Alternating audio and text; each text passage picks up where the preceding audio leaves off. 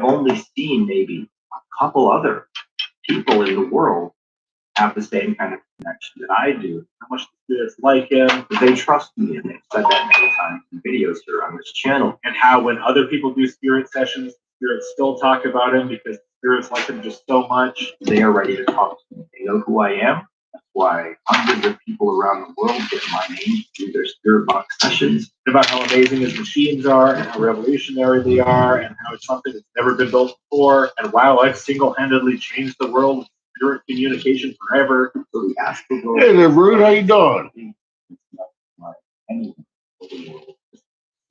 Yeah, honesty is a virtue. Anyway, let's learn. I had hoped he was going to debunk me, but he's not going to fucking touch this shit. God dang it. He's probably looked, too. He's been like, oh, man. Yeah, I can't fucking touch this shit. Then you have an ISP noise reduction pedal. So noise gate. Doing dinner.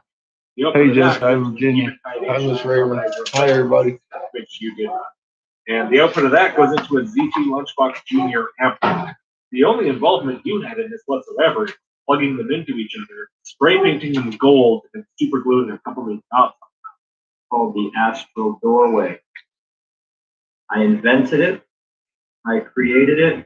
Oh, okay. I'm glad you're proud of yourself. You wouldn't want to hurt your self-esteem. You're so lacking. And as a spirit tool, it makes so much sense because it gives you the control over the spirit voice. And that's the goal, is it? Well, obviously, I personally am not surprised by that. I am surprised that you say it's open. I mean, what would make sense as a tool to communicate with spirits would be to give the spirits a lot of control over the spirits. The operator ideally would have none. Like if I'm using a telephone, I don't want to control the other person's voice. The only input I want to have is to make it loud enough that I can hear it from. Beyond that, all I would want, all anyone would want for quality communication is that you can clearly hear what the other person is saying of their own volition. If you think the goal is to give you control, okay. So as I turn this dial, it's letting this in. That doesn't matter what that audio source is, because it's amazing. Okay, so my audio source could just be something like noise, a humming, repeating 5 seconds of the same song, really anything. Because apparently these spirits have the ability to modify sound, possibly electronic representation of sound within a device. I'm not 100% clear on that. Anyway, cool. Any sounds, great. What's up, Hillbilly? How you doing? Hi, Virginia, everybody. John's doing dinner. Oh, well then already we're getting deep into the question. Audio I still got my fingers all broke down. Fucking been hitting the reset button, trying to find a brand new homebrew video. Modifying sound and creating sound aren't that far apart. Either way is just changing the way the air.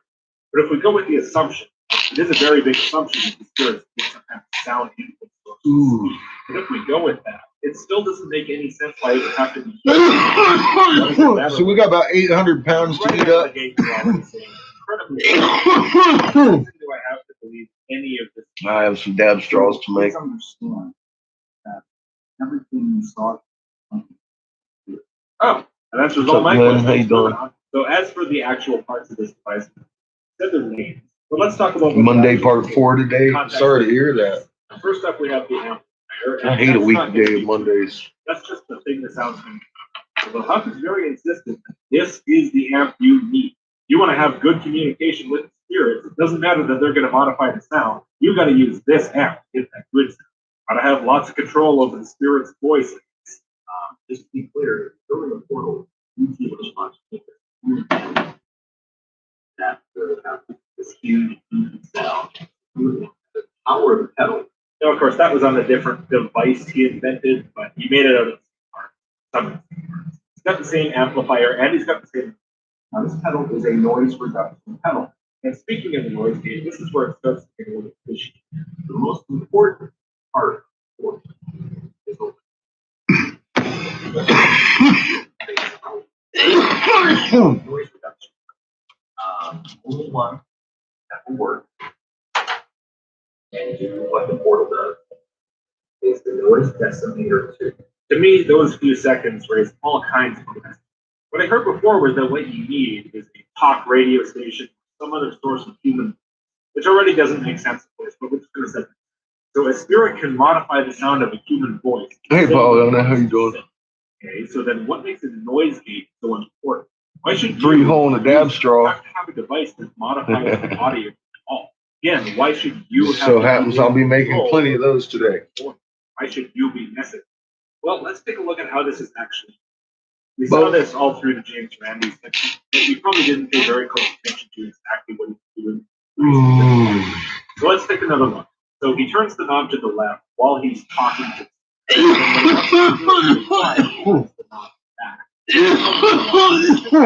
pedal, but the knob is all the way to the 8. That means the noise 419 I started early. He leaves it all the way to the right.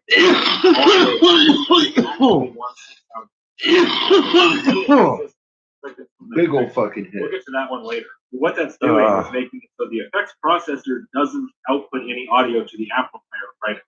And this gives him time to play a few seconds of audio through the noise while he's still talking. Have all that waiting done by the time he's done talking, so it seems like a more dynamic conversation. Roughly around when he stops talking is when the effects processor can start outputting audio into the amplifier. But you might notice that this isn't dial. How about you just... This is not a binary on-off switch. Think about it for a minute and tell me what you want in your 3-hole. You know, guys. What you would do is you would have the input just muted. You would have a pedal or something that's mute. And once you're done talking and you want a response, you press the unmute button and just leave it on for as long as the spirit wants to talk. It's not constrained to any arbitrary why, but more important. See, they're in continuity of government. Have been since Trump signed us in. They also went into emergency lockdown mode, and militarized DC real quick because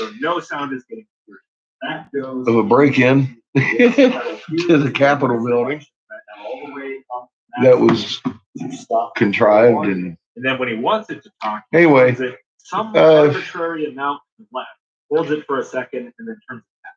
What does that actually do? Well, I'll tell you, it does not make it so all the sound. It makes it so. Pick a reason. That when I allow the audio, the world's probably better off for it anyway. Allowing some audio into the device. Go good, Noel. How you doing? A connection first. That's amazing. You don't even need to do a spirit session to talk to the spirits. This one seems like a Marvel fan. What are you going to say back? I hope you'll be nice, Huff, like you always say. Maybe they're locking themselves in just to give us a break. Yeah, like, all right, we fucked with them enough. Anyway, as he says, he doesn't just let the sound source through. Maybe not. Now, he might have meant it, but he also said he only turns that knob a little bit left. And that's backed up by do you want to know what happens when a noise gate is turned just a little bit down from the max? I'll show you. In fact, I'll show you on what I just said. But he also said he only turns that knob a little bit left. That's backed up by what happens when a noise gate is turned just a little bit down? Okay, back to normal. See, this device is not as neutral as it's being presented. It's not just innocently letting the sound through when he wants the sound to come. As I said, if he wanted to do that, he'd use a binary mute, or at worst, maybe like a volume. This is needed. Yeah, I think so. Very specific that serves the purpose of breaking up the sentences and making them sound less like the original. It still feels like you can make out a lot of words, and occasionally you actually can. But it starts to sound more like one of Huff's supposed. Have you seen this one? Modify sound on the fly. I expect shit to break loose any moment. But I've been expecting that for a while. How does this help with clarity at all? Well, the answer is it doesn't. This is a preparatory step in breaking up the audio, making it sound less like the input source. I mean, there's been a lot of fishy activity going on for further transformations. Wouldn't surprise me if they're hitting bunkers. That's why it's so much important. They got it bunkered down. That's why only this effects pedal is the one that you need. Only this pedal will make it work the way you want. Oh, yeah, they know what's coming. Only this pedal will make your spirit. They know what's coming better than I do. They got all the instrumentations that we don't have access to. Finally comes out the other end of all of these different audio effects. What's up? Whistle tips? All right, and now let's go into that big square thing with dial and buttons As I said, that's the Eventide H9 harmonizer effects process. Despite the fact that Huff was so open about exactly what noise reduction, he's always seemingly reluctant to mention exactly what creeping in. That's kind of interesting. Now what we do, I'm going to take this. Definitely interesting. Definitely interesting. I'm like, wow. And as you might it's a little more than yesterday. And it's hard to say exactly what effects he has applied. Huff's customized his own set of effects. This is Huff because I have two frequencies I'm really working, and one's Huff 1, one's Huff 2. What I do know is, like I said before, there's several seconds delay. So you let that audio in. There's a 3-second to 5-second delay. And there's a reverb, because he actually refers to this device. Yeah, I can promise you this much. They know. Not true, or at least not the whole. I mean, not by a lot. Goes into your reverb, comes out of your box. The state level dude I was working for knew. Where I have loaded in different sound frequencies, reverb frequencies, pitch frequencies. It took me a while to get it. And it definitely reverses. There's a lot of people that know. At least some of them. Yes, this device is capable of that. And you may ask how they're keeping them quiet. Well, they've offered them a bunker. Hey, editing logic here. I just want to point out they can't be bought. They know what's coming too. For example, the audio in the James Randi one was not To reversed. a point. Reversed it first. So yeah, that audio wasn't reversed. It was just really, really messed up. And also, most likely, when the effects processor says reverse, it doesn't really mean they've been shown and told enough taking all of the input to scare them out of their skin, and then they offer them a bunker to fucking keep their mouth shut. Here's what they sound like in or read scripts every day. Confuse people, make them sound like fools. Kind of affected how it There's a lot of people that know what's coming. Beyond those effects, I don't know. I'd start looking at every state governor that went along with this federal lockdown shit. But it is possible that this device might look simple, but it's Bluetooth. And that hasn't told you about what's going on. Because your state knows. Settings. It's pretty damn hard to know for sure exactly which ones to use. If I bought these devices and put them together like this, it's almost trivial. But I'm sure not going to do Archie that. bunkers. But it's really not probably not Archie. If there really is a spirit talking through this device with the supernatural power to modify sound, speak through that amplifier, or to modify sound as it comes out of the amplifier. Yeah, him and Gates and everybody else. I don't. However, friggin' it's going down. In the next couple of years, we're going to see such significant changes on this planet that you won't recognize it.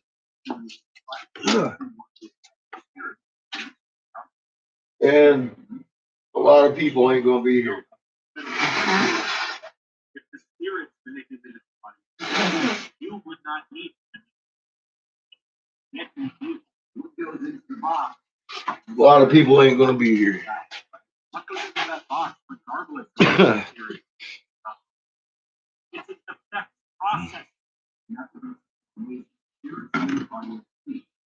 And they're going to their bunkers. That doesn't mean they're going to be safe.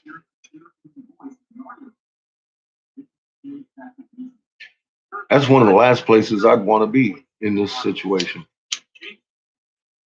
So instead of giving them a clear human, you run it through a noise and run it through an effect.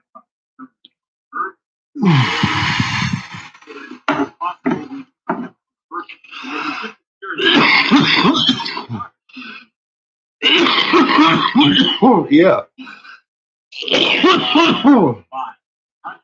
About 5 miles down. That's where all these big quakes been happening.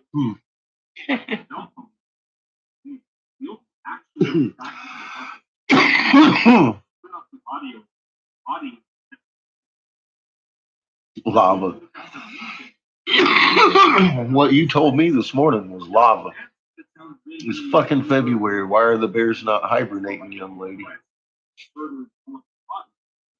Ranger Rick don't know, does he?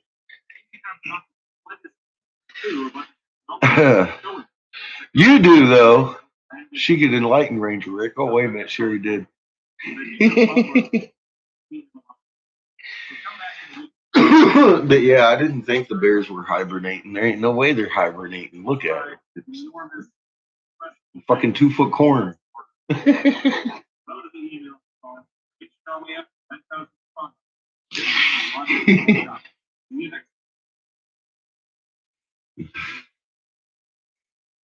But it is what it is, you know. I mean, the animals know something's going on. I don't think they know exactly what's. I don't think they know raw. I don't know. I don't know what animals know because I don't talk their language very well anymore.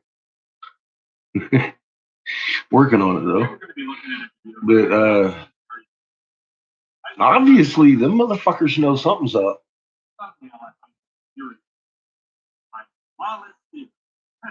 Yeah, they know hunger too, but there's food around where the bears are. They're just awake, doing stuff, acting like they ain't no hibernation this year.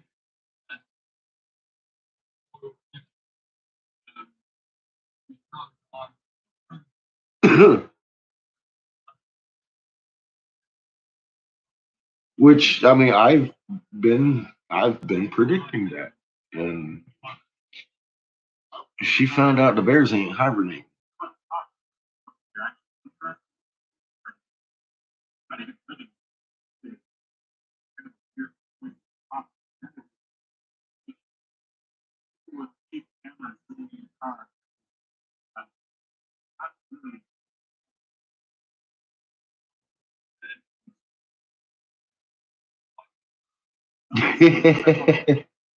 You gonna give that sub sandwich up, are you, Johnny?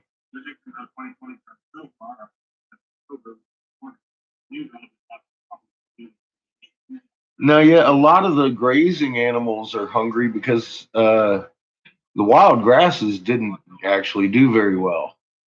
The funny thing is, the alfalfa and the hay did, but the wild grasses, I mean, like the cows are out in the field fucking eating bramble bush. There isn't anything out there for the deer to eat. You're right. I don't know what the fuck.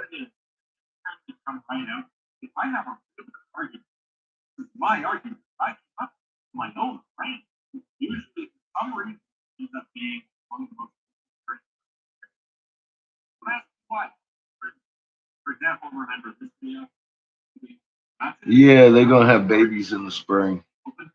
They're taking naps. The ladies would, anyways. I agree.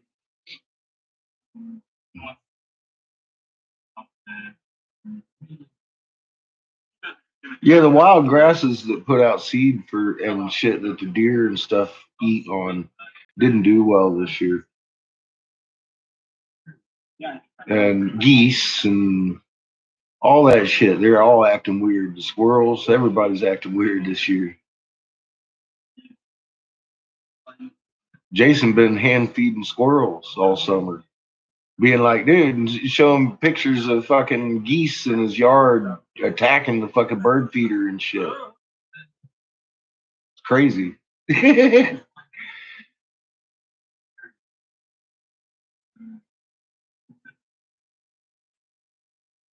Squirrels will be happy.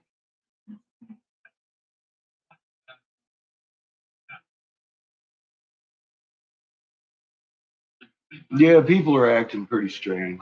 I'm trying to stay away from them all.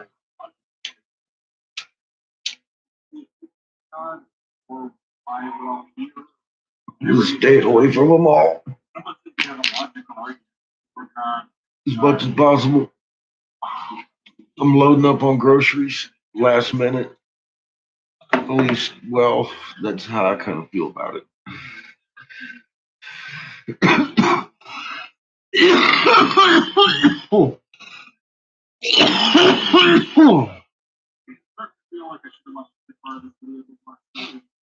I mean, look, once it gets to a certain point, I don't want to have to fucking go out and get groceries.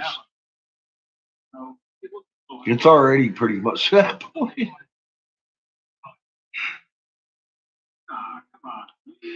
Yeah, my town isn't so bad. I only got like 6,000 people to deal with. You only got to deal with 2 or 3 of them at a time. And they're not bad people. They're out in the middle of the country.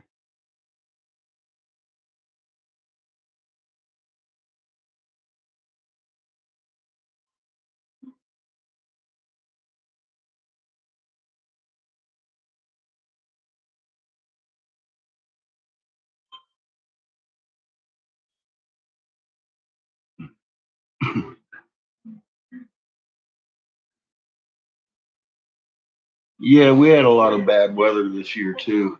Christ, one storm just wiped out half the crop in Iowa. I was like, damn, 49%.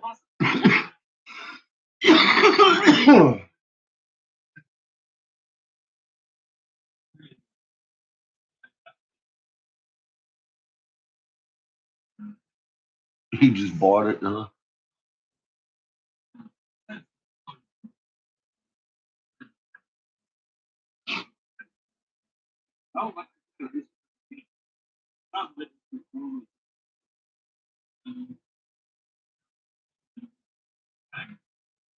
I don't know what land you're talking about, but not a surprise in that region. Oh, he bought up a bunch of farmland. Hmm.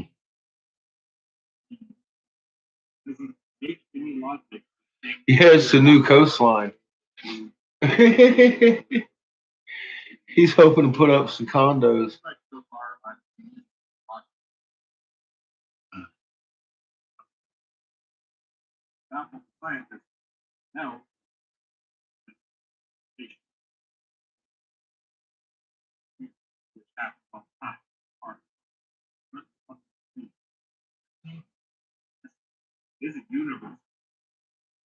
Yeah, no, you can't take it with you. Anything these people do, the top echelon, is for a reason that you and I might never know. They do shit like it. Unless you sit and watch it. Then you can see it move every now and again if it catches your eye. But it's like when they closed down all those military bases, I kind of kept an eye on the military bases. And then they revamped them and sold them. I was like, They remodeled the fucking bases that they closed down and sold them to Russia and China. That raised a fucking big old red flag. I was like, well, that's actually very interesting. Yeah, it's been 420 for a while. It's 435 right now, Paula. How you doing?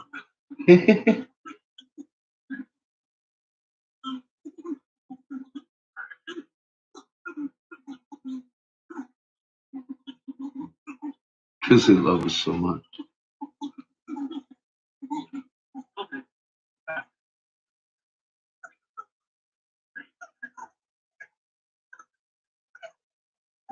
The trees are dying. Hollow, I'm guessing. There's a little educatedness behind it.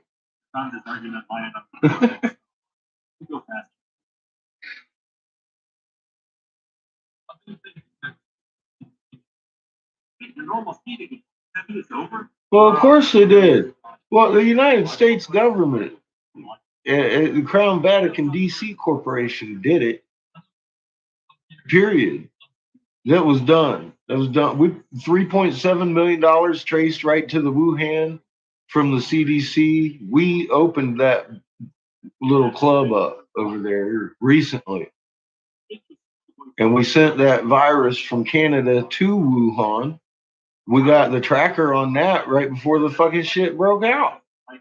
I was pointing that out. I was like, look, look, look, look, look, look, look. Made a video. They moved that shit. And then they started moving sick people over here. And I said, look, look, look, look, CDC, DOD, spreading the disease on purpose. Because it sure as fuck wasn't incompetent. I was on this shit a long time ago.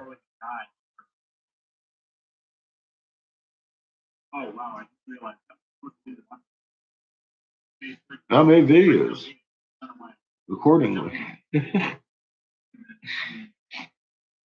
And tried to tell you step by step what was going to happen. I really did. I did. I told you we was out of food. They're going to have to lock us down, take take that acquisition of the properties so they can blame themselves rather than or anything else rather than the fact that we're running out of food. And then the fucking corn went to 2 foot and died. That fucking blew my mind on top of everything else. And now they're blaming the no harvest this year on COVID.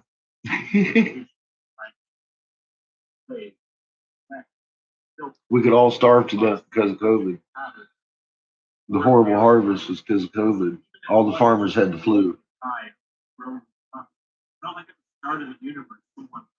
Yeah, well, I've also said they will do anything they can to make this seem man-made. They will blame themselves if they can possibly do it, just to keep you from looking at his wall in the sky.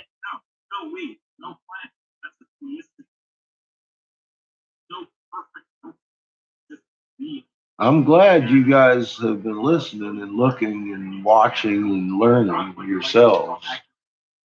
Because, I mean, the words I say sound fucking crazy and would probably make people not want to fucking put anything back. Just sit and laugh until you look. Until you fucking open your eyes and you fucking look at this fucking moon in your sky and it's doing a fucking cartwheel. All of a sudden it's like, oh shit. If you're an adult person, human being, with the intelligence more so than fucking Blues Clues and Steve were equal to at least, you'll understand why that shit's fucking doing cartwheels.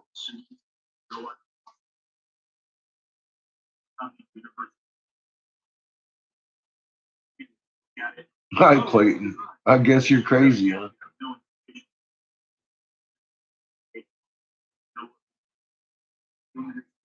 Yeah, I don't think anybody's dying from this shit. You're going to start seeing people die from this vaccine, though, and they're going to blame new strains. And in fact, it is new strains. As coronavirus mutates inside the host 3 times, of course there's new strains. But when they put an mRNA vaccination live virus into you, it gives you that virus, and you start perpetually shedding it.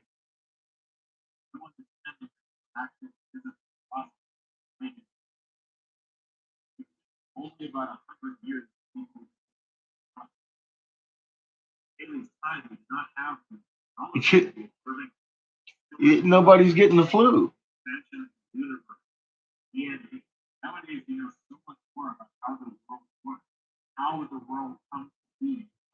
Yeah, we all failed, and we need to pull it together. That's the whole point. You know, we're all guilty of this. Every fucking one of us. And we need to just stop hating each other for whatever reasons we hate each other and get it together. And I think the moon is the best way to do that because it's in your sky.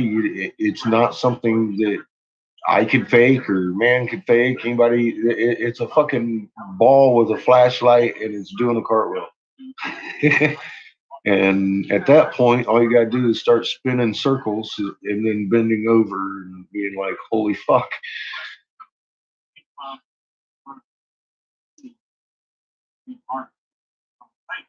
It starts waking people up. I mean, it really is. It's not something you even have to talk to them about, but once.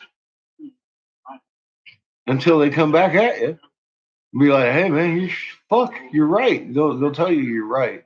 Even though you knew you were right. They'll tell you you were right. 9 out of 10 times.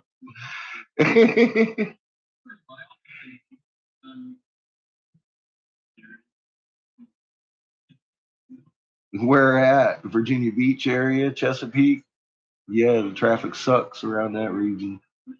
Or Virginia, like near DC.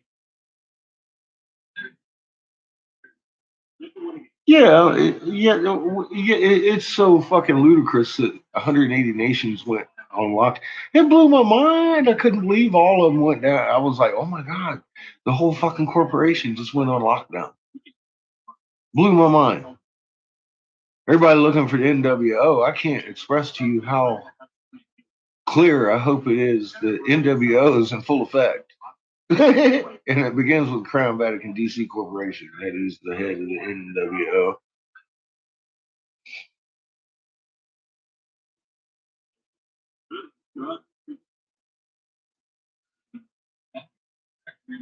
Yeah, see me.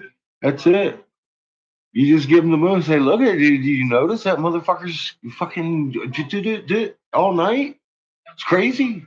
And then walk away. Just fucking walk away. They'll call you. And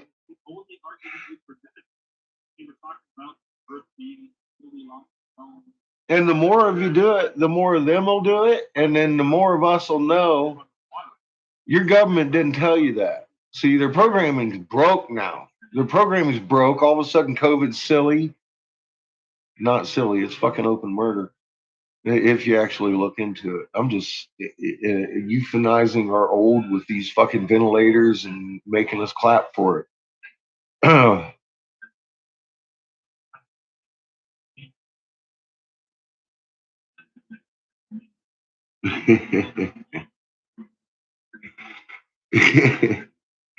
I like hearing that, Clayton.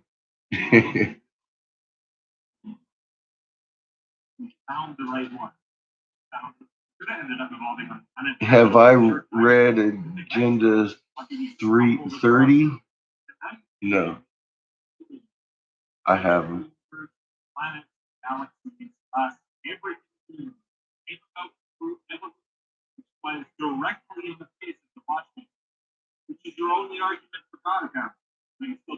Yeah, the animals know.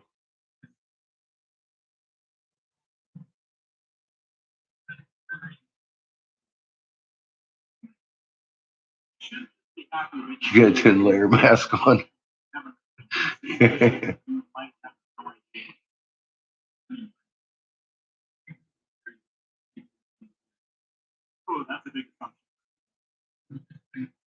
I don't know. Haven't. I don't know. Big and blue, huh? Huh. It may be as the cover. That might be their cover for it. I don't know. That's a good question. I haven't seen it. Haven't looked at it, Mr. B. Very good question. Because they're going to make up excuses all along, the whole time, as long as they can. And you can see that in everything they do, because so far they have. Look, hitting 2-foot corn, they're blaming COVID. And they didn't say anything about it being 2-foot corn. They just said there ain't no harvest.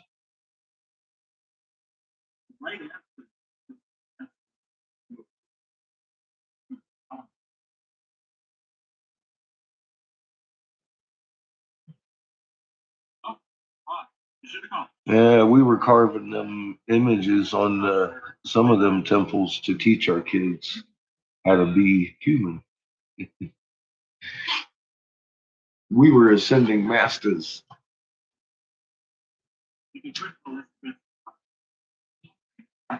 And we can do it again.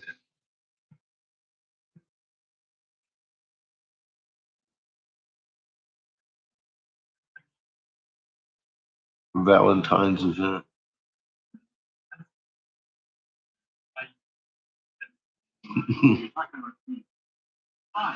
Yeah, Jelly, I would if I was you.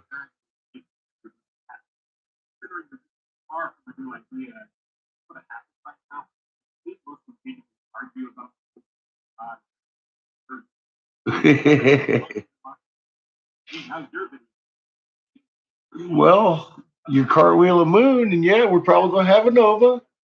That's just the facts of it. You got a magnet to counter all that, and that's a beautiful part of it.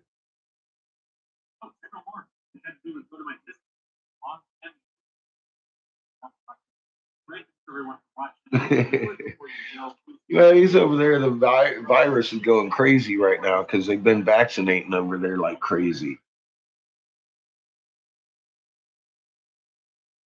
They're testing door to door and vaccinating people in the UK, some in places. It's and people are getting sick.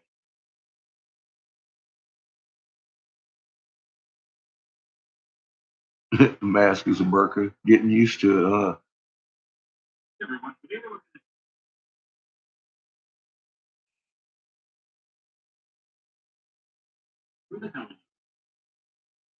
Yeah, they like to play games. I mean, you can see the games they're playing, right?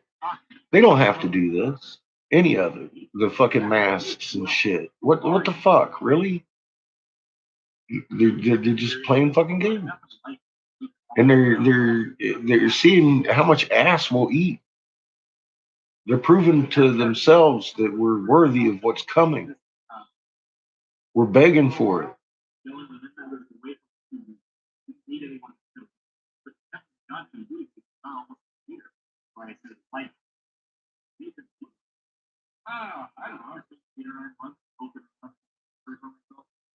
Well, no.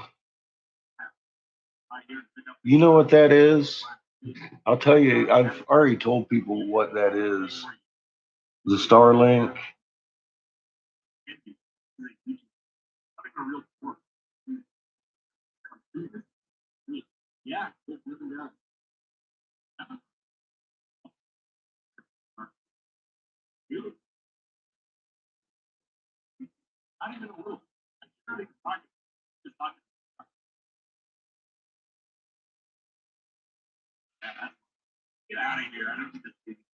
You know, Elon is definitely in the club. His business operates on a deficit and would never survive without government money, period.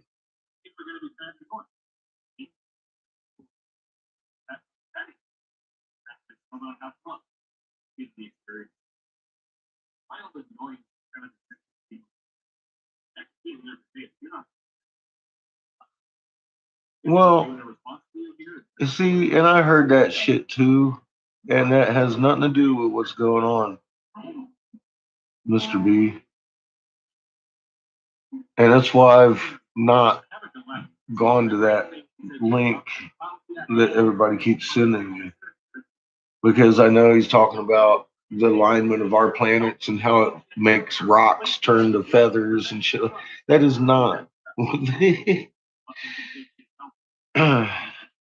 We've got planets that look like that in your sky at night if you go out and look north. And you'll see all the stars everywhere else, but there. And you start looking and you'll see the circumference of it. It's got a moon. Sometimes you'll see the moon first. It's big too. Fuck Jupiter. It's been there a long time. No, no, no, I ain't having it. Thanks. No, none of that. It's bullshit. It is misdirected people. That's why I don't even look at that shit. And that's been trying to get me to look at that for the last 2 days, and I'm all like, man,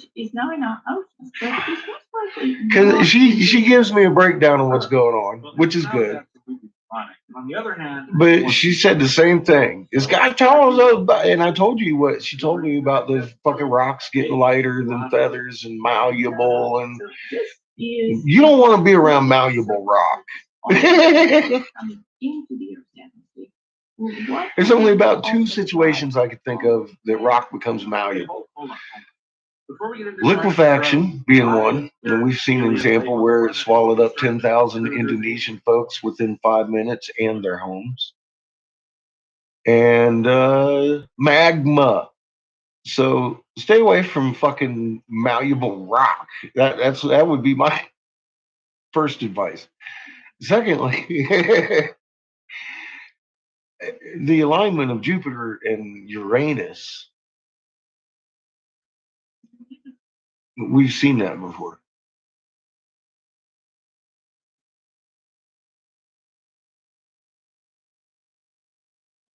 Well, they've been blaming like Jupiter on the fucking Lazarus comets and shit. They're like, who's waking up hundreds of comets or out of the fucking asteroid belt. I'm like, that motherfucker's been there for millions of years. Why didn't it kick him out before? You fucking expect me to believe that shit? We got incoming. Is what I see out of that. There's something pushing them motherfuckers out there that ain't Jupiter. And we found them, you know. I know, give me some valuable rock. I'm like, what the fuck?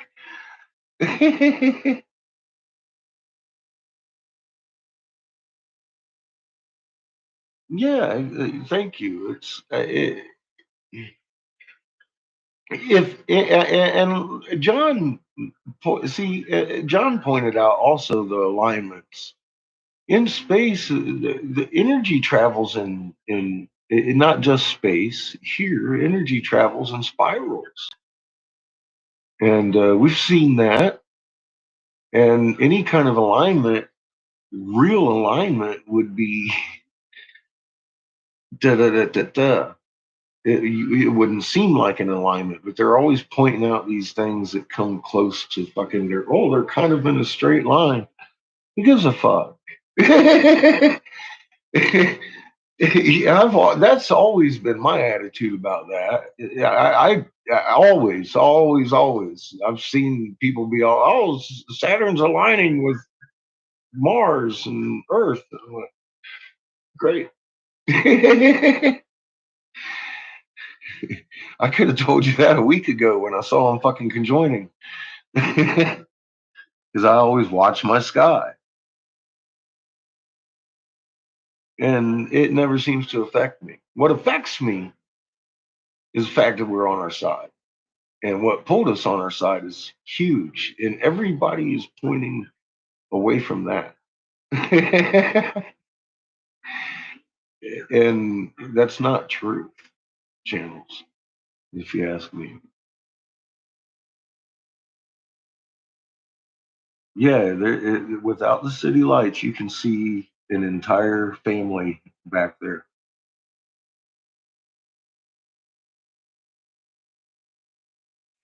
And apparently, if you're outside in the day, keep your fucking eye out.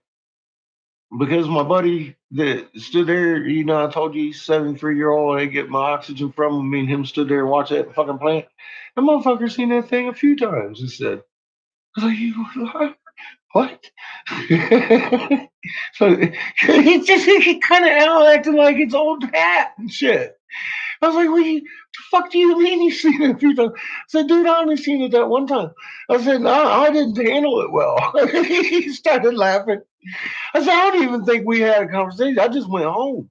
He said, yeah, you said yeah, the only thing you had left to say was just, I gotta go. With the big old eyes. My boy laughing at me.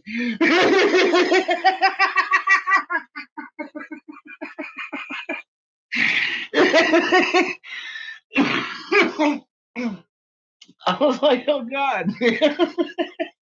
But it makes so much sense. He's a farmer welder. He goes outside all the time. Oh God.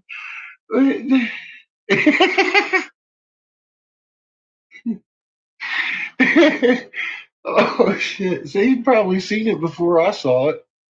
I didn't even ask him that, but now that I'm looking back on it, he probably did.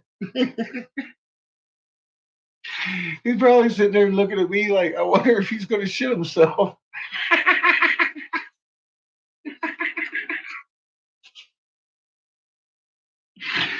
think I pooped a little. I was like, fuck, I gotta go, dude.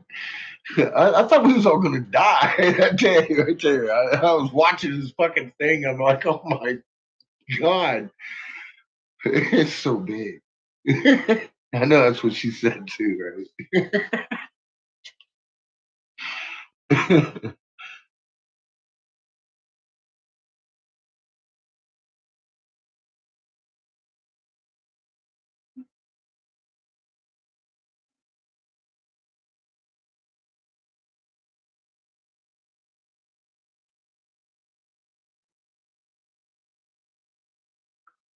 That's it's a hell of a dream, crazy.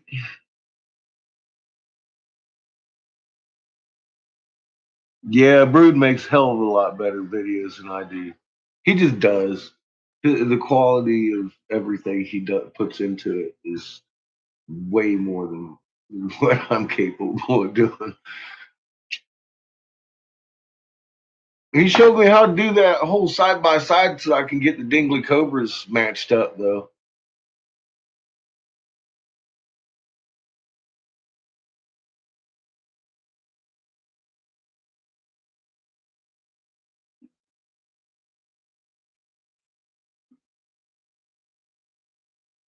In the Northeast. Well, the suns are coming closer. We can see that in Iswa. We're getting a lot more magnet fuckery. Um, yeah, we're gonna. Well, you can distinguish pretty clearly. We've got three suns, especially if it's raining and we've got rainbows going on.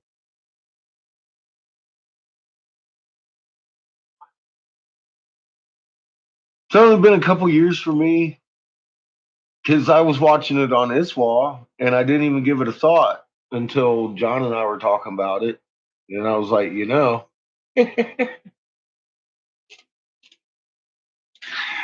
I'm gonna go look. It took me about 15 minutes. I came back in. I was like, damn, dude, they're there.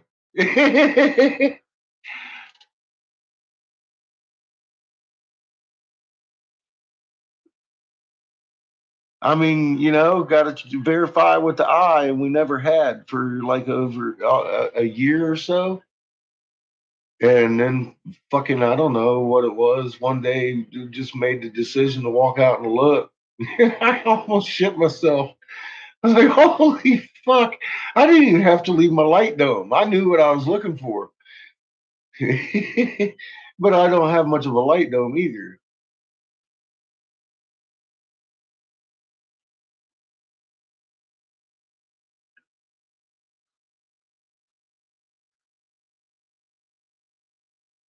Hmm.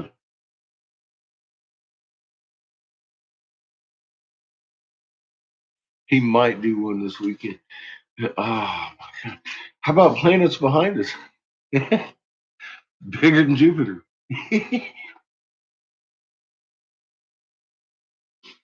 Oh my God.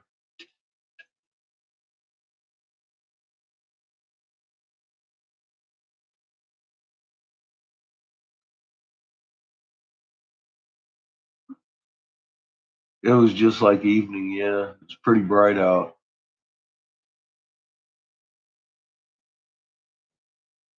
Well, that's why the plants are doing so shitty because it doesn't get dark at night. They need a resting cycle and they're not getting it. That's why the corn went 2 foot tall and died. I figured that shit out like just this week. It took me a while. I'm slow, but I'm all like, oh yeah, no wonder they burned out. They couldn't sleep. They just fucking couldn't sleep. They burned out. That's what happened to the crops. The ones that don't really give a fuck, don't need the sleeping cycle, did great.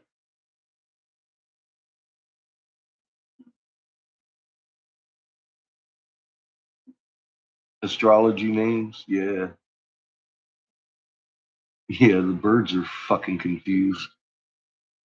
The geese don't know which way north is.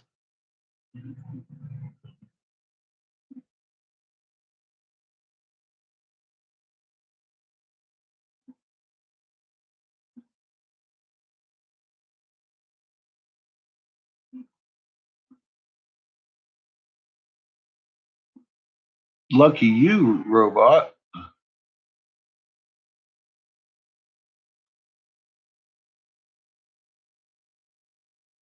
Yeah, casting shadows at night, Mimi. It's fucking nuts.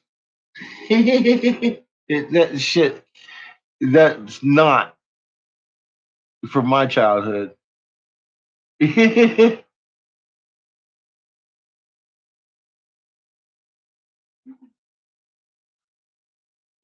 Nova, yeah. The Novas were crap. We had a gremlin.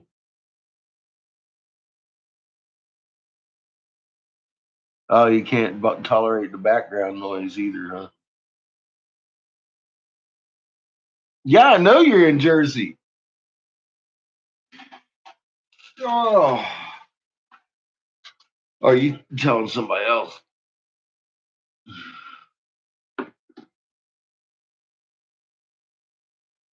Well, yeah, because it's shining mostly at night. That's a lot of why. A lot of the light we're getting at night is reflected from the moon. But some nights the moon ain't up and it's still bright out. So that much light we're getting from Ra. You just can't see it. It's a black light. It's that simple. We're getting the UV all night. And the plants love UV. So they're staying awake. And they don't get their resting cycle. And they die.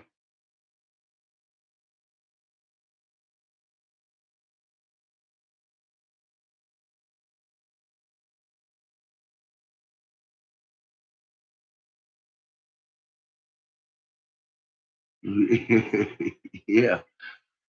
Yeah. Our skies have changed pretty drastically over the last couple months.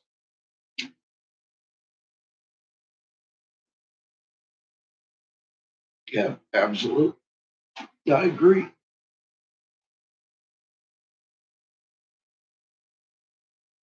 Yeah, the moon will be up later because it's after the full moon, but it'll also be up early in the morning when you're going to work, upside down, with Tycho crater at the top. Because we're coming around the bottom of the planet when we come into the sunshine. That's why the Tycho's at the top of the fucking crater in the morning, especially after the full moon, because you're seeing it at the bottom of the fucking planet.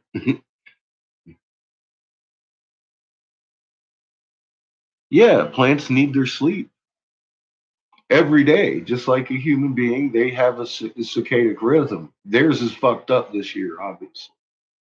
There's too much light. They're not getting their sleep. That's why they died.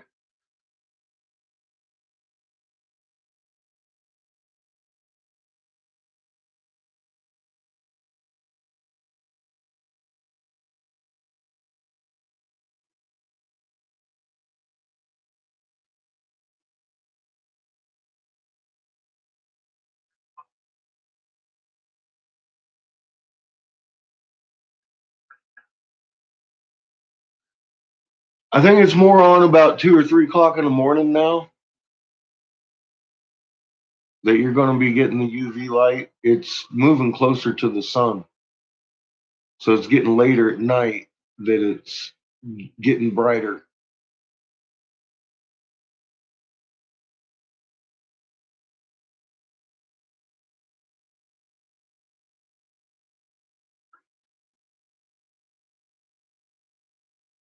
When you start seeing your neighbor's house look really white, take that shit outside.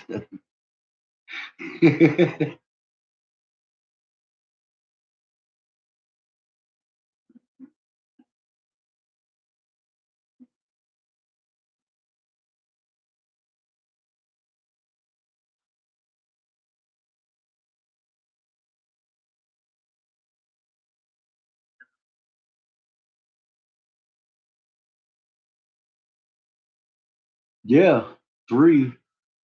That makes it all the more fun.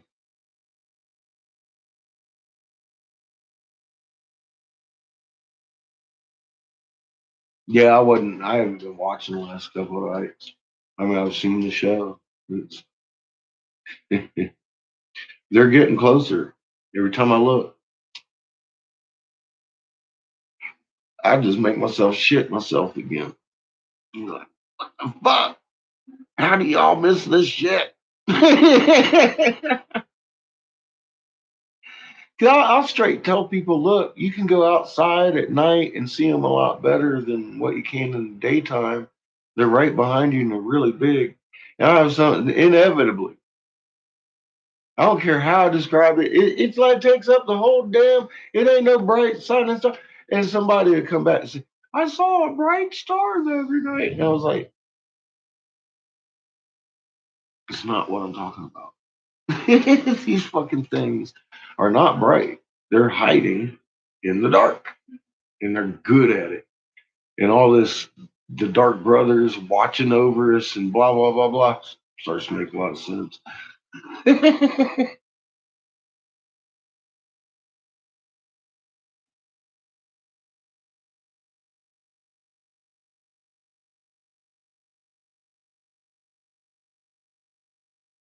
Well, yep, could, but mom, you see, that's not the way it works. Ra's mom's like dad. She was born around him. She loves him. He loves her, and um, we're her babies. And without us, she wouldn't exist. So he won't be uh, doing anything they hadn't planned on that was good for mom.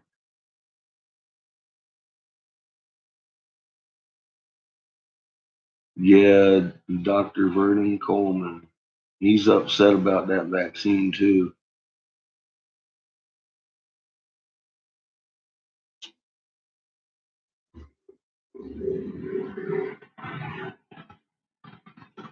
The vaccine, he's upset about the vaccine, Virginia.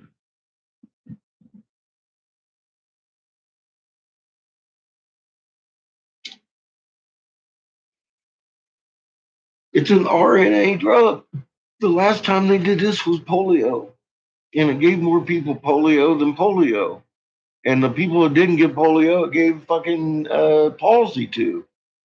And this one here is giving people nerve damage, palsy, shaking.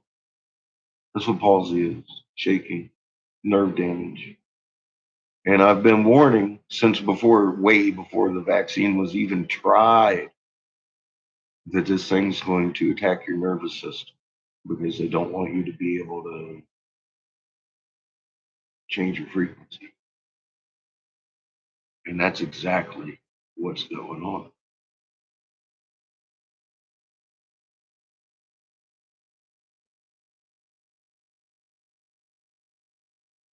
What's happening, Vernon, is he knows what's going on with this vaccine. He knows what an RNA drug is going to do to people.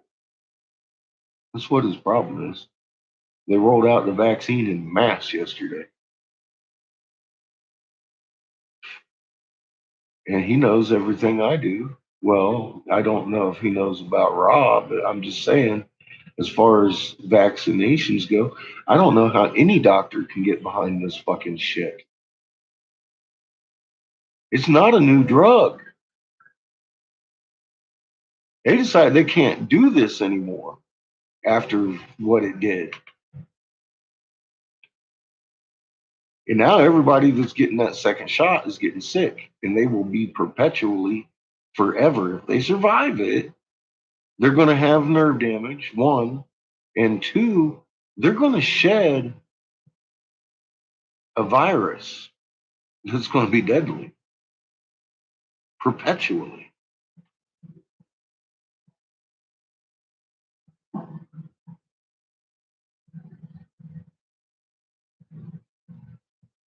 Yeah, it's worse than that. That's why they're coming up with this new strain in the UK, because the UK's been fucking vaccinating longer than anybody. And it's the new deadly strain. Well, it's not the UK's strain. It was made by the Crown Vatican DC Corporation, knowing how mRNA drug works, knowing they can engineer a deadly fucking virus using the human body. And they just did it. It isn't new. COVID 19 was gone a long time ago. It's the cold virus. Once you get it, it mutates inside you 3 times on the average. at least 3 times inside each host. That's why you can't cure the common cold. And it does what? I told you all it does what? It hides in your nervous system. It can stay dormant in your nervous system for 20 years and come back and get you sick again. They picked the perfect fucking virus to do this with. They really did. Looking at it at a 2020 hindsight thing.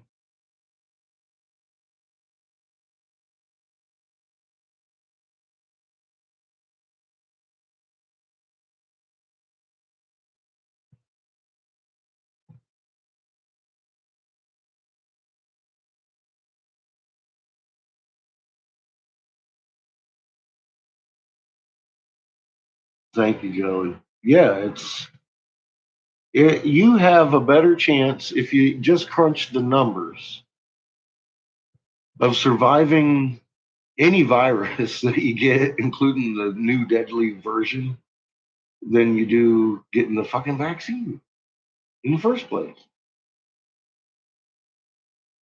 Just right off the face, running the numbers on them. Crunch the math. Don't take my fucking word for it. Crunch the math. What's going on with the shot? How many people are having fucking and what's going on with the fucking actual sickness and how many people are having the fucking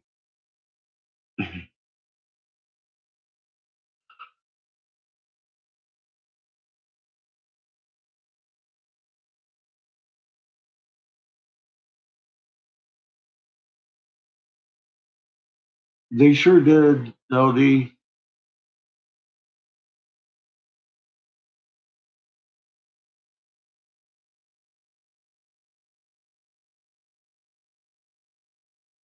Don't be a fucktard.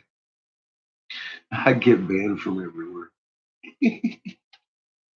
I'm already banned from everywhere.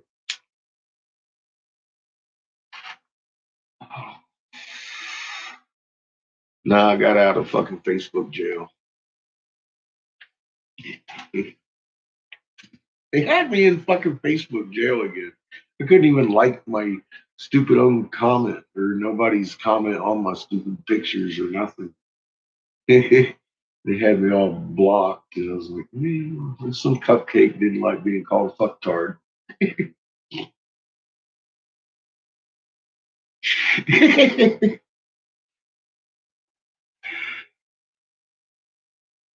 Second round is the second round's already started. Um, I've had friends of ours that watch the channel just tell me recently, like their family members got the second shot and they're sick and they're scared, and I'm like, keep your mask on, just keep your heart calm.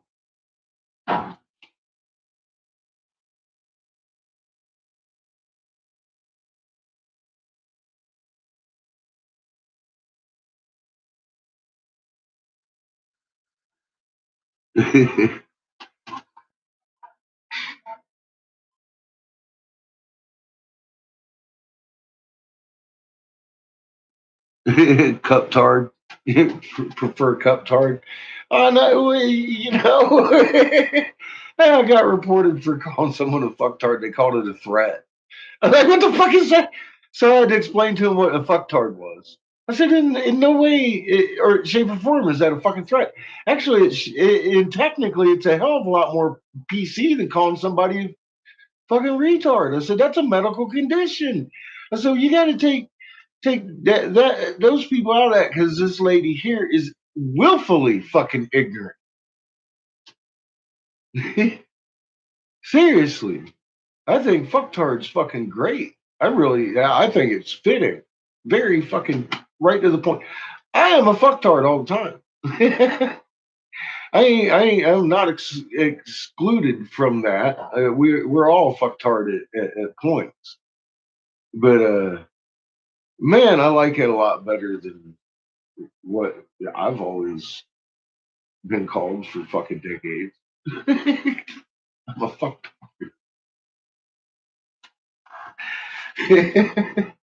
What can I say? I don't even know. It just rolls right off the tongue really well. What can I say?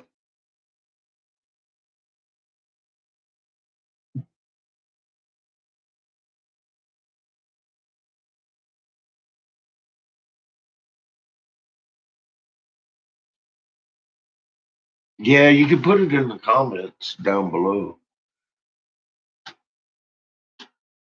or on my last video if you don't have comments there.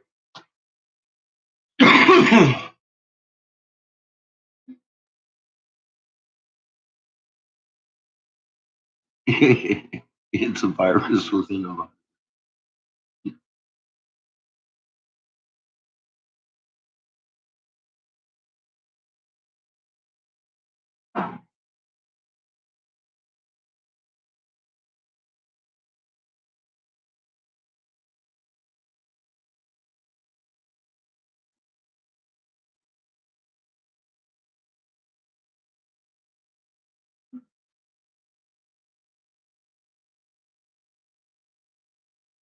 Sorry to hear that, Cosmic.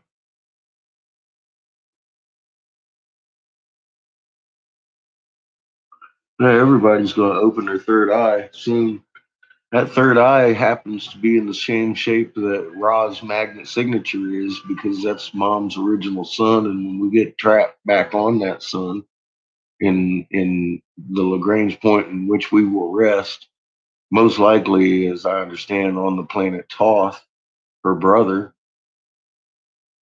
and we'll start using them body parts again and the DNA that hasn't had enough energy to light up and all that good stuff. Our magnets will even be more powerful. Not that they ain't now. I'm just saying. More energy, more magnet. I think it has everything to do with the fact of why she wants to bounce before the fucking pop. And not only will we be hiding behind Ra, we'll be hiding behind her brother Toph. So we'll have like a double shield from the plasmatic event. Works for me. It's a good plan.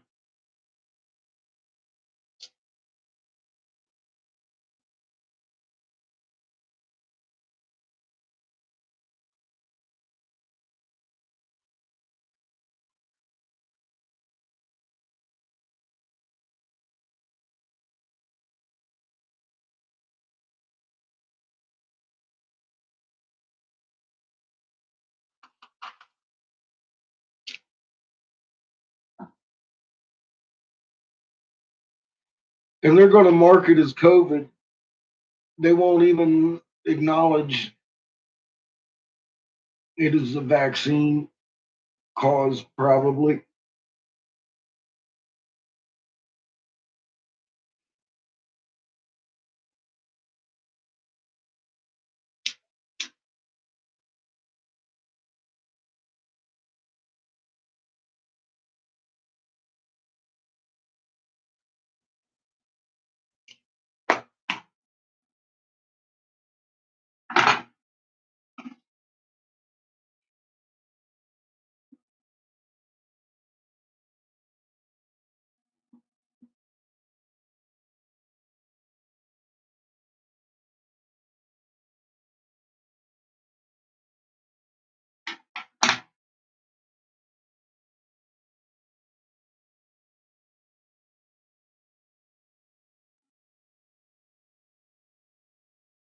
That's right, Kelly. How are you doing today?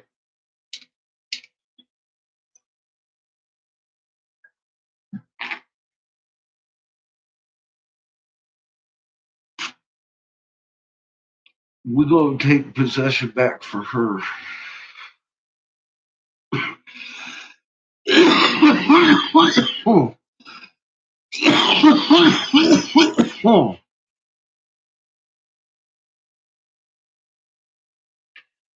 Doctors by the thousands are betraying us right now.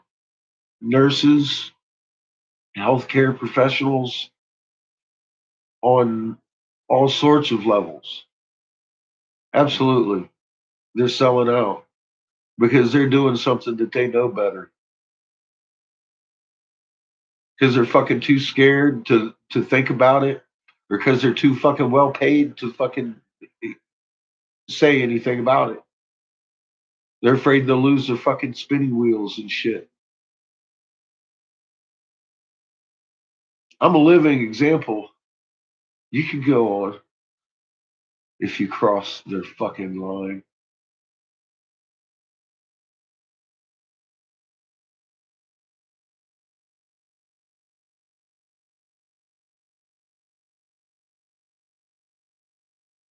Exactly, robot. There's a lot of different reasons for a lot of. I mean, I've spoken with people that are, let's say, the wives of DOJ agent or whatever, and they're like, yeah, we know what they're doing, but he's making sure that we're safe. And I'm like, you do realize he's front line. He's front line. You're fucking first target. So I don't know where your mind's going here, lady.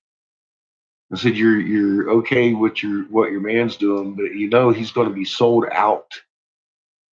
So I don't know what you're thinking. She blocked me.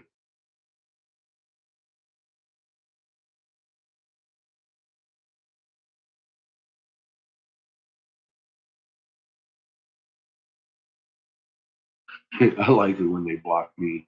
I don't have to. Some of them though, I'll specially go in and block.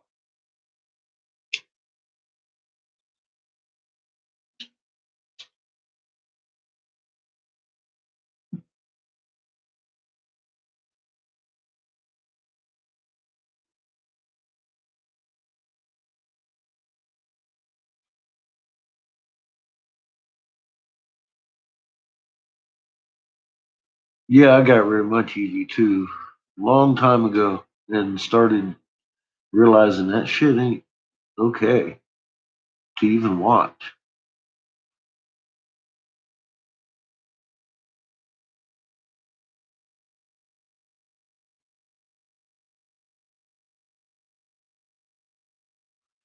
Well, they certainly should, Doc. Anybody promoting this, all that shit, that whole, I can't fucking believe what's going on. Quietly, quietly, and not actually quietly, really noisy, like, yay! I'm like, oh, the news, yeah, all of them, everybody should be fucking prosecuted for this.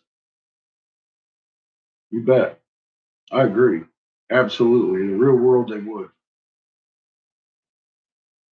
We got to wake people up to this, and before their plan comes true. Like I said, once people start nailing it down to the fact of what I've just told you, it's not a new fucking strain. It's a man-made fucking strain using man. They're going to come out with this huge, oh, it was a mistake, it was an accident. They'll tell you the same thing about the nervous system and how it can, and blah blah blah, and they didn't know, and oops. And I'm telling you right now, they knew. They planned it. They designed it that way. I told you a long time ago before that vaccine ever came out that this exact scenario that is laying down and happening in front of your face would. I laid it down exactly, word for word, what would happen if you got the vaccination. And just like I did right there in the video, I showed you why in that video, a couple of them.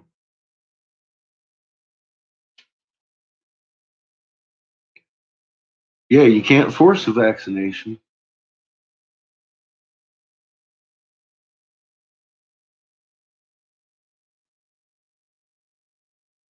I did. I did, Dana. Yep. But I knew exactly what was going to happen. It wasn't a guess. It wasn't I promise you, it wasn't psychic ability. I ain't that good with my magnet. I was told about this fucking plan.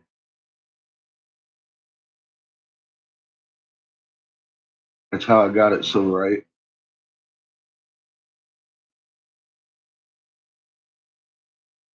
State health department drives me fucking nuts.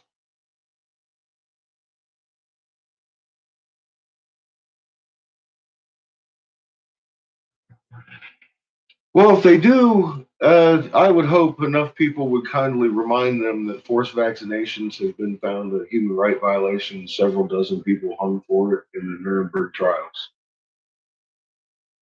So I will defend my human right on my front porch if I have to.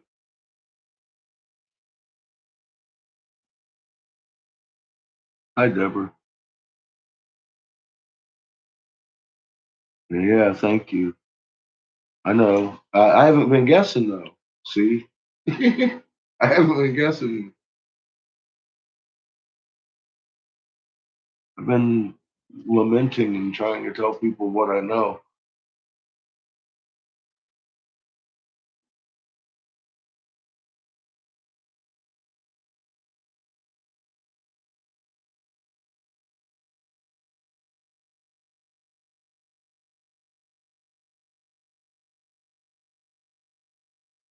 Yeah, people were hanged for that forced vaccinations.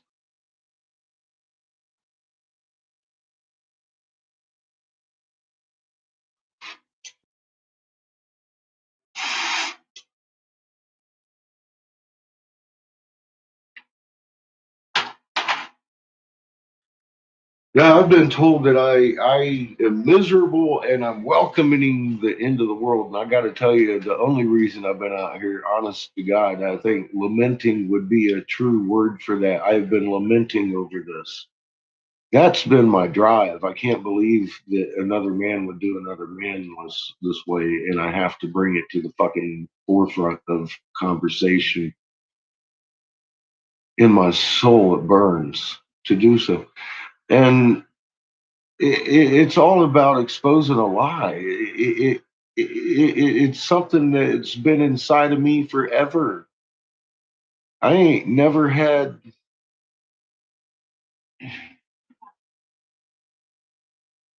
the only self benefit I've ever had in my head was just making things right. So life isn't so hard for everybody. It's the only reason I fought for weed and medicine and all that shit. And fucking, that's the only reason I stepped down and because this ain't right. Life doesn't have to be fucking like this. We've got the fucking cure all, literally.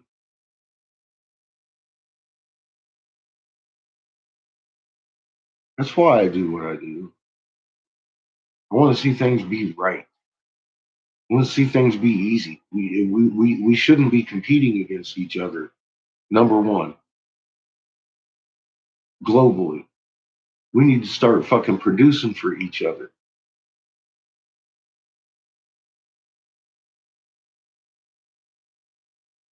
There will be abundance. There is abundance. It's just been stifled.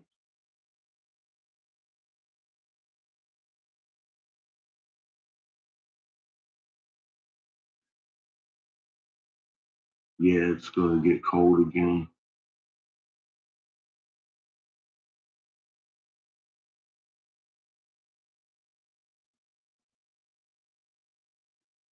Yeah, we have the free energy that was written on the walls. We were brilliant. We are again. You are now. Yeah, it means that polar vortex is bringing some fucking cold air down. We're up and down and up and down. It's been 60. I said that by the end of the week we'll be down in the teens again.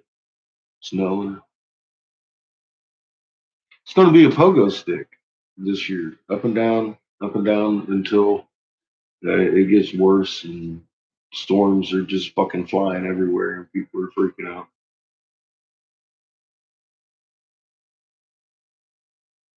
That's why I keep saying, I know it's a hard thing to keep your magnet calm, but that's what you need to do. That's your first step, your baby step. Have you got it mastered yet? Me either. Keep it up. Everybody's all like, what? Well, teach yourself how to fucking use your magnet. Calm yourself. Lose your dizzy and your six. And, that's a good way to start and start reaching out with it a little bit and touching and feeling around life and people. Start feeling that intent and start practicing with it a little bit. And it makes it a little bit easier.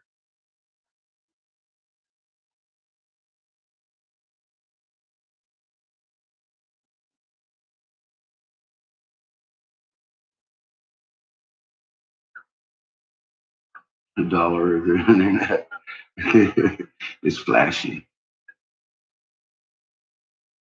Well, don't. I always tell people straight up, you know, uh, just don't be careful what you wish for. How's that? Be careful what you wish for. It's not going to be pretty. Um, I've gone into some pretty good depth on why it's actually going to be beautiful, but it's not going to be pretty. It's going to be terrifying for some people, and I would imagine all of us at some point. I've already fucking been terrified out of my fucking skin a few times during this last 10 years for no fucking reason.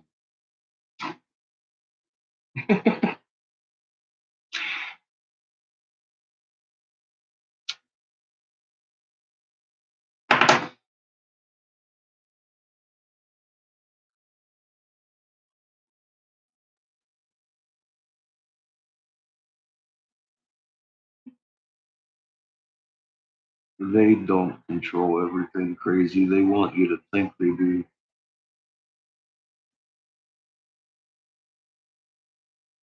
Yeah, life is the value here. Look, the point of life, I don't know if you pay attention or not, but the point of life is to grow your spark, to learn, to experience, to be the prodigal child that you were born to be, to help create, grow creation.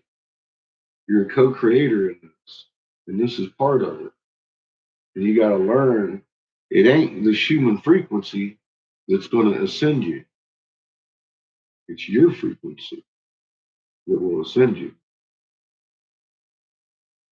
And you start that way by helping your neighbor.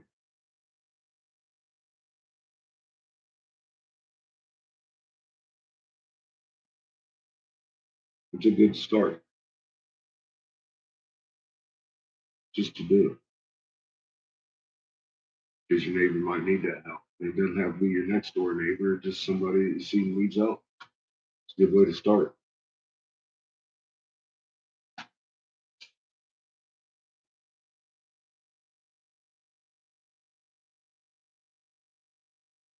You hope it's quick. Well, you're in the quickening. It's all speeding up. I don't think it's going to be so quick you miss it, though.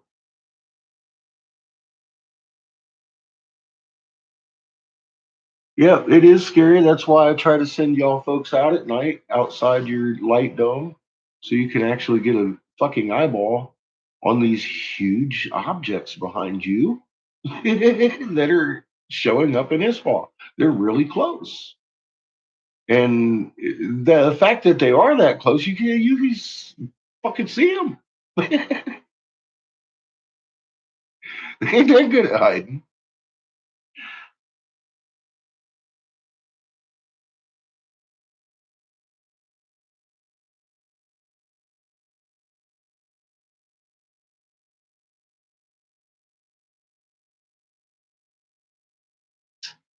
Even if it's zero crazy.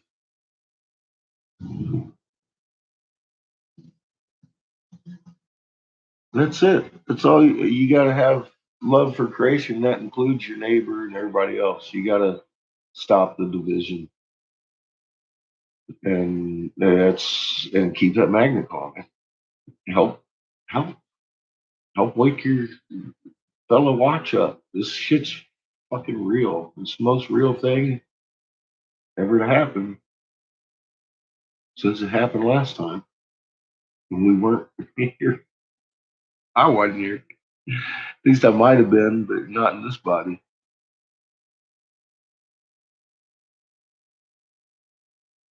Yes, we can. We can be conduits, Kelly, and that's one of the most powerful things you can do. Send that energy like a transmitter.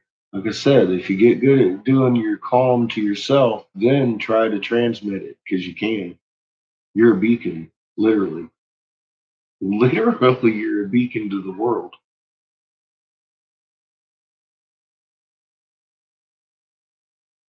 And that's physics. It's fucking physics, folks. It's not magic. And it's not esoteric. And that's not figurative speech. It's reality. That's where we're at. In physics, we are a magnet. Get used to it. That is the deep secret they didn't want you to know.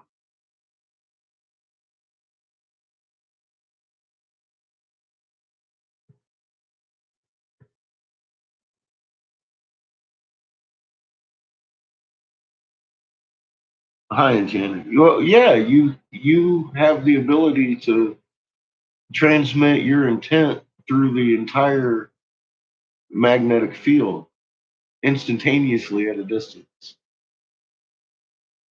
It's not quantum physics, it's scalar, or quantum theory, it's scalar physics. They're trying to confuse people in physics and theories.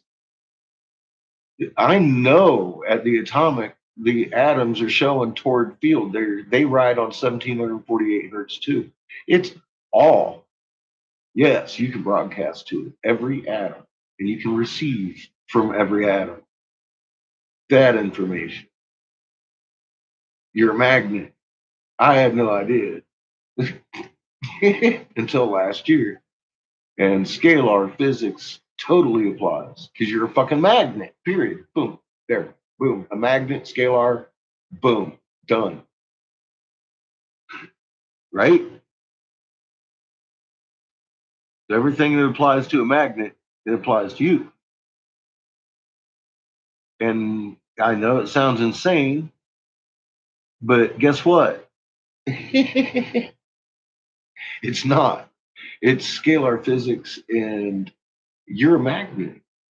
And that in the back of your head, I don't care if you know it, in the back of your head, that program's telling you, oh, you can't do that. Yes, you can.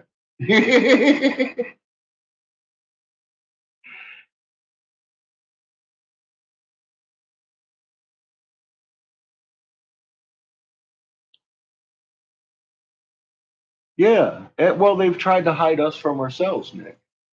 And thing, we found us. Hey, what's up, Homebrew? We were drawing things in rock that they'd been trying to fucking destroy. And one of the most useful hieroglyphs that I read and made a video on was Toth and Ra pouring Mom's Schumann over her, giving her first sentient thoughts. I was like, oh my God. That's the moment I realized I didn't have to be afraid of that big planet because it was alive just like Mom and it's her brother. Like I said, I've shit myself inside out twice for no reason. Welcome back, Ruth.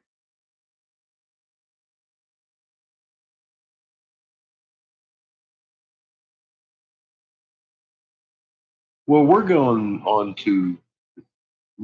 energy from Ra that we were designed as a human being on that sun. So we're gonna start doing things we ain't supposed to be.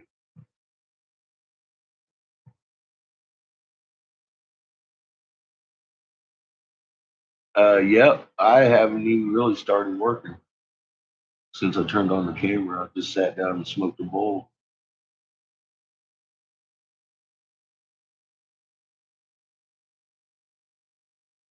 Nice.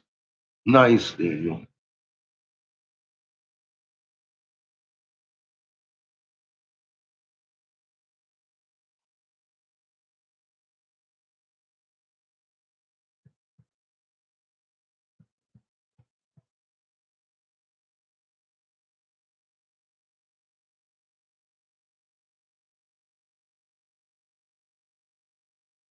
You're welcome. I love the chat too. I know you guys appreciate it because you can't talk about this shit anywhere else. So want to fucking block you. You start talking about the moon flipping and what it means, and raw and fucking as a son, let alone as a living being. You're gonna get silence.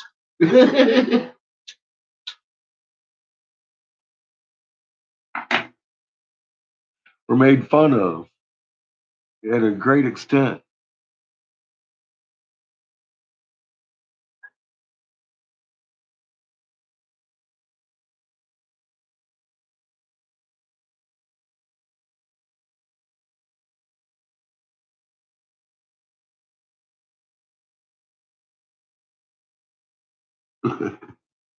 You think he did? I don't know. Maybe. Maybe he did. That's why I said there's a bunch of people just fucking going out right there. They might be heading to their bunkers. But I mean, I was telling people we had to be in lockdown the very day we went into lockdown, weeks before we went into lockdown, because I had done the numbers. And I knew if they was going to do something, they had to do it then because the grocery stores 2 weeks later would be running out of food and they wouldn't have any excuse in place. But they had 2 weeks to let it kind of slide and separate from themselves and get the legalities of the fucking handling of the supply chain in their hands, which is exactly what they did. And exactly the day I said them grocery stores would be starting to show fucking empty shelves, they did. Wendy's announced what? We ain't selling beef in some places. Everybody blamed COVID. Remember that? I made a video about 6 months before it happened, and then every day after that, telling you it's exactly what they were going to do.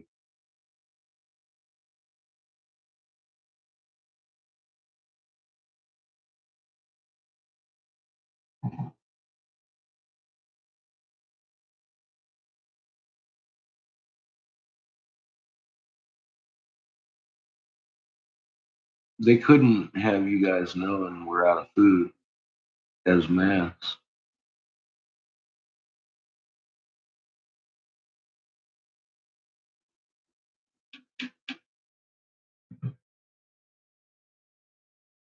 Now that she's done this with you, Daniel, you know. It's fucking crazy, isn't it? You can't explain it to somebody, but everybody's going to have their own experience with it at some point. That's why I said your instructions won't come from me. You just don't know. Daniel does.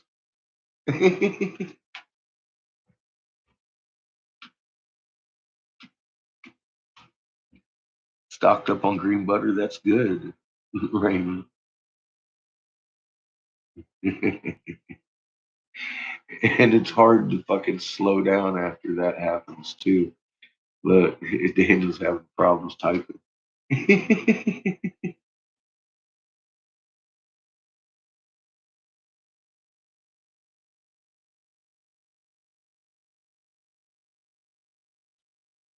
Yeah, like I said, we don't have to stop at 144,000, do we? We got billions of hearts to wake up.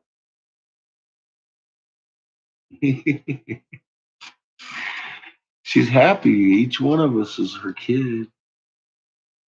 We've been with her for so long.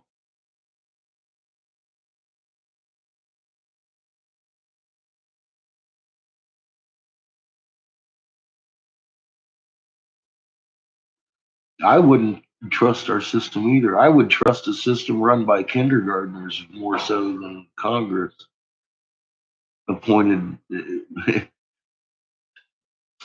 leaders of the federal government, president and vice.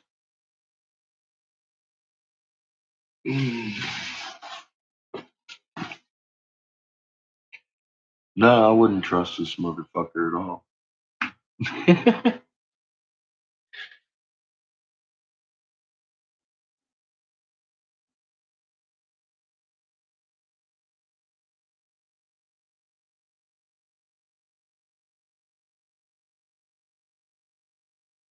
Yeah, she has 4 poles, Kelly. She can hold us and flip the other 3.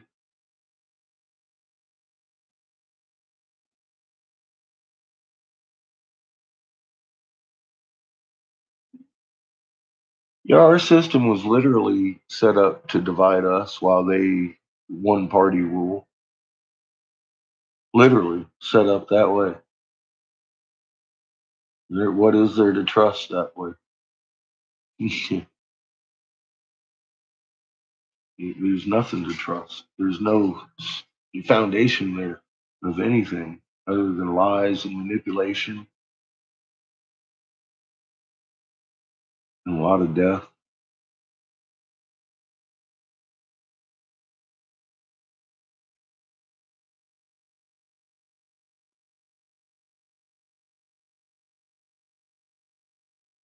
And that's just the shit we know about.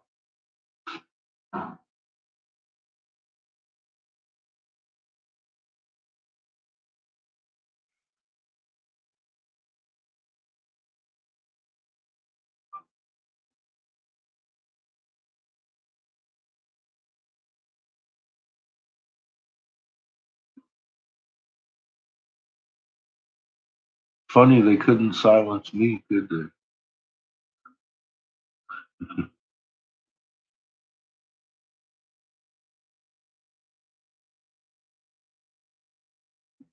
Mama's a better AI than they got.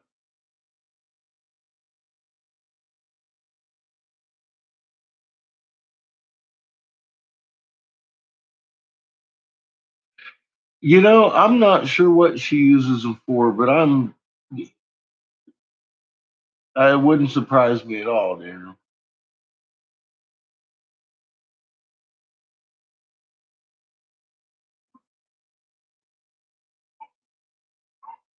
She showed me they're important in life.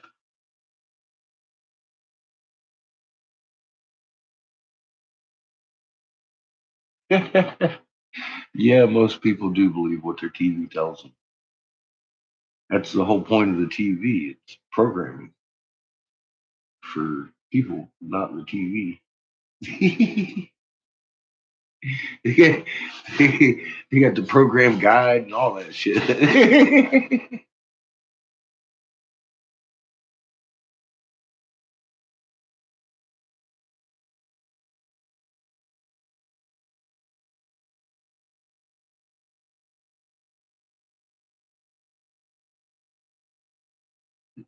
So do the plants, Kelly. And the male bears, they're not hibernating, but the lady bears are.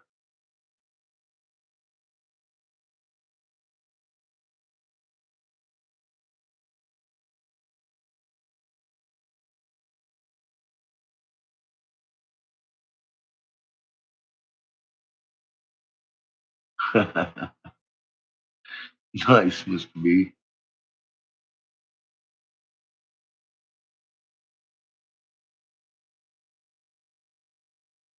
So I said that's how Earth forms in fucking space. She's got that void inside of her that's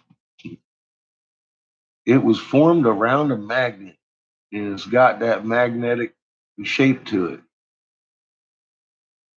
And it's huge. It's continents wide. I said we gotta go inside mom. People get this little cave feeling. I do too. I don't like little caves. But fucking that ain't what we're talking about here. We're talking about 7 fucking cities laid out in continents wide, fucking egg circumference of area inside of her. She's fucking hollow. And she's got a sun in there. Just like you got a sun in your chest. Just teeny. But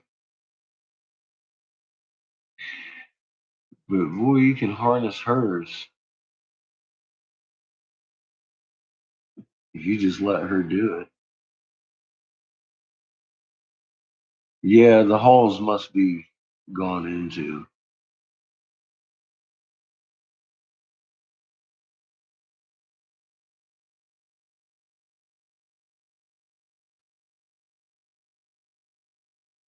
That's definitely on the agenda. Taking a visit down, having a little conversation with the masters. Well, that's the whole point. That's why I keep telling you, those are who I'm supposed to be going and be an intervention between and having a peace meeting with. And they're not in Sumer. They're not in Rome.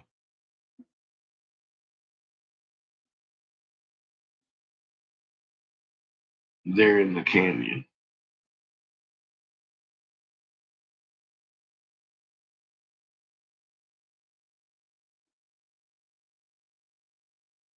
Mama got a GPS on them.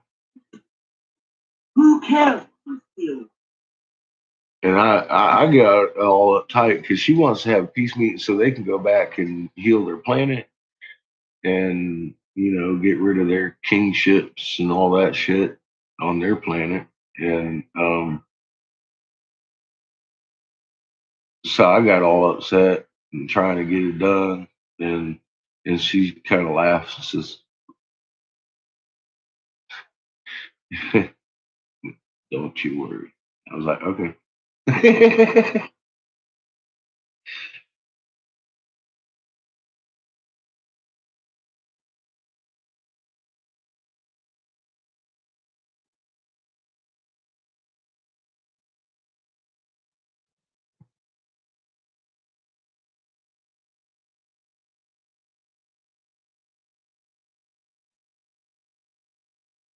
I hope Raw ain't walking around on the planet because he's huge, Kelly. He just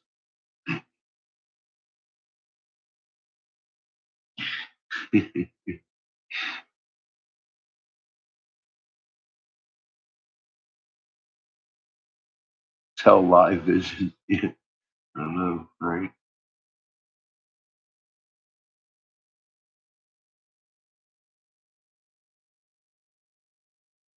Esoteric mineral tablets. What? Oh, exotic mineral tablets. No. The tablets of catfish.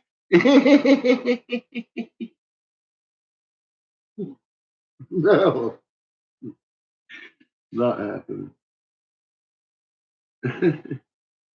That's funny.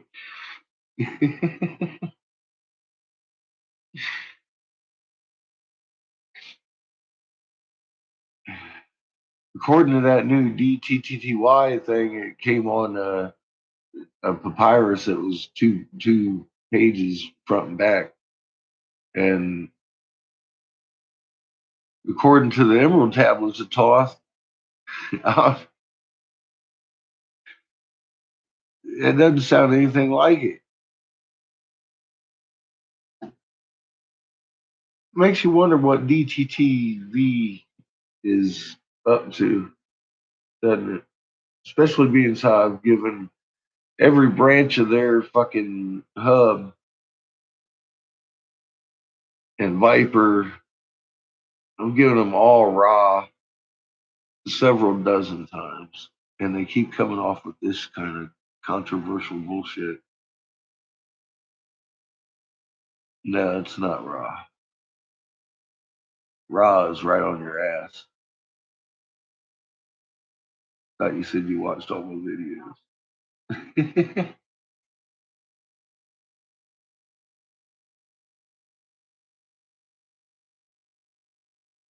I don't see much truth coming from there either.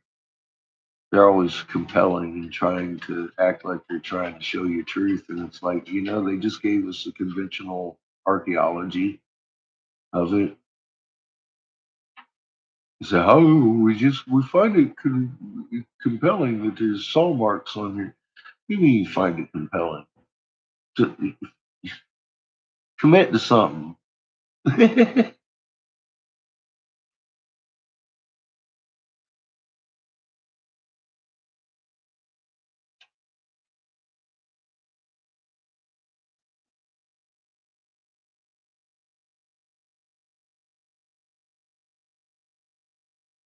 It's super bright lately. Yeah. I don't know. I haven't paid attention to it.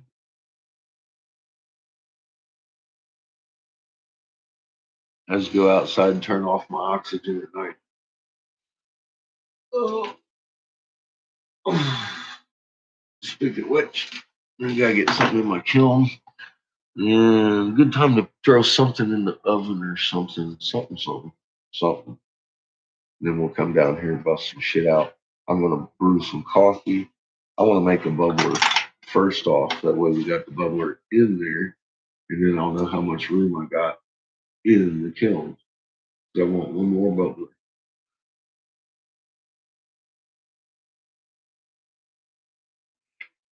Funny, that's the most common star in the sky. I didn't know. I didn't know they were UV, and they're hard to see when you get up on them.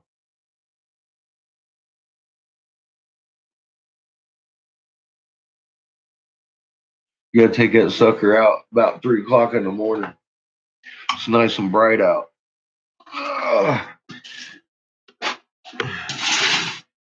Probably show up best on a moonless night though, because that's how UV works.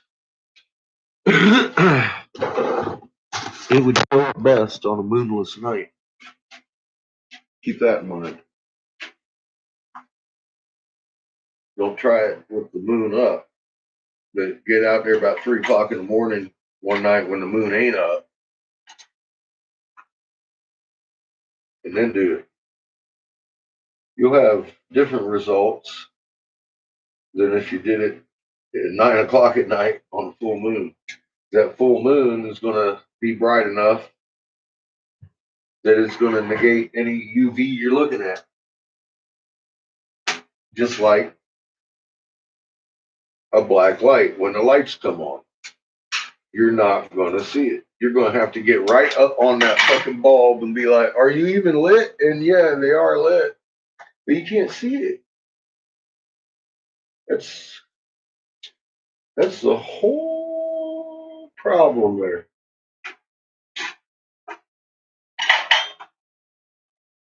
It works the same way a black light does. You can see it in the dark, but you can't see it in the light.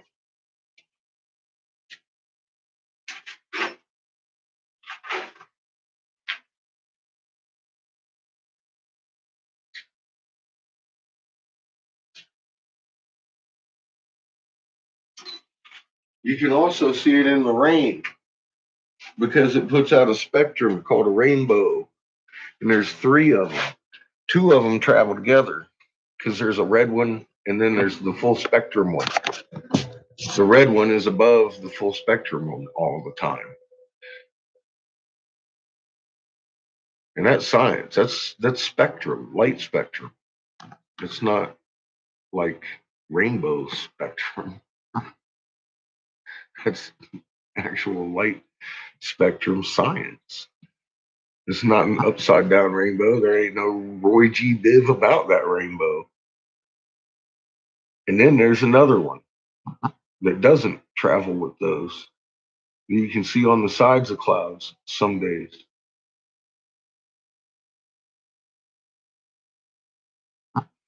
And it's a pastel, Easter colored blue, pink, purple rainbow. It's real weird.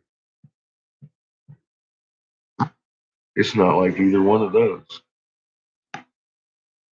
What's up, Virginia? How you doing?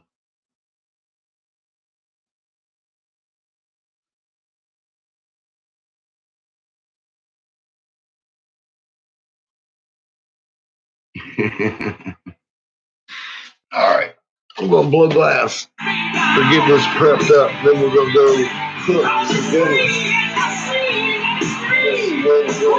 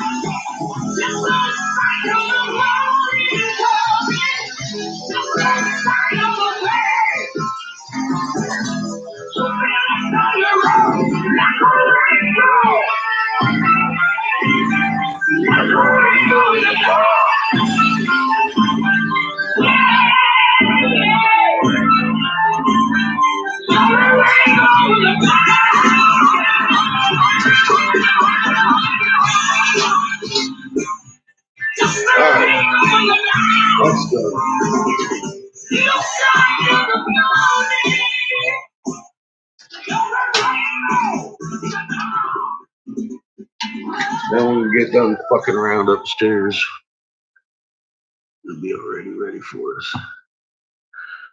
Thank you. And this is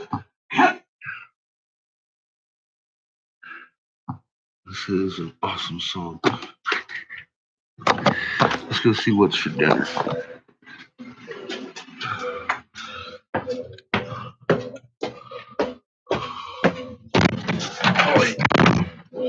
Knocked the old man down the steps trying to open the door.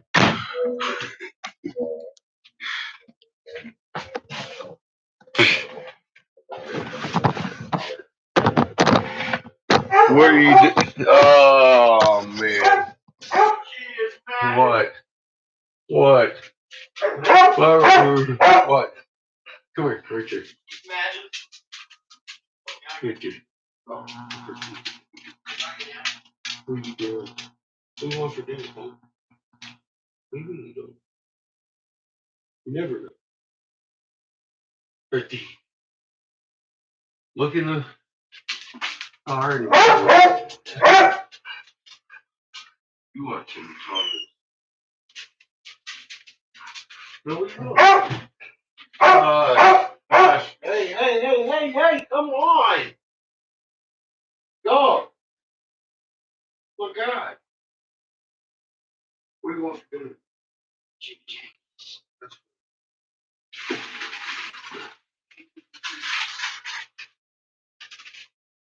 I already know what you want before you even say it, didn't I? Maybe.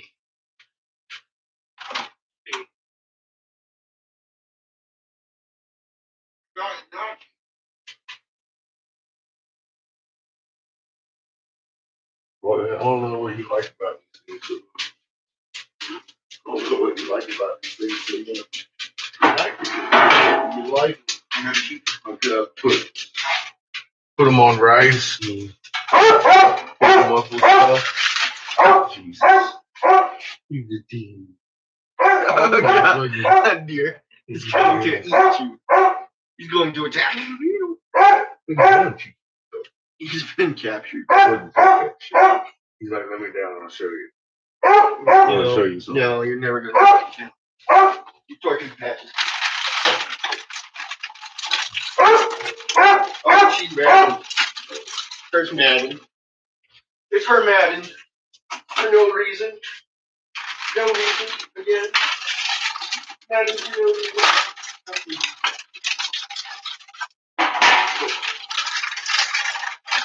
Where'd she go? There ain't no need to bark like that crap, dog. Here, have some frozen burrito.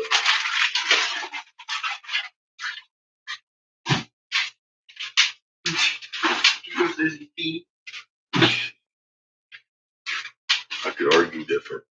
I don't think you could. Mm-hmm. Could.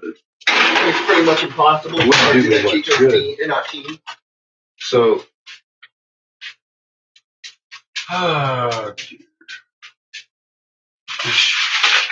Shit.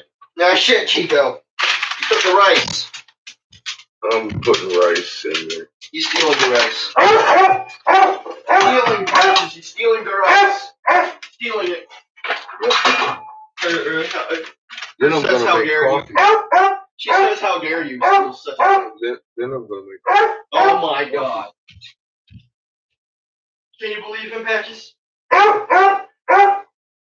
She can't believe you. She can't believe you. Mm-hmm. Can you not believe him?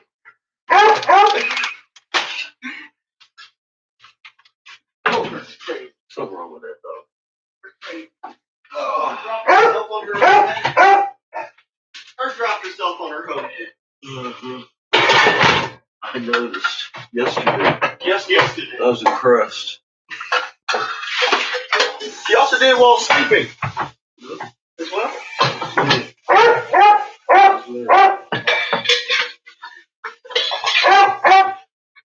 Yes, they stole your water.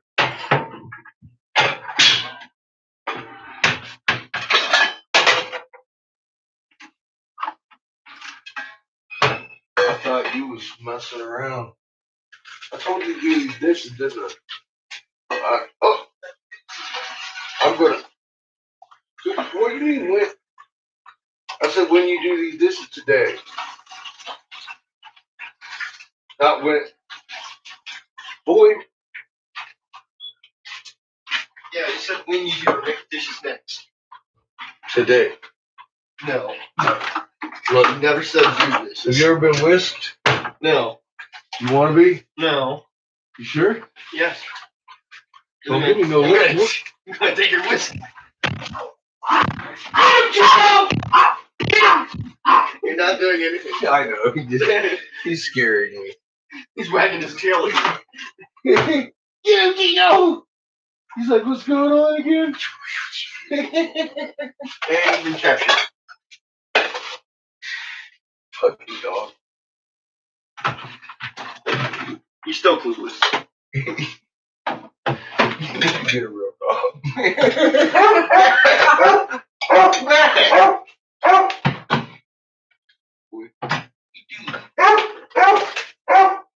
Baby. Patches, patches, patches.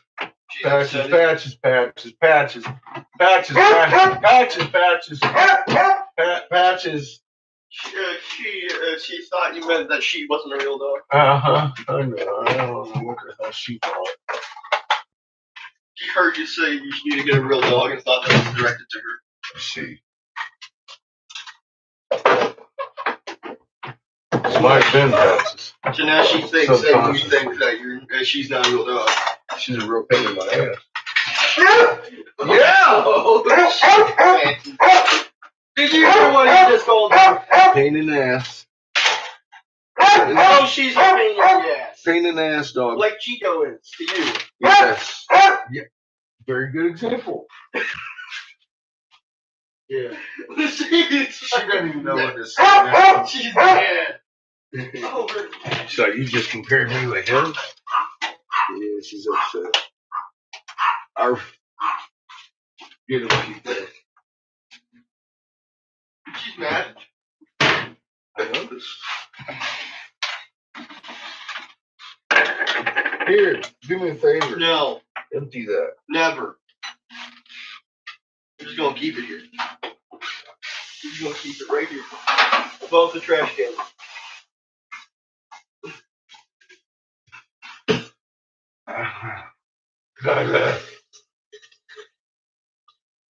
I'm gonna eat a baby. It's dinner time. Oh, that's good. Give me the. Look there. Wait, I'll put it Give me the dinner. Look. You go like this, it's a lot easier. You don't have to fish around for the hole. No, boy, see that foot? Dodge. Sensible spot. Sensible spot, boy.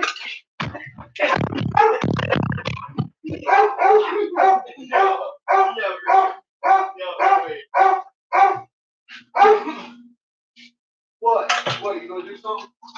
Yeah, that's what I thought. She's just gonna stand here and complain. Punk ass. Punk. What? I said punk ass. Punk. The fuck out of my kitchen. You're gonna be hungry tonight. Watch. Patches and Chico are about one more grab of my coffee filter and a goddamn burrito popsicle. I will pull it out of and throw it on the ground. Throw it on the ground. You can have peanut butter jelly. Okay, right now, boy.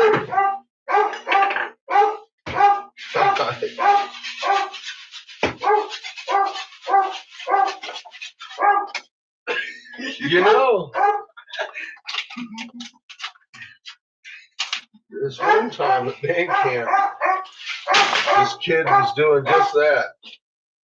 He ended up with this black eye. We have no idea how he got it. Dude, I'm gonna kick yours. Here, you want something? Come here. Here, do something with that. Thank you, sir. Oh, motherfucker. I threw it at your coffee. Put the damn thing in the trash. And don't pay attention to your dog. I'm going to hard fish. Oh, God. See what I got put up with? The boy stealing my coffee. He gave me a headache. I got a spoon. I got a spoon for Chico. I got a Chico. I know. I'm going to give him a knot on his head. Mess around with me. He won't watch. I'm gonna have him bring you your coffee. You will. That dog's breath is just something. You would turn your coffee rotten. Yeah, don't do that to me.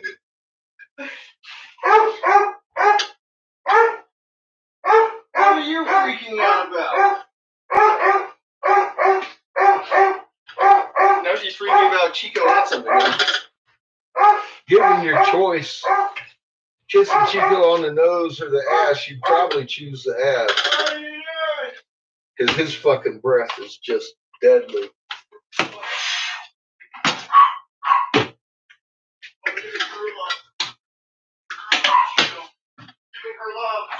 I choose just to remind him how stinky his breath is all the time. Potent. Potent, I tell you. Alright, now we're getting started. You're a plug. Where's my rice? Right there.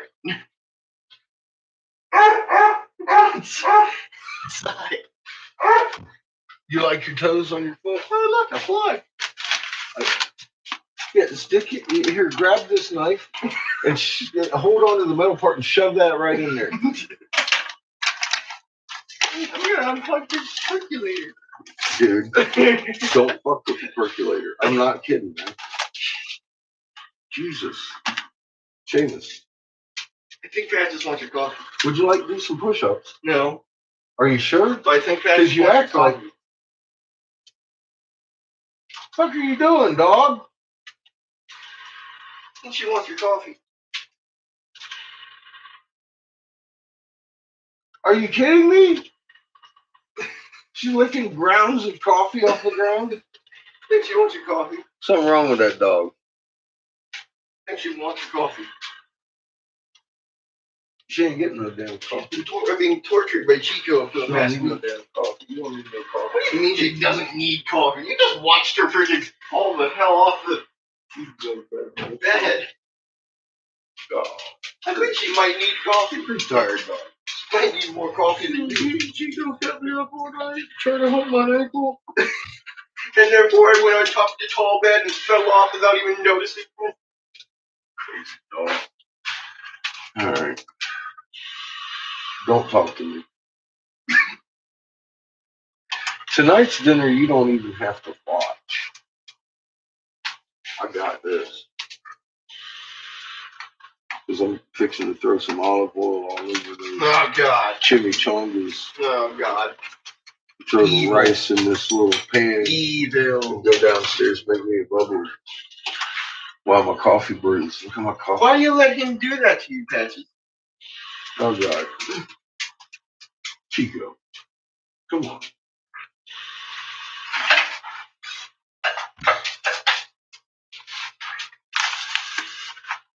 Anyway, where's my hot?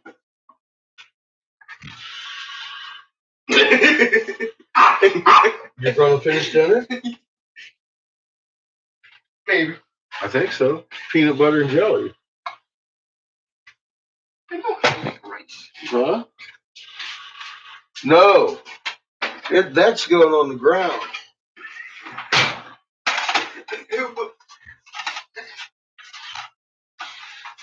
In the bag. Because it ain't even in the water yet. And Patches and Chico can fight over the chimichangas. I'll bet you I know who wins. Chico. Probably, and then he'll choke on one. Bad. He'll breathe on it and make it shrivel up. Oh dear God. Turn it into a mini wheat. Cook it to a fucking crisp. And have it turn into a mini wheat. That dog's breath smells like a fish that crawled inside a fish's ass and died. Well, the other fish also died in something else. Yes. They got eaten by something and stuck halfway out his asshole. And just kind of hung there. Choked. Choked to death on it. And a whale came.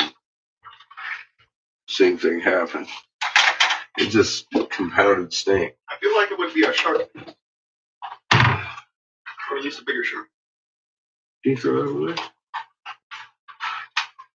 Are you feeling energetic? You want to do some push-ups? No. You wash this counter? No. Look, here's trash under my counter. It just Don't know lays how here. to patch it. Just got trash laying on my counter. See that, Patches? She got love. She got love. She doesn't know how to feel about it. Didn't I tell you to do something with this here? No. You did it. No, I did. Gave me very specific instructions of what to do with it. I told it to you when I was When you were outside. No, I told you to take that bag and fill the trash that's piled up against the wall with it. Where are you going, Patches? Vacation. Chico.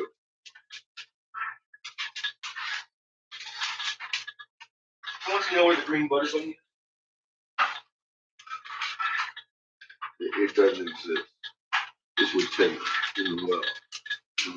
Timmy in the well. Timmy in the well. No, it's not the Patches part.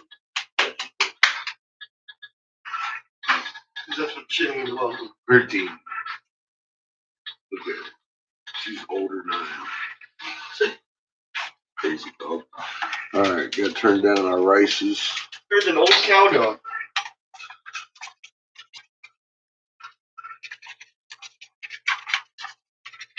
Rub the boy. Rub the boy. Oh. She's like, what are you making me? I don't care what you're doing. She wants to know what I'm making her. Nothing. Nothing, man. Maybe some scraps later. We're back to that whole opposing thumb rule. You gotta have them. Focus on Patches. Yeah, he don't. He's too perplexed by Patches.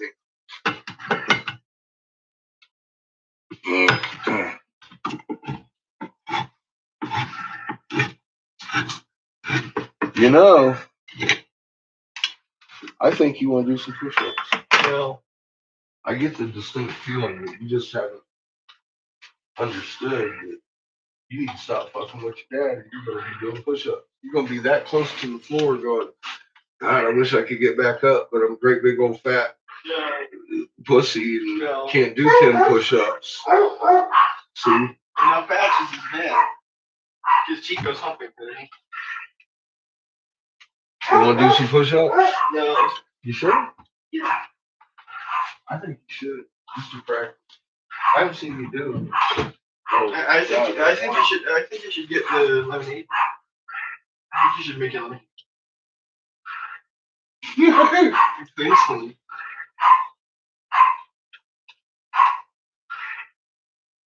I'm gonna rub my butt on it. And make Patches wants it then. Patches wants it if you do that. This is like, yes, do that. And then give it to me.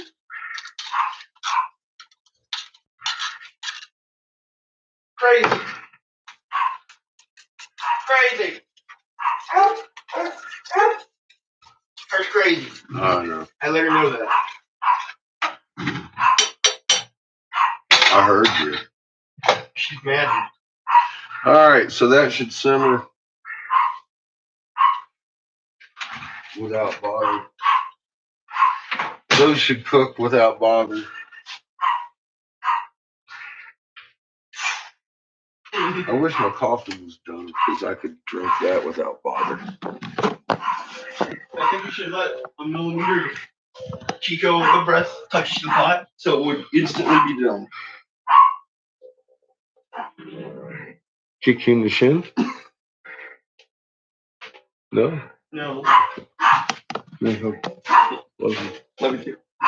Yes, Patches, I'm loving him. Oh no. I'm loving him, not you. Love. I'm loving him. Are you feeling left out? Oh. Don't worry, Chico will help you here I was tomorrow. about to say, I think Chico will. Chico will make you feel right at home, Patches. He's going to pay attention to you.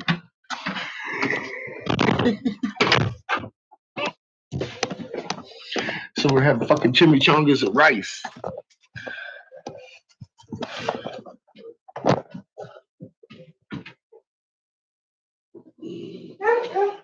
No, now she's mad because she can't get in here.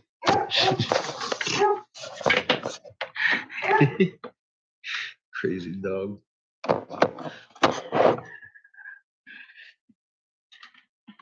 All right. We interrupted Ronnie James Dio. My glass is hot. I'm going to make this bubbler and then go up there and grab my fucking chimichangas. What's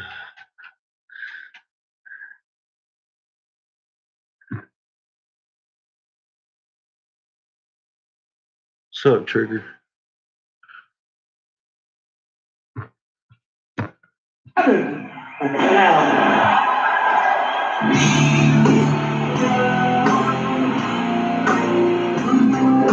Oh, God, so like to go, gods.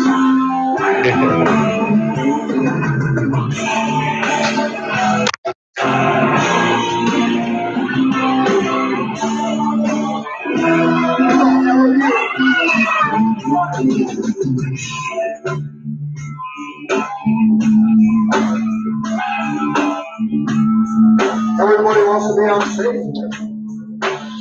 So I didn't get a chance to see this with you, so let's do it one more time, all right? Here we go.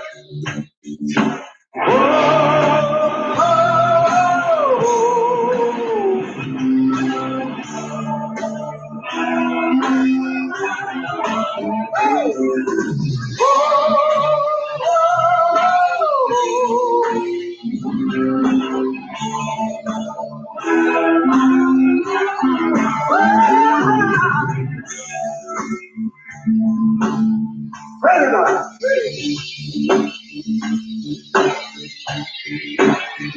Now listen. Sing me a song, not a singer. Do me a wrong, not a bringer of evil. The devil is never made up. And that's up to you, your taker. Don't want and on. It's in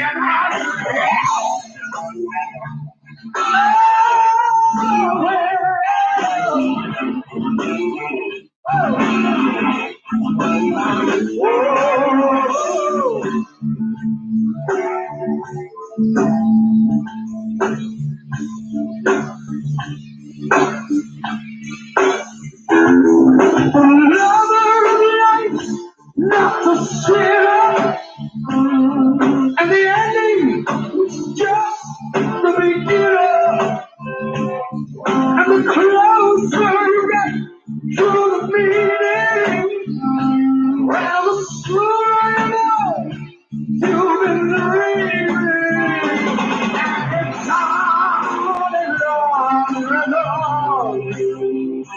It goes on and on. It goes on. It goes on. And on. Oh, you lie. It's turning now.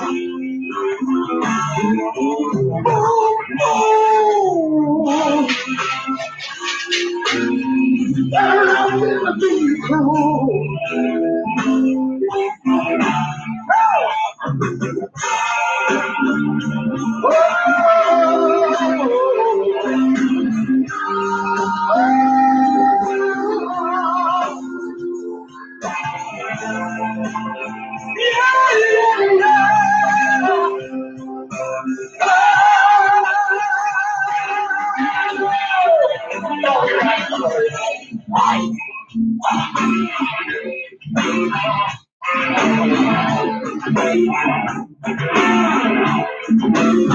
And if it seems to feel real, it's a little bit for every moment the truth, this confusion in life.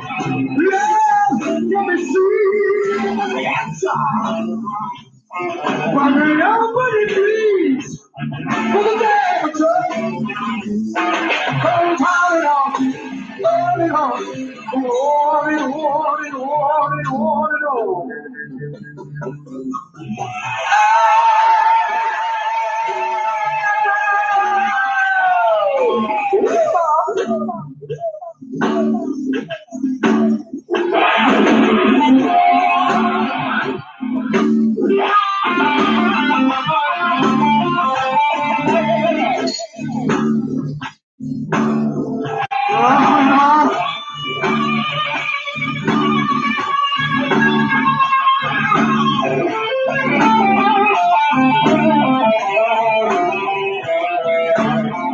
It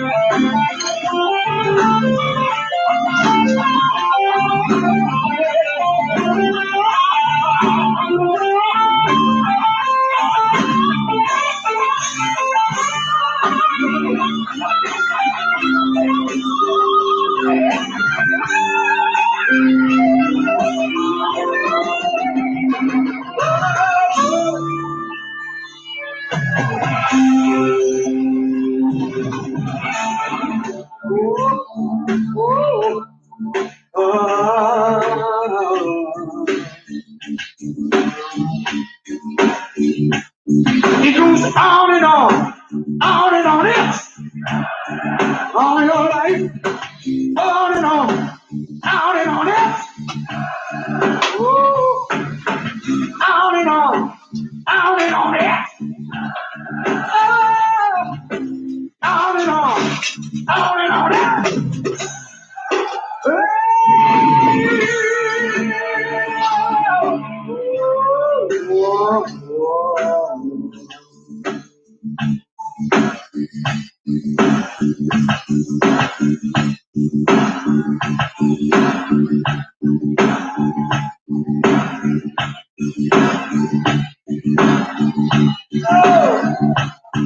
There's a big black sheep looking up at me.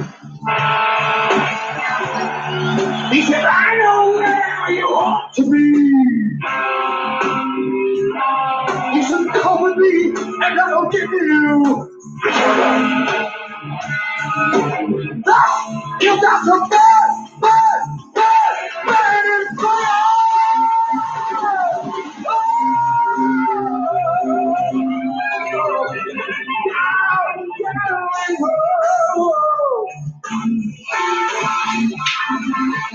I'll take you there. Get you there. We'll always go there. Somewhere. Yeah.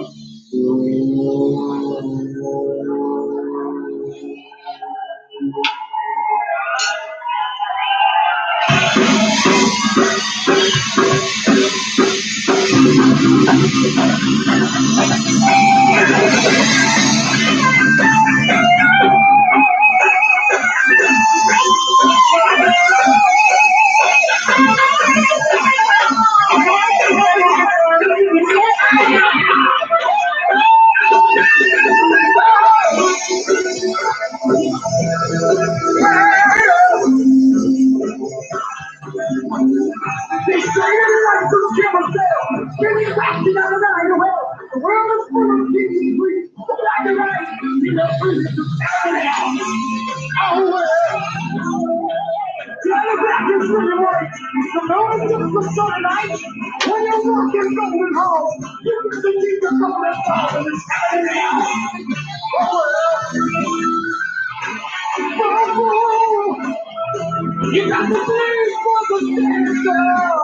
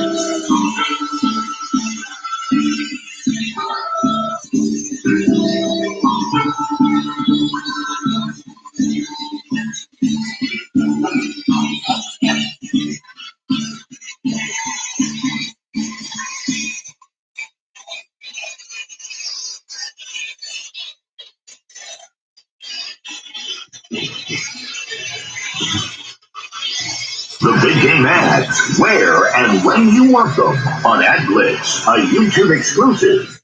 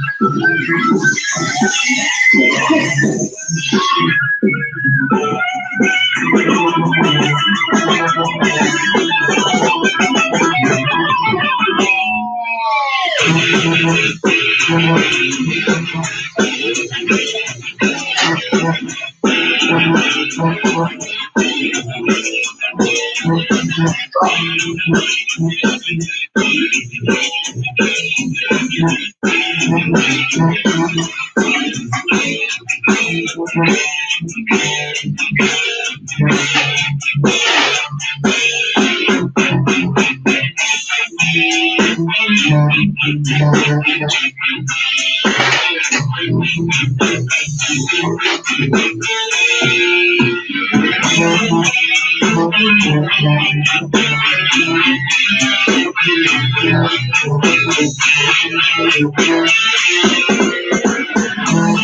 inside out latitude, 420 bubble. Nice and deep. Diffuser.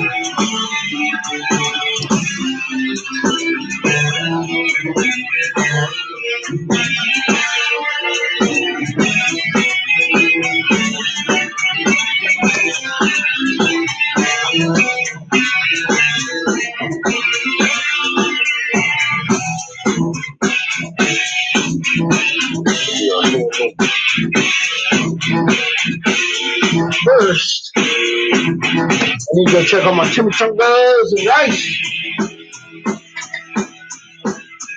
I'll be right back.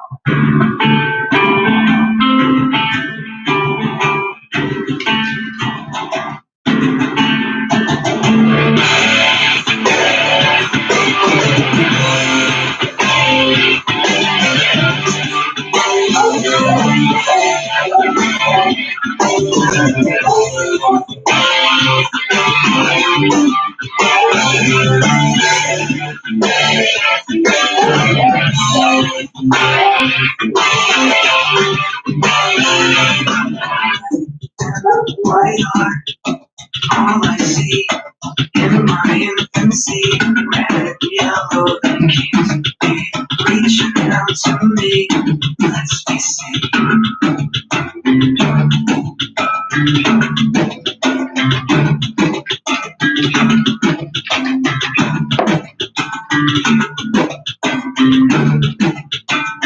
Below, so above and beyond, I imagine. Draw me on the lines of reason. Push the envelope, watch it down.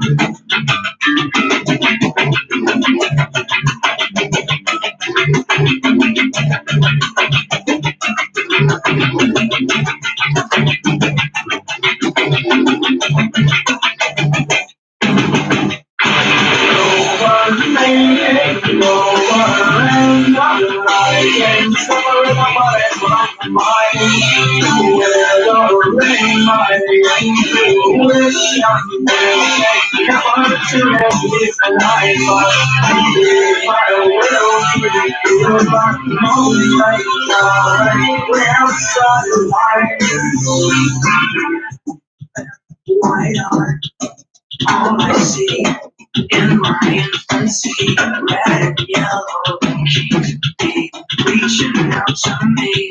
Let's be seen. There is so much more and beckons me to look through to these infinite possibilities. And below, so above and beyond, I imagine, drawn upside like a reason. Push the envelope, watch it there.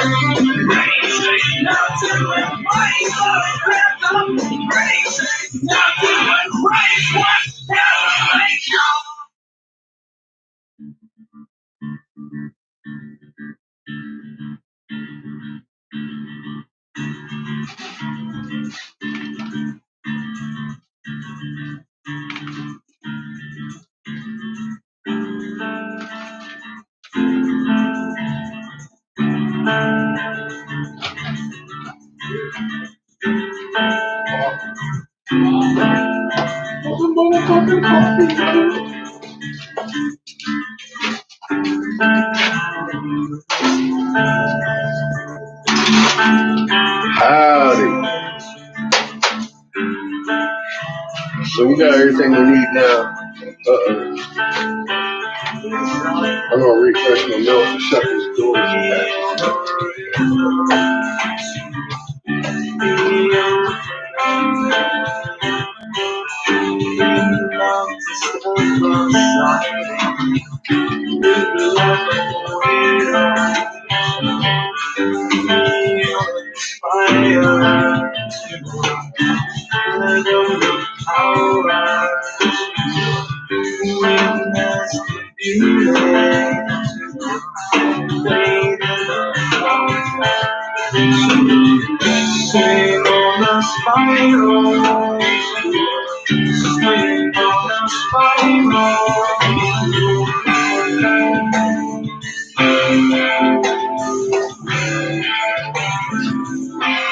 hell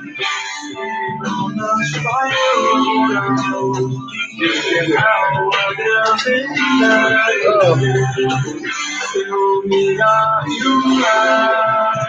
Let's do it, So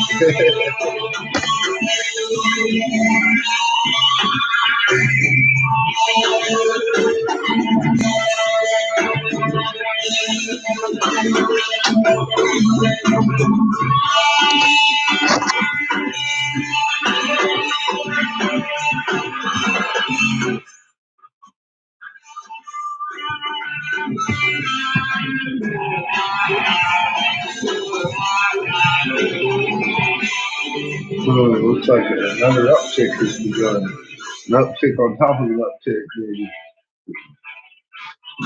Just an uptick.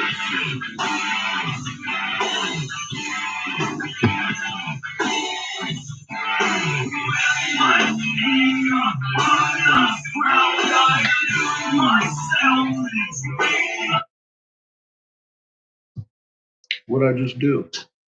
And how did I do that? Nothing I did was right there was right. No, seriously? How did I do that?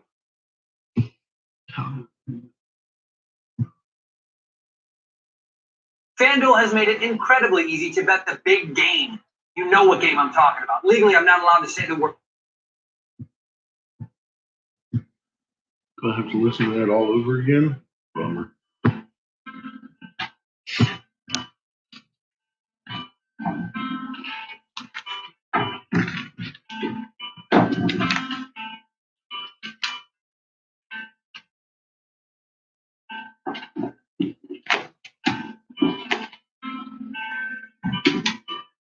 I'm looking at a big back charge in this walk.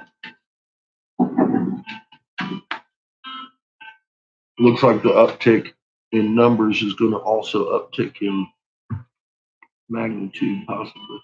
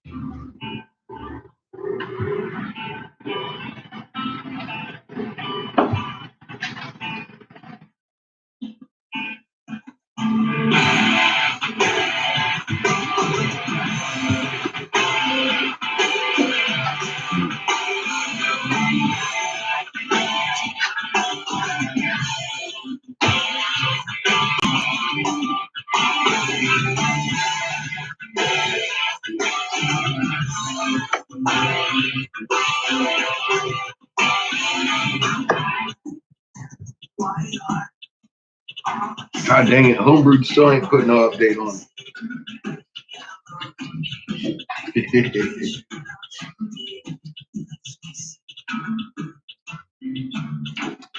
You're probably still driving home.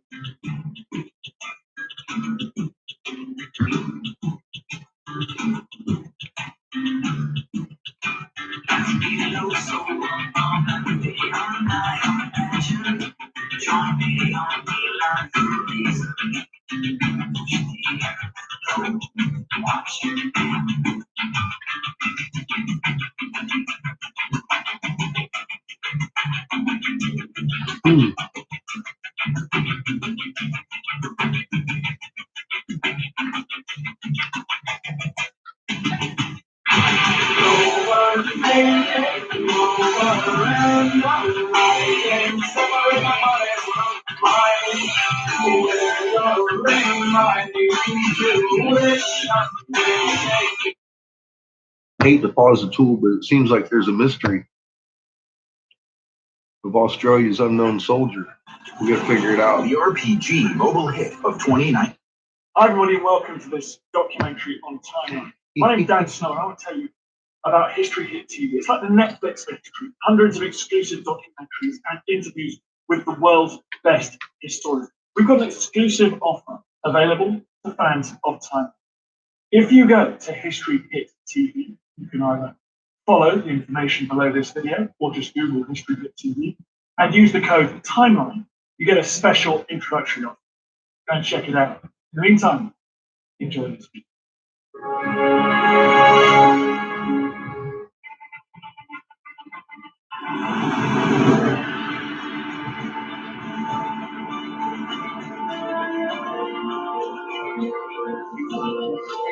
Yes, I do.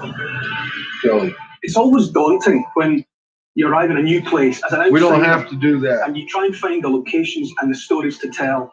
Well, it's infinitely more challenging when you arrive at a nation's emotional and spiritual centre. There ain't gonna be no more Speak your traffic. heart. And while there, try and find the words to do that place justice. Throughout this series, I'll be taking you on a journey behind the scenes at the Australian War Memorial, one of the most significant war memorials in the world.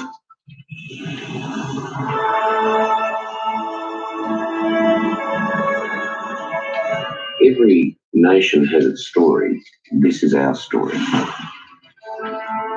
You have to be conscious of it, though. One of the most important years in the Australian War Memorial's history, I'll be learning how the First World War shaped a young nation. I've studied the Great War and written a book on remembrance, and I feel like it's my destiny to be here. It's still peppered with bullet holes that give some sense of the violence of all that was going on. This place is an Aladdin's cave of weaponry and warfare. In fact, it's one of the store sheds housing the collection of the Australian War Memorial. But like Aladdin's cave, you don't get in here without uttering the magic words. Someone somewhere said, "Open sesame," and here we are, surrounded by all this terrifying hardware. It's safe, it's easy to use, and terrifying hardware. Is to kill somebody. We'll meet the guardians of priceless history. It is a sword bayonet, so that's why you've got a problem with the tight confines of a trench and a long rifle. This was the scene of some of the most horrific fighting. From Gallipoli to London and on to the Western Front, so many millions of men were cut from the tree of life. Oh my goodness. In memory of our only son, he fought the fight, he kept the faith. I'll be talking to Australian Prime Ministers. This was really the birthplace, I think, of our spirit of nationhood. Shockingly flawed, poorly executed. Many people suggest this is the making of the Australian nation. You know, well, I won't endorse that. I don't wish to get into a debate with Mr. Keating about something like this. See a fight. About political debate. He's entitled to his view. I've stated mine. He changed our nation. He changed the Australian people. Indeed, he That's all you changed gotta the do, world. Kelly. It ain't that hard. The Is it? decision makers who hold the power Not so to send difficult. soldiers to war. When I look back on my time as Prime Minister, nothing gripped me more than the responsibility involved in. And all of a sudden, you ain't scared no more, right? And sometimes not so young people to fight in defence of Australia. I don't believe it should be the soul of the nation. I don't believe war should be the soul of the nation. The powerful, untold stories behind the names on the roll of honour. Today, tragic serendipity is we have been informed that an Australian soldier has died in Afghanistan. What is it like to face families who have lost soldiers? For me, a profound sense of inadequacy. It was a lesson about ordering people, and the lesson was about not ordering. Read the speech made it quite emotional. And the families they left behind. It's just so amazing. I can't believe I'm actually holding the actual medals of my great-great-grandfather. It's as if the sadness of the First World War is like a virus, and if you handle these things, you can catch it. And all the while, the clock is ticking as the memorial races to complete its $32 million redevelopment of the First World War Gallery. It's fantastic you're here to see this great moment. We have separation. Well done. When completed, the new gallery will tell a century-old story. I mean, how do you do this with a lot of bits of rusty metal? To be perfectly honest with you at this moment, I have no idea. Transporting the modern visitor back in time to a place where legends were formed. From Gallipoli to the Western Front, the Great War, in all its glory and horror, will unfold. If we don't get this right, pretty much every household in Australia is going to know my name, and for all the wrong reasons. Oops. 100 years on, Australia remembers. At the going down of the sun, and in the morning, we will remember them. A year in the life of the Australian War Memorial, the soul of a nation. I told you. You got to know these things, and then once you know them, you ain't going to be scared of nothing.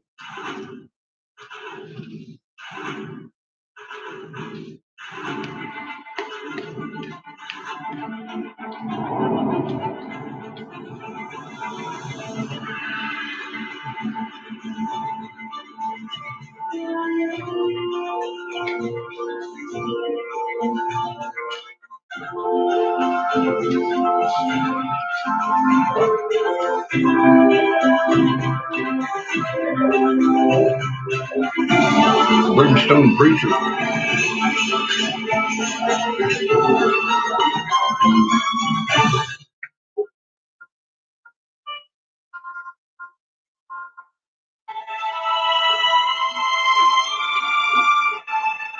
When I think about being given this kind of unprecedented access to the War Memorial, I feel humbled by it and very privileged because I'm an outsider. I'm definitely expecting to learn things about Australia's Great War that I didn't know before.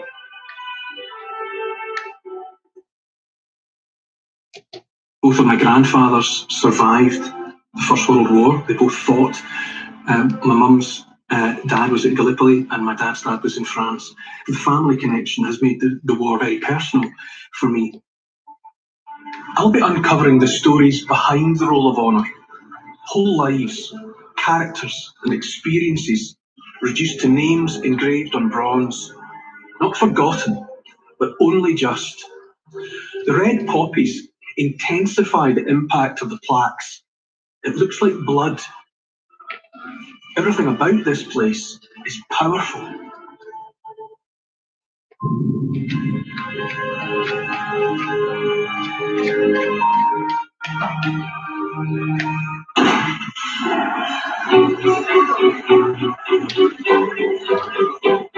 Welcome to the Australian War Memorial. Let's show you the way down. It's always fascinating to get behind the scenes, as it were, of any museum. And museums are worlds unto themselves. You know, they have a population, they have customs, they have rituals. We have about 50 people. They're passionate, dedicated, interested in the collection, in military history, in what they do. For many of them, it's a dream job. This is my work here. These boxes that you can see are the Roll of Honour cards, and the Roll of Honour cards were how the Roll of Honour bronze panels were actually created. Found issue 24. Do you remember issue 24? It's the people and their stories, and it's the artefacts and the stories of the artefacts that are really the War Memorial. Yeah, well, this is incredibly exciting. This is our most recent acquisition for the art collection. It's a painting by Horace Jones titled The Landing at Anzac. Hi kids, are you having a good time so far? You can't tell the story of the significance and the meaning of the Australian War Memorial without meeting the people who are its lifeblood. They are the memorial.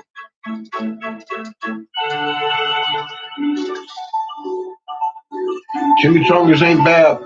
Doctor him up with rice Call on and the shit. radio saying we have 9 little ducklings on the pond.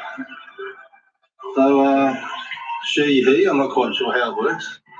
So there were 2 here the other week, so they're still obviously talking to each other. Roland Trebesius is the memorial's dedicated groundsman.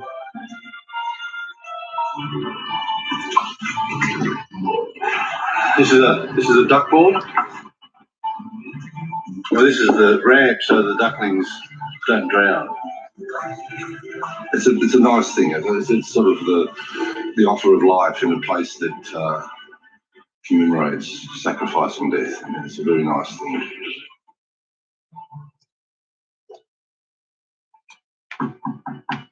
G'day Neil. So, how are you? Welcome back to Australia. Thank you. And especially welcome to the War Memorial. I tell you, I've been looking forward, is probably the wrong word, but I've been anticipating this for such a long time. I have to say, you know, just walking through the door, seeing the building, it's a very powerful privilege for myself, for me, to come in here and see this place and these things. So I just want to, to say thanks again.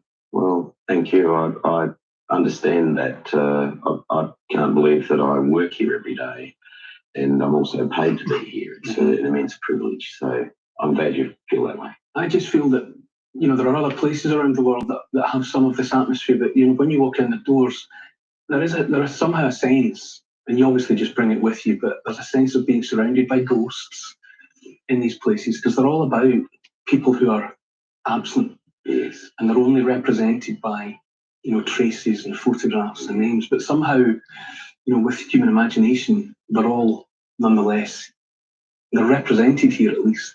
And it makes these places special. You'll find here in Australia, on your journey of discovery through the Australian War Memorial, and as you look behind these items, these objects in our collection, the diaries and the letters, and discover the men and women who are behind them, they ain't good enough for me to eat the whole plate. Australians, a new generation of if I'd have made them, increasingly finding its sense of meaning and purpose, what it means to be an Australian in those stories.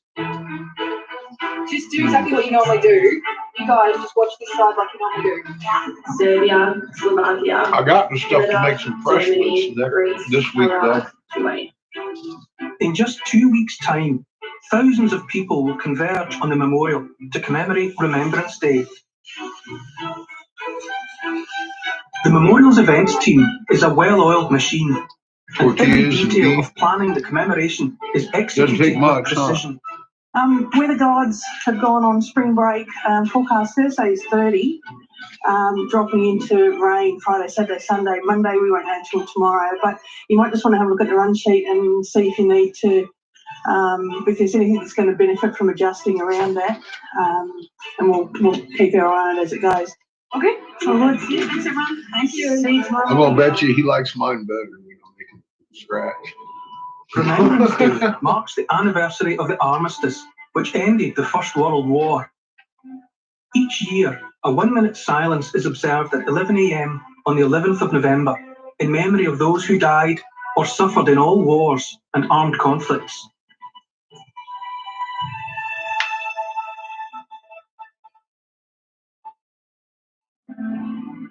At the heart of the memorial is the tomb of the unknown soldier. The Remembrance Day commemoration will mark the 20th anniversary of the homecoming of Australia's unknown soldier. We do not know who loved him or whom he loved. If he had children, we do not know who they are. The year was 1993, and the powerful eulogy by Australia's then Prime Minister, Paul Keating, encapsulated the mood of the nation when the remains of an unidentified World War I Australian soldier were exhumed from a military cemetery in France and interred in the sacred tomb at the War Memorial. We do know that he was one of the 45,000 Australians who died on the Western Front, one of the 416,000 Australians who volunteered for service in the First World War, one of the 324,000 Australians who served overseas in that war, and one of the 60,000 Australians who died on foreign soil, one of the 100,000 Australians who died in wars this century. He is all of them, and he's one of us.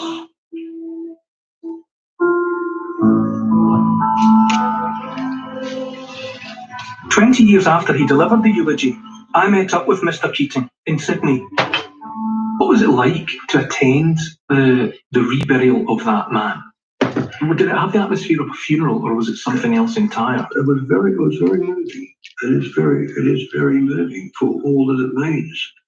And so it did have that atmosphere about it. I felt the poignancy of the moment. The central idea was that this one soldier would represent the thousands of unknown soldiers and would come back to Australia in the midst of great affection and would have the opportunity to serve his country yet again as a symbol of all that was good about it. Unity and all that in the war. sacrifice had cost and meant. Now he's a hero, making little kids want to go fucking shoot people and get Thousands shot. of dead soldiers in battlefield cemeteries all around the world have graves that are marked with the words, known unto God. Their names were lost, along with everything else they had once had. And those words, that sentiment, known unto God, would have mattered a great deal. There would have been atheists and non-believers, but many of the men, perhaps most of them, would have gone to their deaths believing in a Christian God and in heaven, simply because more people did 100 years ago. This grave of the unknown Australian soldier carried the same words, known unto God. But then, in 2013, just as we embarked on our filming, that seemed set to change. I'm hot.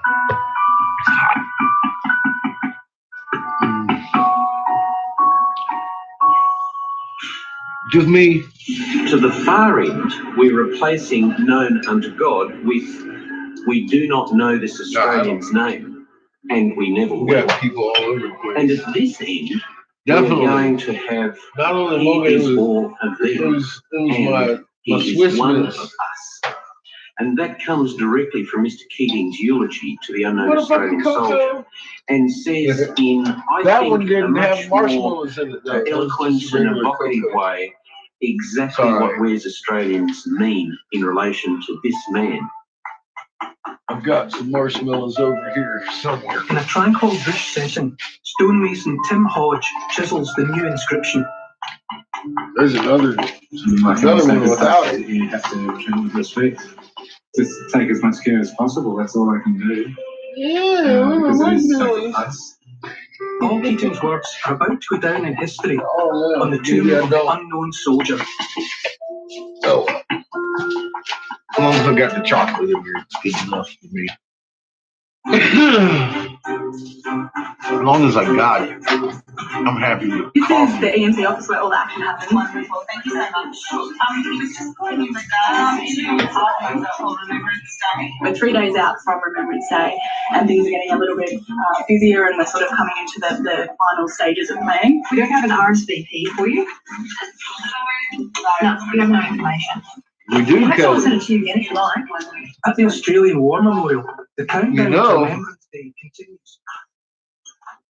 Made a video pertaining to that. Meanwhile, How we could do it. Tim Hodge It starts with giving people the moon, waking them up, being like, "Hey, look, the moon's doing the cartwheel," and then leave them alone. Then they're going to start calling you and be like, "Hey, man, what's up with the fucking moon?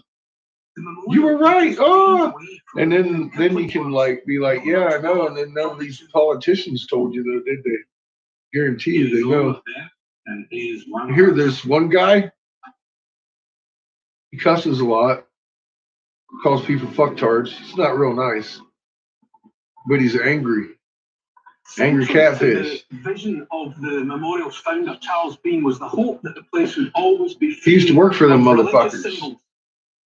And he also hoped that government And over time, hopefully, would never forget. if you've watched enough of the fucking older videos up to the new ones, The memorial was you see I ain't been deliberately guessing about located this. in such a way I've been that telling the gospel. politicians looking out of their windows in Old Parliament House would see what happens sometimes when you send men off to battle. It's a noble vision, but the fact is, Time by now is, I mean, everything in there, even if you haven't, whether or not God, it's all religion, timestamped. of any place, Well before this shit happened. I've been warning about it and warning about it very specifically, very fucking specifically, pointedly. Things that you couldn't guess up, make up. You couldn't make this shit up. About laid it out step by step how it's going to happen. I don't think it's possible as a human being to stand in this place and not be touched in some way that none of us. And that's got to be worth something to somebody who's asleep, who's just waking up or asleep. You know what I mean? Some places in the world I haven't been wrong about an awful lot of crazy fucking things I've said. So give them the moon, wake them up, and then tell them about this fucking asshole. How you knew about the moon in your heart, and it's okay, because they're going to be scared.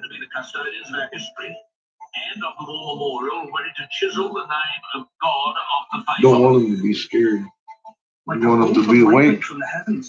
If they're scared, they ain't awake. Alan Jones slams the decision to remove the known unto God inscription. Good. That's the only way you're going to get them awake, I think, Kelly.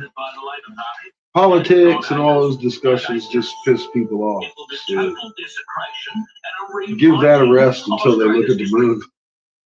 And they're like, that shouldn't be doing that. They're waking up now. Well, I wouldn't say any of it because it was really for the council to decide.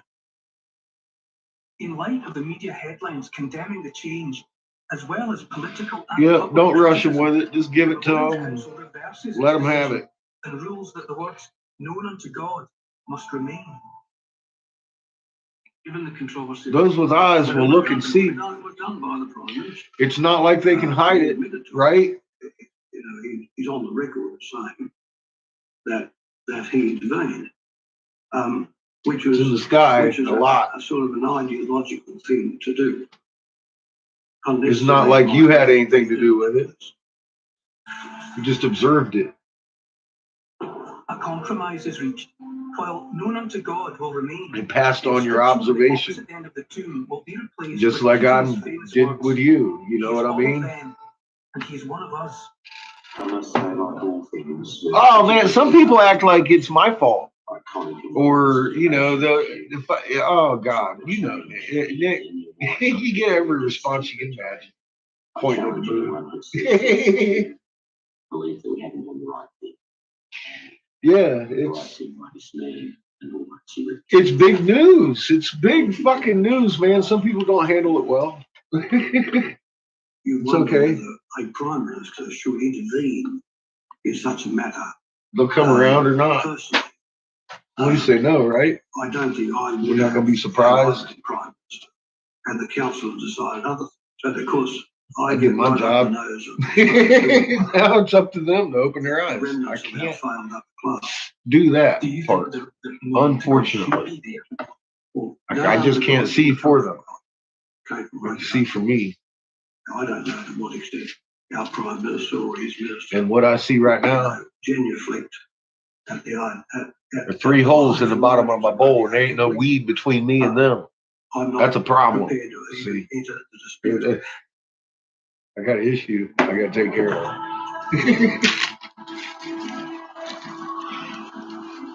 Immediately. Because I got my food in my belly. I got my coffee in my cup. Now I need some weed in my bowl. Then I'm gonna finish making this fucking bubble. On this place, really. I've been coming to the War Memorial on and off over 40 years. I would have been about 10. G'day, how's it going? Good to see you. We gotta make some dab straws here in a little bit. I was thinking I might want to save those for morning, but I was like, who the fuck are you kidding? You get up and just throw them against the wall. Fuck off! Fuck you! Where's my coffee? He had seen conflict up close, and of course, or at least on the ground. There was so much feeling invested. Oh, you try getting up first thing in the morning without your coffees. After 3.5 hours of sleep for 16 years. It starts to wear on a man. You need coffee to survive. I need my coffee. Yeah, look, Raymond knows. It's like coffee. Coffee. All those times continue to roll around the world, and so much of our that is the secret to happiness. Right there. That's what keeps my world going. That and Shayla's. Living memory of today's men and women, and nevertheless, we are still living with the consequences of those days. He's up there throwing a fit because somebody just shot him, gave him a headshot, I think. From this place of remembrance, not just this tomb of young soldiers, but from the whole of the Australian War Memorial. An understanding of our history, an understanding of the individuals who He and his buddy Brandon get on. I don't even know what it is. It's not and therefore a better understanding. Minecraft. It's another one, like Fortnite, and they out there killing each other. Fucking sorry, Mark. kids. Are you on your own here tonight? We used to play war with sticks and stones, literally hurt each The other. memorial's director, Brendan Nelson, begins his private ritual of cleaning the tomb of the unknown soldier. Dirt clod wars. That was all fair game. Although dirt clods sometimes had a rock in them, you just taking your chances, motherfucker. Dirt clods fair games. Because the whole of Ella's immediately blasted, so I decided to sit there. Yeah, that was my idea. That was my sentiment. I didn't need to be anywhere else. Are we allowed to call him Doug? Well, I was told that you called our unknown Australian soldier Doug. Very Australian, I would have thought, but obviously to be politically correct, I could get into trouble, which wouldn't be the first time. At least as Australians, we do tend to think that we're all equal and no one's more important than anybody else. All right, I'll be back in the tick. Thank you.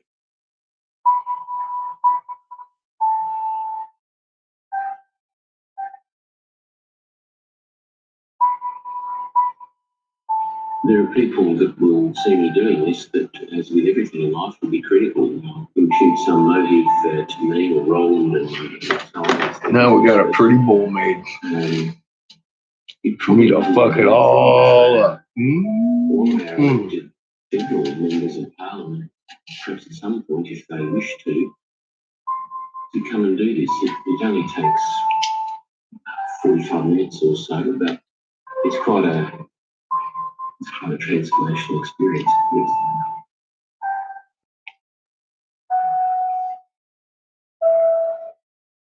It tastes like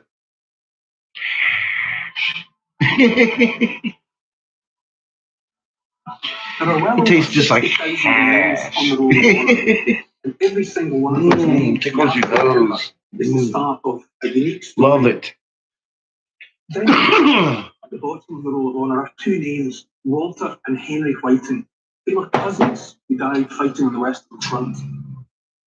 And they're significant because they share a relative, a third man, a soldier who survived the Great War. And he wrote a letter which went home and which may be our closest link to the unknown Australian soldier. Oh, it's a missing link. Recently, a copy of the letter was sent here to the Australian War Memorial, but so far, the whereabouts of the original remains a mystery. Yes. Tastes kind of like heaven. Harry Whiting, I'm certain heaven would taste something like that. Harry Whiting was a remarkable smell like that, taste like that. significant letter. Make you feel like that. It's all calm. Be all like, oh yeah, that's what I'm talking about. Just like that's the only thought in your head. Be like, oh, that's what I'm talking about. Yep. This letter actually says so much. And I'll just read the part. Dear Hilda, the reasons for evacuating Belgium is because 10 of us volunteered for the Graves Detachment Battalion, which is composed Steve of Martin. That was a funny guy. From each battalion. Stan, Merv, and myself volunteered to assist in the raising of the bodies of our dead comrades and placed them in the ground, which we had surveyed. He's a funny guy. A lot of ways. Which we are filling now is called the Adelaide. Motherfucker deeply embedded. Cemetery, by the way, is the cemetery from which our unknown Australian soldier was exhumed and interred in our hall of memory. So the unknown soldier, whoever he was, had laid for a time in the Adelaide. Correct. So you can imagine when I first read that, immediately pricked my witness apart from the context. naturally, we don't ever want to do our own Australian soldiers. But of course, it's possible that there is a direct link between. Look at all the milky blues coming out in this thing. All the colors are standing out like crazy now.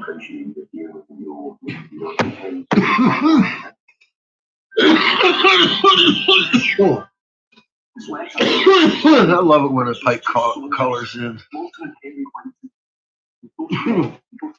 Yeah, it starts to look even more spectacular. So we're to talk to one of the historians who worked here to see what other information. You start to be able to see the 3D of the Latticino a lot better too. 8th of August 1918, the Australian and Canadian Corps make a massive advance, and it's a really important day. The German commander calls it the Black Day of the German Army because suddenly the British can push them back. So they are in a phase of movement, and the 3rd Battalion is moving to catch up to the front line. There's what it sits on. But we have some bombs being dropped. Flat spot on the butt. In the archives, the final days of Walter Whiting and his cousin Henry are carefully recorded. The two men were killed on the Western Front. That's already colored in pretty good because it's right at the bottom of the bowl right there. So it's colored in real good. But yeah, you can see the 3D laddie going on and shit. By his side was Walter, who suffered a penetrating. Yeah, it is. It's almost turquoise and purples in some places and ghosty white blue. That's what I like about silver. You get a whole array of effects out of it, depending on how it was heated, if you covered it with anything, etc., etc. Because you can see inside, like the green crevices, there's silver because I encased it in the green. They probably were. Yeah. It's a 25-pound paper bomb. It's most likely. So it kind of breaks up the color a little bit. Both Walter and Henry Whiting. It's the standard British light bomb. First World War, they got them from aircraft. This, of course, is a British bomb that the Germans used to see. Senior curator Nick Fletcher is assessing the weapons, which may go. Yeah, that's just with silver. I could do with silver and clear some really pretty stuff. I'm going to this weekend with this making marbles for autumn.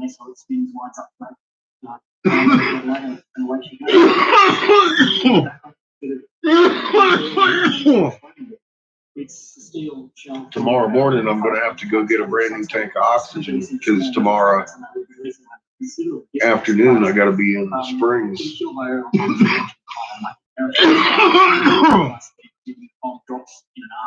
So I got to get my oxygen before I leave. This is very much a bonus. Bombs. That way it's here Nearly for the 100 years weekend. ago, a random bomb would change the course of so many lives. Because I don't want to run out again. To the war. Yeah, I ran out of oxygen. Then last night I ran out of fucking propane.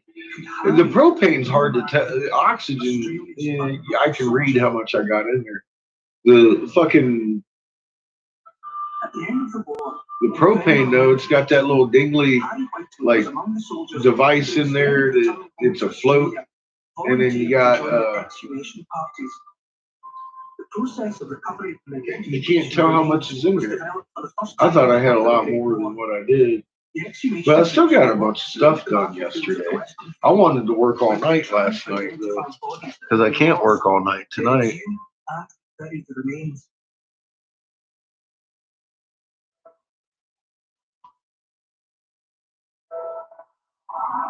It was here, in the French village of Villa. And this one is, yeah, well, it's not colored in, it's just fresh. That one's got a bunch of clear work in it too. That's going to show up crazy pearly looking shit inside there. I don't think I put any clear in this one. This is all Latticino. The Aussie's head was blown clean off, full color shit, in his steel helmet and stuck in the middle of the Tommy's back. We have found many cases of a similar kind. We will be a hard-hearted crowd when we get back, after the sights we have seen, and the many thousands we will have raised by that time. All color dots. All color dots. Yeah, it looks like little pearls in the In glass. this grave, that the remains of the unknown Australian soldier lay for 75 years before they were finally exhumed and taken. No, well, it looks more like opal. It's very, He wrote about it in his letter to Hilda. very shiny, but yet see-through-ish, of course. It's just clear dots over the silver, and then when it colors in, it's fucking, it's like, oh wow. Basically. Have been filled 12 months, and they are far from being decayed. But yeah, So you can guess I just made that one with full color.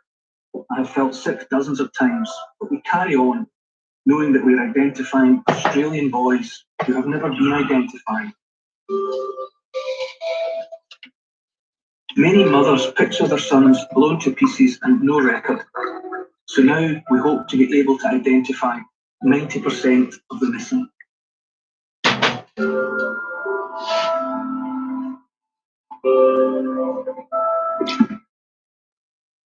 We cannot know for certain whether or not Harry the body of the unknown Australian soldier. But in any event, that dead soldier has I gotta become a make legendary figure. bunch And of that's damn not straws enough, tonight. Because if he becomes Probably rich, at least he 30 is of them. denied his essential humanity. He was flesh and blood.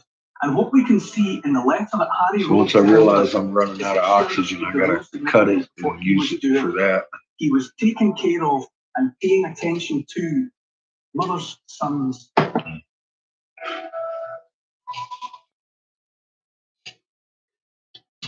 Bunch of fucking dab straws.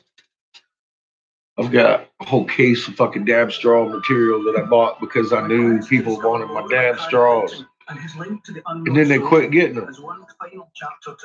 And then this is who quit getting them. Now they're getting them again. But yay! I still got the material. Got a whole fucking case of it. But I use it for everything else too. It ain't like I wouldn't have it. I just bought an extra case of it. So I had two. I only got one now though. But it's that tubing that I use for everything. For down stems, I use it to hold collar and all kinds of shit. Football all being at the same time. Sounded a slap when they hit the rifle all being at the same time. But it just so happens to be the perfect size for making dab straws Making sure that the too. cues for the band, the MC all work. And if on the day we have to speed up or slow down the ceremony, we've got a small. It's just that shit's so tedious. I never like doing it. I gotta turn on the heavy metal music. As Remembrance Day draws near, I'm still on my I might be able to get by with tiny bubbles and make me a little. Haven't tried I've lately. tracked down the source who sent the memorial's director, Brendan Nelson, the copy of Harry's letter. I know I've done it in The Galveston original of the letter actually for a couple of exists hours. in anyone's hands at the moment. That was funny.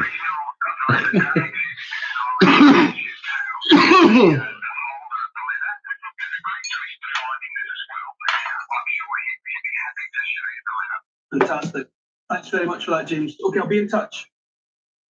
Thank you. Bye for now. Bye.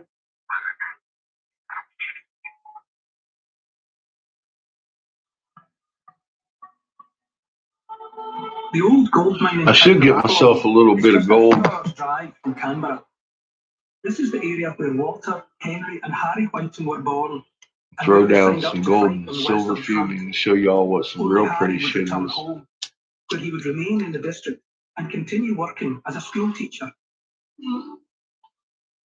Local historian James Hayes has agreed to help me find Harry's original letter. What's a dab straw? From this peaceful rural background, to be transported. Well, if you don't know, I can't tell you. Into another world. See, it's one of those.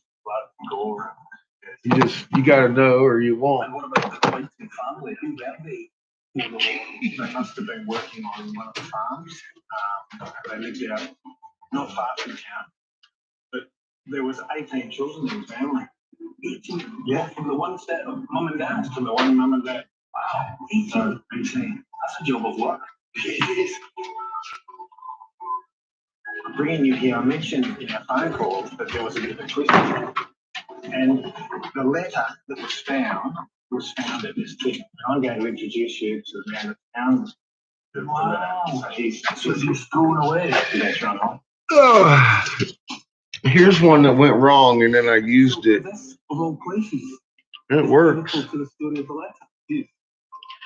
That's a dab straw. Some time ago, Peter and Elizabeth See, that's not a bowl. That's actually resin you're looking at on the inside. That's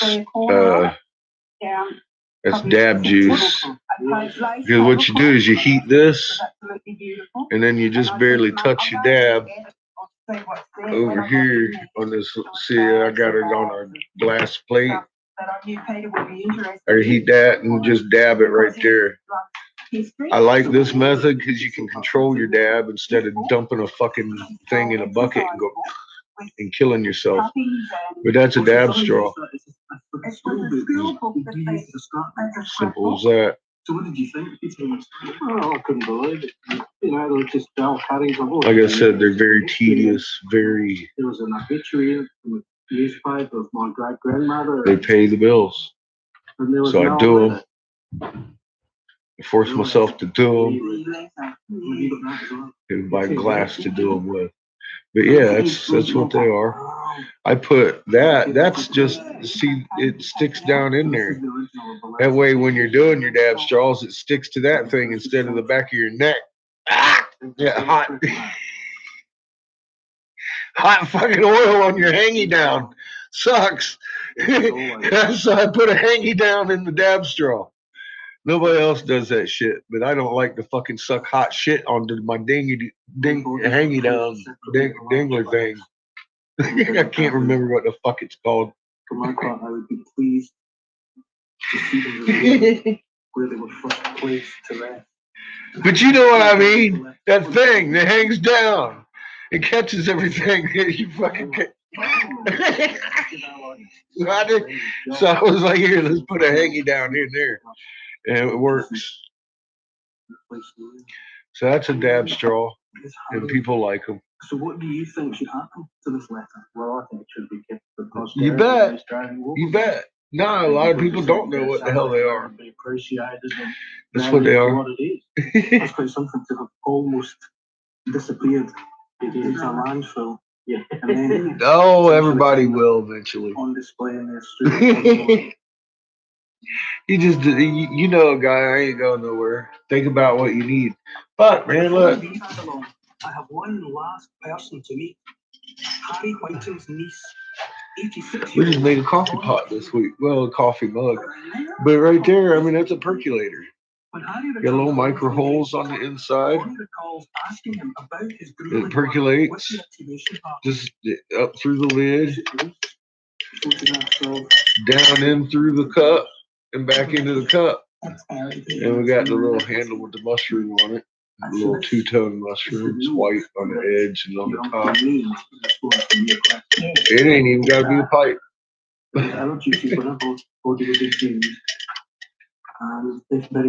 gotta remember to take that with me tomorrow because these are for medical places like these because they sell the coffee and tea that are infused with the THC infused coffees and teas, and you need a French press or a percolator to make that happen because it doesn't get, like Mr. Coffee won't get hot enough to release the THC or the oils in the bean. That's why Mr. Coffee doesn't give you a full, rich flavor of coffee like McDonald's. McDonald's is well aware that you gotta heat it up to get the bean to release the oil so it floats across your thing and you go, that's good coffee. That's the secret. Mine is the lazy man's French press. You just put it on the fucking stove and come back later. And then just at the moment when it might have been lost forever. Yes, nectar collectors. I've heard them called that too. Nectar collectors and dab straws, nectar collector. Until finally it could be put into the collections of the Australian War Memorial. It's a sequence of events that absolutely makes you say, that was meant to be. No, I don't do online 100 years Clayton. ago, the horror of all ages came I together. can't do anything electric. Open the curtain on mankind's greatest sexual life. We've all seen that. 'Cause people do buy my stuff. I just sent out stuff this week. A couple of things last week, week before. Made a chess set. One of my viewers bought, and just, I mean, yeah, all sorts of different things. But, yeah, I don't have I send people, if you need an online store or an actual store that will ship overseas without any trouble, because I'll give you trouble. Ask Cat. I'll make you find out how much it is from your end, because my end's expensive as fuck. I'll make you do your homework. If you live in the U.S., I just go to the post office, fucking drop it, pay it, go home. Man, and fucking overseas shipping is insane. Fucking insane expensive. So, just letting you know. But anyway, Anna has stuff that I don't have. I mean, like unique stuff, and she gives the same. She gives you the reason I deal with her, and I have dealt with her. It's called Rigs. It's called Rigs for Us in Denver. Rigs for Us in Denver. Well, she's got some stuff that, let me show you. Ain't nobody got, because she buys a lot of my high-end stuff.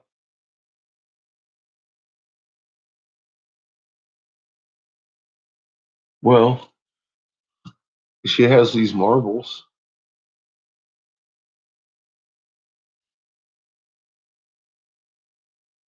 And there's another side picture. A little spider and a flower and a mica marble. There's another view of them. Same marbles. Just 3 different views. Because here's a shot of it.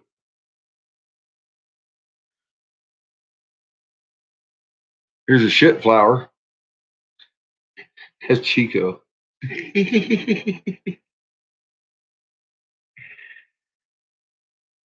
Patches was upset with it.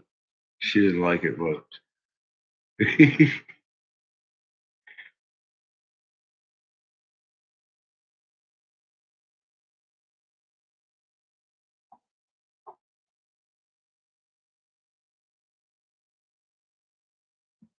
So here's some of the bubblers and rigs that she's got.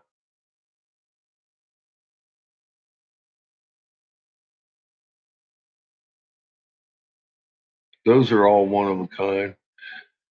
Now she has a Buddha coffee maker and a regular plain one, and then she got a face hugger pipe and the jar seed thing.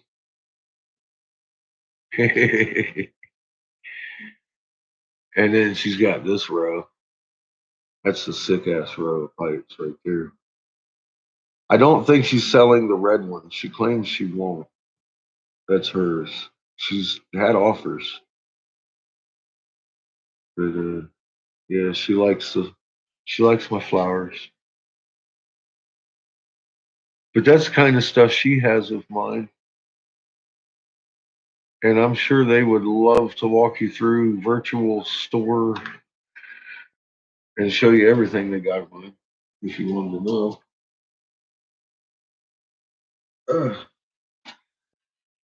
But those items will never be reproduced because they're one of a kind fucking art pieces.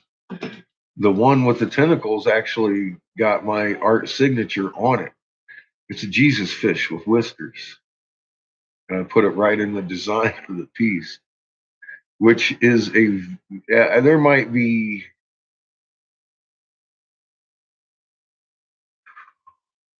There's probably less than 3 dozen pieces floating around in the world with my actual signature on them.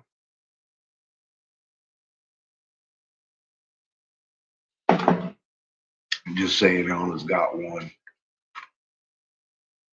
And it's that octopus tentacle piece. Because it was seascape, you know what I mean? And I was like, oh man, how could I not? And it was sick. Did you see it? It had tentacles on it. I love that piece, personally. I really like that piece. It was one of the...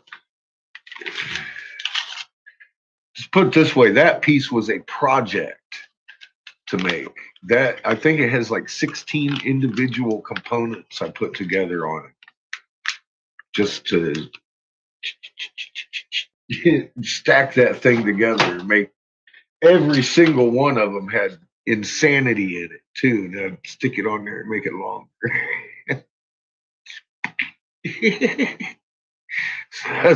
That's what I like about that piece. It's just, it really does. It's sick. So this is something new. This is Swisher Sweet leaf, and they actually use the leaf instead of their wrap.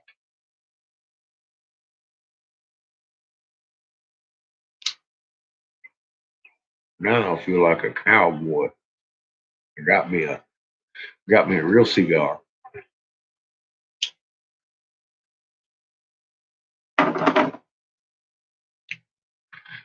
Can't even taste the difference. You sure that's a real leaf? Yeah, that's a real leaf. I didn't know Swisher had a real leaf cigar. Now I do. I got 3 for the same price I usually get 2 of their stupid fucking man-made sheet things that they put around that tobacco. Huh. That's even cheaper. I like that.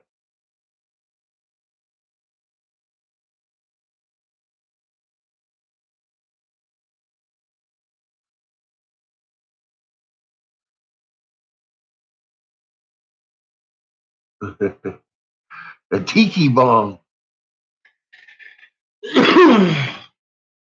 That's funny. Have you seen the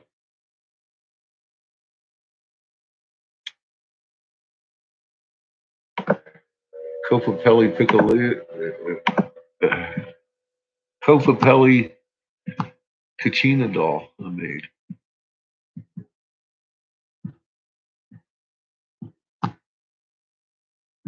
I didn't do that one live, but I did that for a friend on Facebook. I wasn't really doing videos at the time. It wasn't all that long ago. It's like a couple years.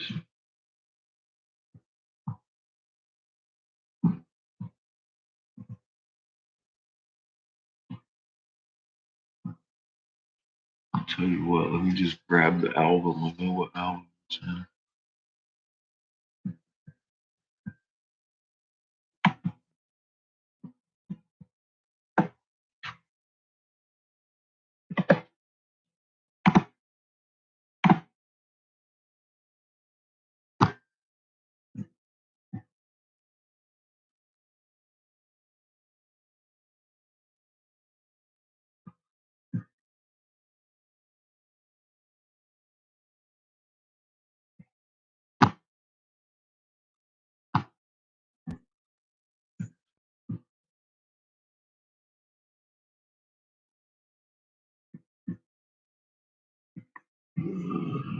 Wrong album.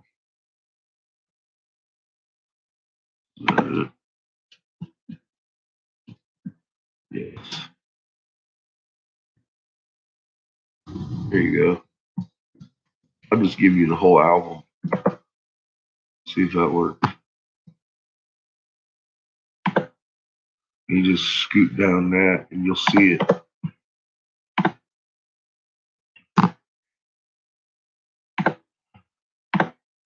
It's right at it's pretty close to the top of the page.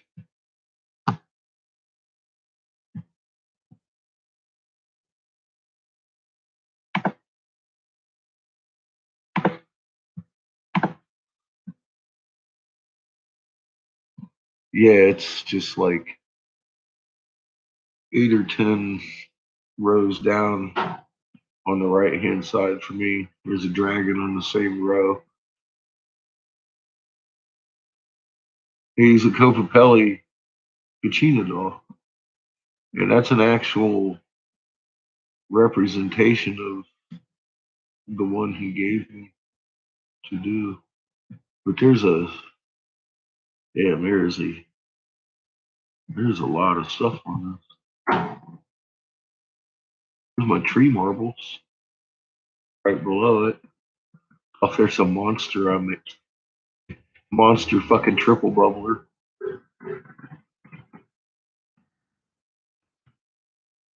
There's another octopus piece. That's one of my favorite pieces I've made, that rig right there. Fucking beautiful. If I would have kept a piece, it would have been that one. And that one. The fucking Christmas bubbler. It was beautiful. It was fucking beautiful. There's another one. Oh my god. And the bow and arrow pipe. I forgot about that shit. There's my Kraken and my spider. I showed you all the spider the other day. Oh, this is all those pictures again. The teapots and everything. There you go. There's you a good sample pack of some shit I could do.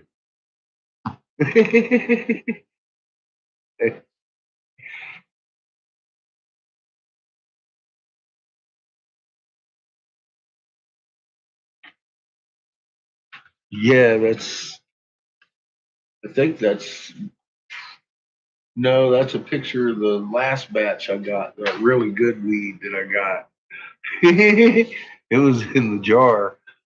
Yeah, that Copapelli is probably about 5 rows below that.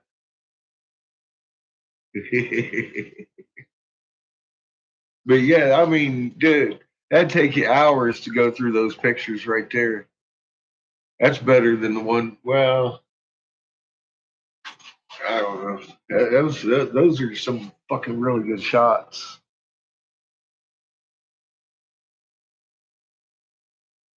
Yeah, the one with the black polka dots. Yeah, I love that. That's a nice piece. I've made a few pieces that I'm like, man, I don't want to really sell that shit.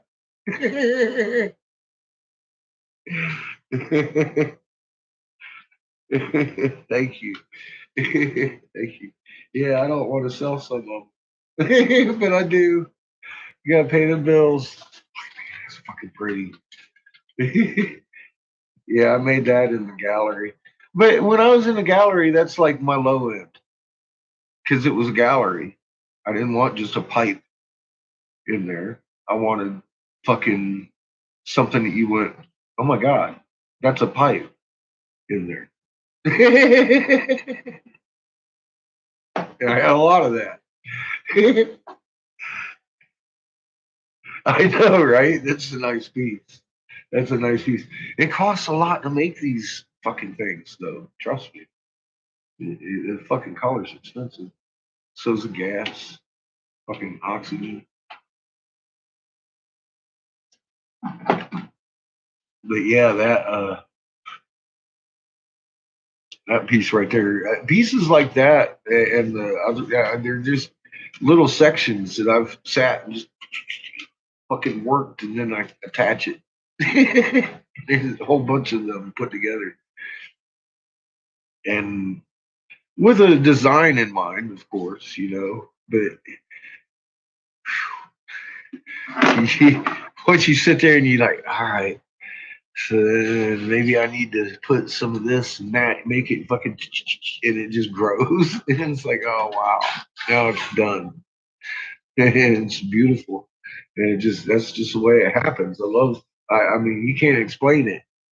Really, you just gotta watch it. I've made a couple of them on TV here.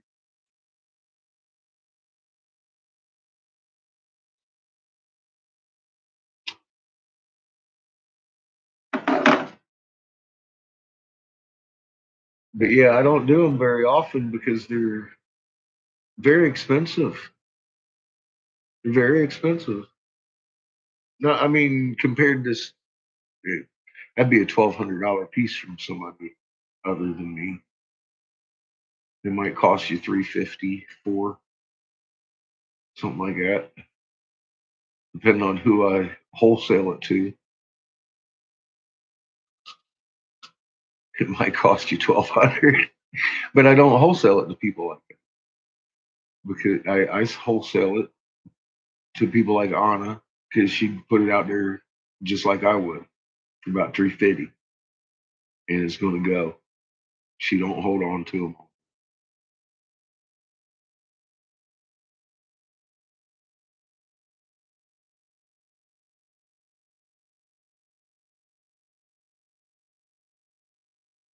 Thank you, Nova.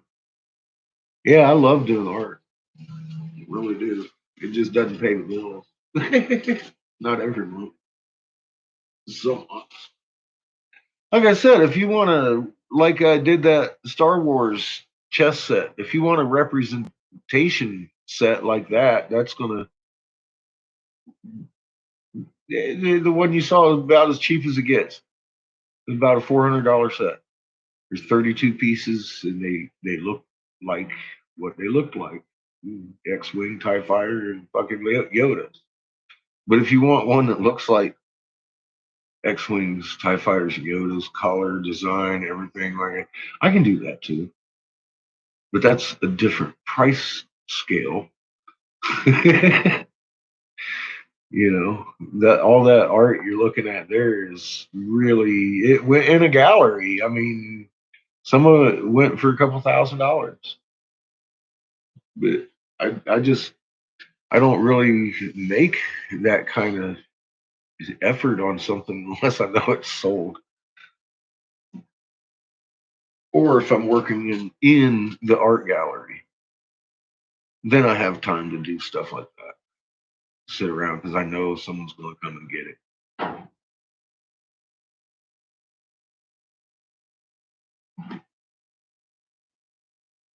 I made front and back page in the Galveston Gazette, and next day the Mercedes were rolling up with the ladies getting out of them talking about where's the art. And everybody loved the live glass blowing because I was always in my booth out front blowing glass, usually with some reggae dubstep or some fucking Tiny Bubbles, depending on what mood I was in. And I'd always give somebody a science lesson, you know, how to make a mushroom or something. I'm standing there talking to them. They'd be all oohed and awed, and then they'd have to buy something, at least the mushroom I just made. That was one of the traps for people with a kid. They'd come in, I'd be like, "Hey, how you doing? You all watch me make a mushroom while your mom and dad walk around?" Because there's pipes back in there. I know mom and dad are already tender. We had a conversation at the door. I used to set one of my percolators up there, bubbling on a hot pad, and they'd be like, "Oh, what? Come on, fucking potheads!" And I'd be in the front blowing glass, and I'd hear this shit. And that's why I put it up there, because I'm sitting there waiting for these motherfuckers to say something like that. Catfish. I got me one. And I'd be like, "Oh, hell no, it's a coffee pot. What are you talking about? That's a coffee pot, dude." And they'd be like, "What?" I said, "Really?" And they'd literally turn around, come around and look. And they'd be like, "Oh, wow, man." And then as they're turning around, come around and looking, I'd be like, "Yeah, yeah, man. Since they found the cure to cancer, now every gas station in town got a freaking pipe. I had to figure out something else to make. You like coffee, don't you?" Then they're laughing at themselves. And they start walking in the fucking store. And show their kids how to make a mushroom. And then they would not let mom and dad leave the store without purchasing the mushroom that the crazy old man made them. It was fun educating people because I was trying to legalize medical at the time. That's what I was doing there. A friend of mine had an art gallery and he wanted me to run the art gallery for him while I was doing that. And I did. And the day it passed, I started packing up and getting the fuck out of Texas.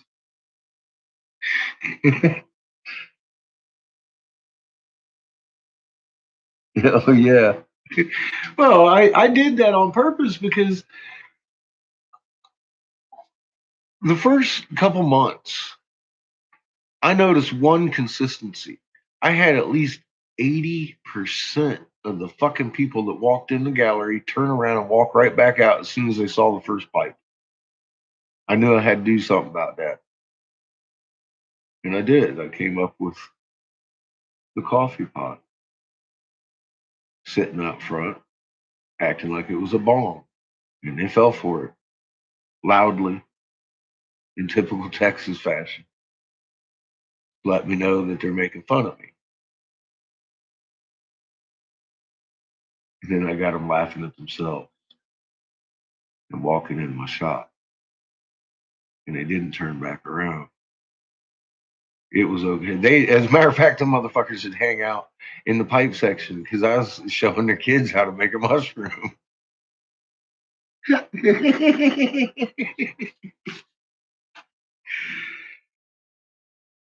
Psychological. You gotta know what makes people tick. And I had to get rid of the devil's lettuce and all that shit if I was gonna make it legal. Then I found out I was barking up the wrong tree anyways. But I kept educating.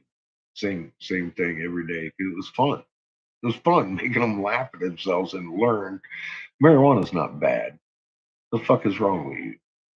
And they would. They'd laugh at themselves. But me doing that with the coffee pot was exactly that. What the fuck's wrong with you? Marijuana ain't bad. Seriously. That's what I was doing. What the fuck is wrong with you? This fucking coffee pot. You're so fucking brainwashed. And they would laugh at themselves. And that kills that. It kills it. They're done. They're done hating marijuana now. Never again. So that's how I work. That's what I was doing my whole adult life. Educating people on marijuana and the benefits of it and how we should probably have never been subjected to life without it.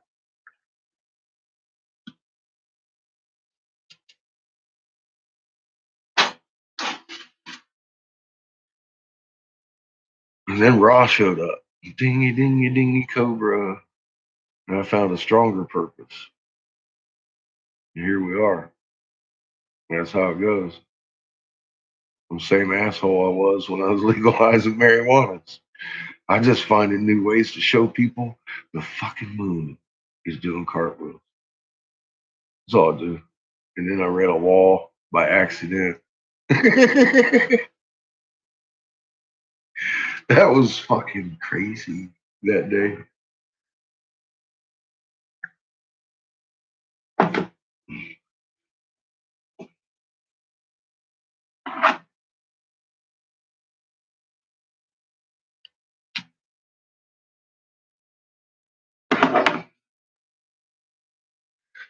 You know, I got a Republican to sanction and legalize the first fucking hemp bill since the Tax Act.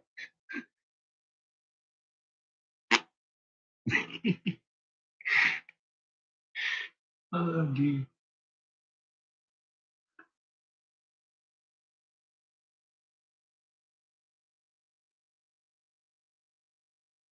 Yeah.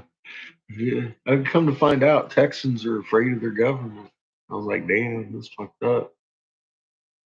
Thought you don't mess with Texas. He's like, yeah, you don't mess with the Texas government. I was like, damn, you know, last I checked, you were supposed to be the government.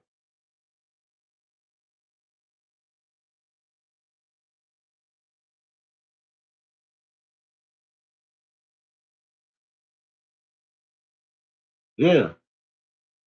We're all adults. We should be able to handle helping each other. There shouldn't be strife. There wouldn't be crime and shit. Everybody fucking working for a better goal. Each other. Making sure your neighbor's got food. Your neighbor's making sure you got food in a house or fucking whatever you need. Shelter. Fire for your fucking fireplace. We're 7 billion people. You tell me we can't make this fucking work? There's room for at least 10 times that many people on this fucking planet. Number one, we got to stop doing what we're doing to make it happen, make it viable. And that begins with planting hemp every fucking where. Because that's our food.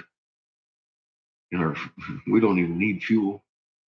We could use the clothing, building materials. I have been this. I've been preaching a long time on hemp and how we need to fucking stop this shit. We feed the world. Now we got magnets to run everything for us. On top of it, we're back on top of the world. We just don't know it yet. Hemp rope, hemp soup. They call it gruel. It's pretty good shit. Hemp seed is really good stuff.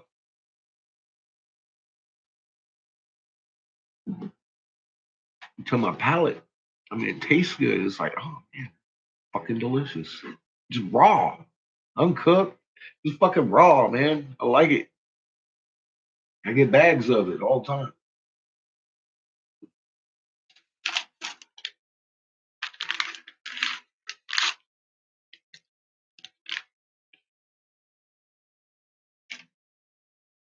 You got hemp in a magnet, you're in there. You got your electricity and your food. It doesn't have to be as complicated as it is. They make it like that because they need us divided. How else could they divide us if they didn't cause strife like they do? They couldn't.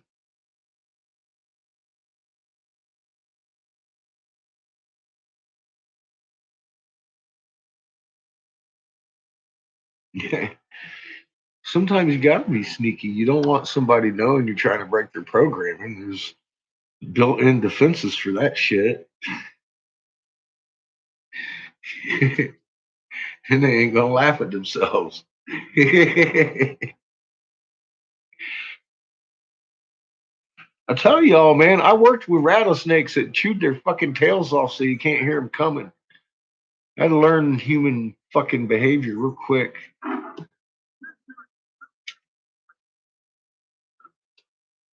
Wanting to legalize something that everybody thought was deadly poison that isn't. I mean, when I got started, it wasn't legal anywhere.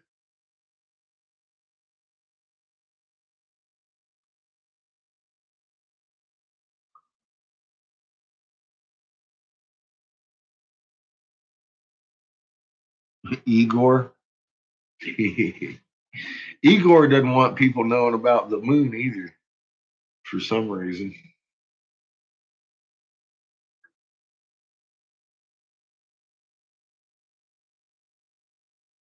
Been telling that guy for years about it.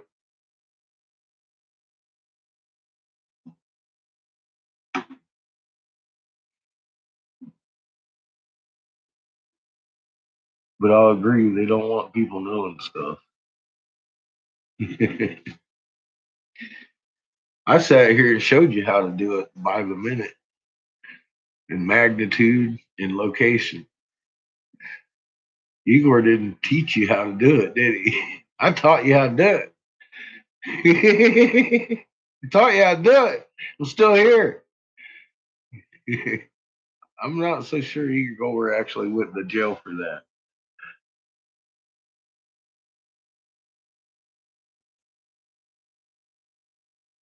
He may be a good one. I don't know, man.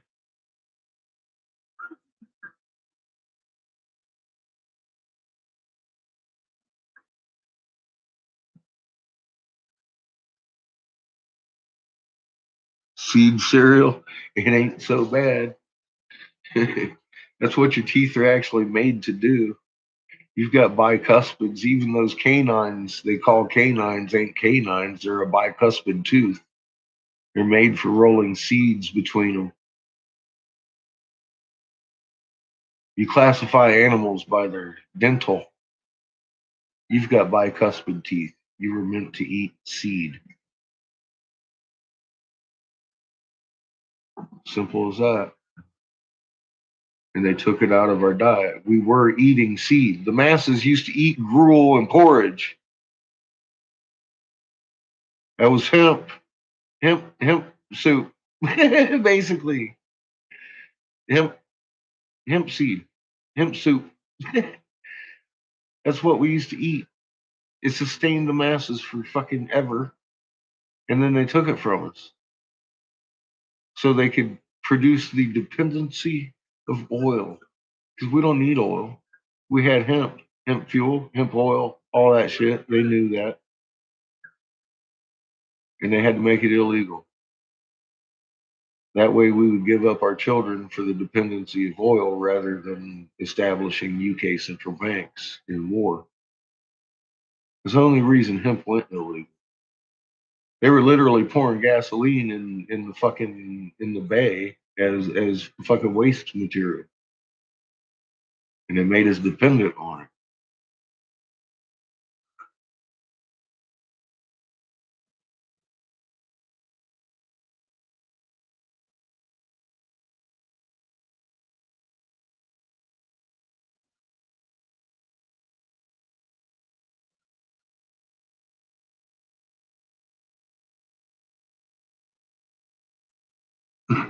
Did they sprout?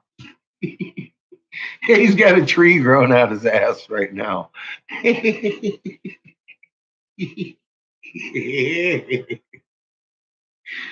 Oh shit. Now your dentation screams, I bite into something to get the seeds.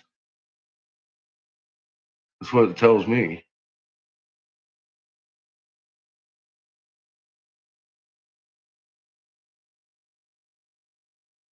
Anybody with a bicuspid tooth, that's what they do. They eat plants and seeds.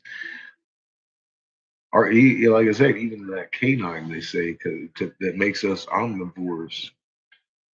That's not a canine. It's a bicuspid tooth. Canines are pointy teeth. That is not a pointy tooth. That's a bicuspid tooth. There's two sides to that tooth all the way back.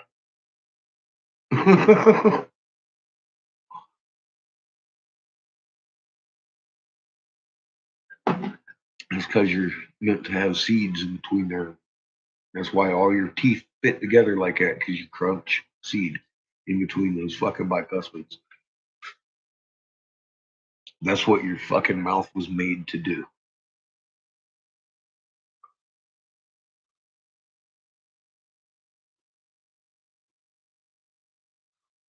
The hemp seed also has every single nutrient and then some that the human body needs. Your proteins, your fatty acids, your amino acids, your vitamins, all those essential oils, everything.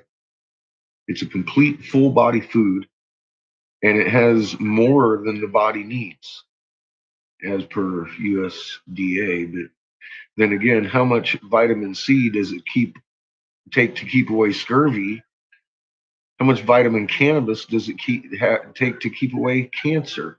It's not a miracle drug. It's supposed to be our food.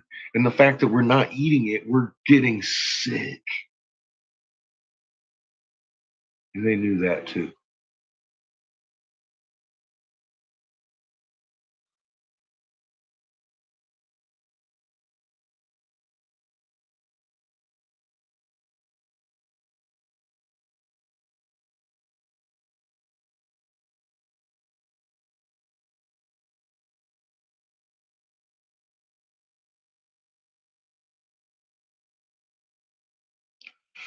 Yeah, I've heard that too, but it's never really worked for me too well. Get rich. I just put them in a dark room with a ripening banana for a couple of days and bring them out, and they're generally female. You take a green banana and let her go yellow. She's putting out female, well, plant estrogen, and it's leaching into your seed. That's how the big seed people do it. Simple as that. Plant estrogen, and they soak their seeds in it. So that's what I do. And the best way to do that is a banana that's going ripe. Because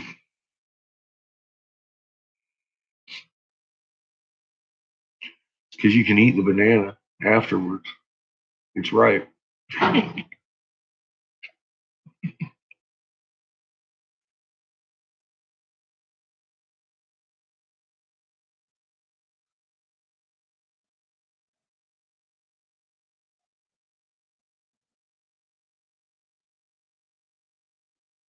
I've got hemp seeds.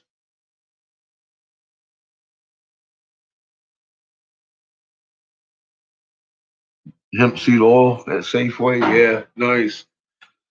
Yeah, I was getting bags of the fucking hemp seed at Walmart, and then Walmart pissed me off. Then I found out Amazon actually sells the same bags a buck cheaper than Walmart,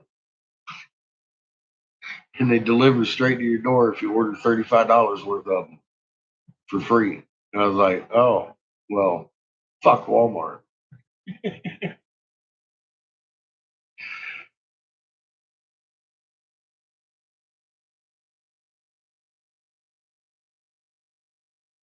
The anarchist cookbook. Well, never tried to eat anything out of that. But yeah, I've read it. Found it very interesting.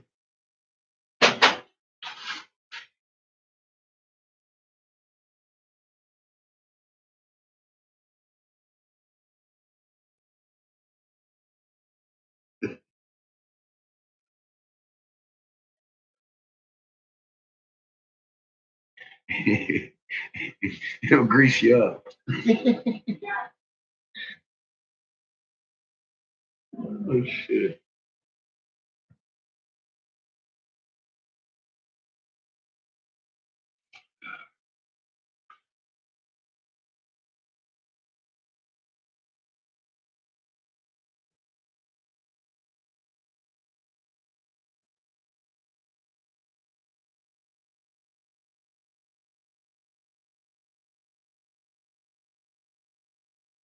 Thinking of what marble I want to put on this thing. I'm definitely putting marble on it.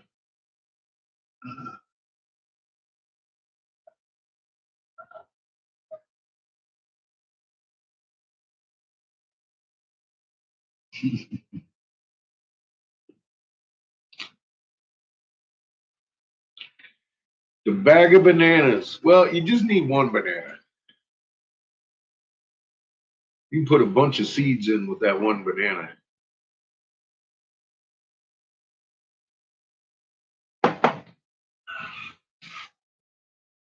Generally, I always say 3 out of 4, but it's more like 9 out of 10 of your seeds are going to be female. I've only had like maybe 2 come up male since I started doing that. I've grown a lot of weed.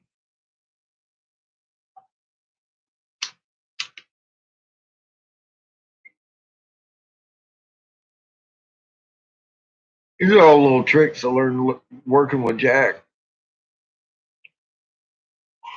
You don't clip your fucking root. You pull your root, clean the ball off a little bit, and then dip your root in boiling water real quick. Hang that motherfucker upside down 3 days later, then clip your root. Let it dry as normal. That's it. Because you don't cook it, you just dip it. Done. And that plant says, oh, fuck,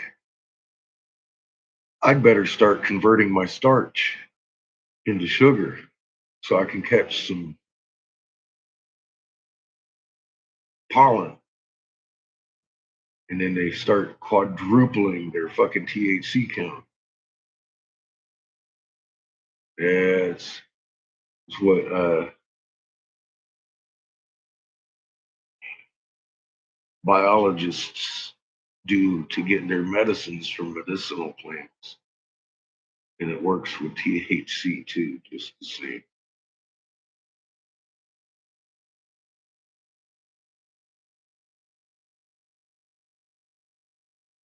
Yep, I'll germinate it right in there with the banana.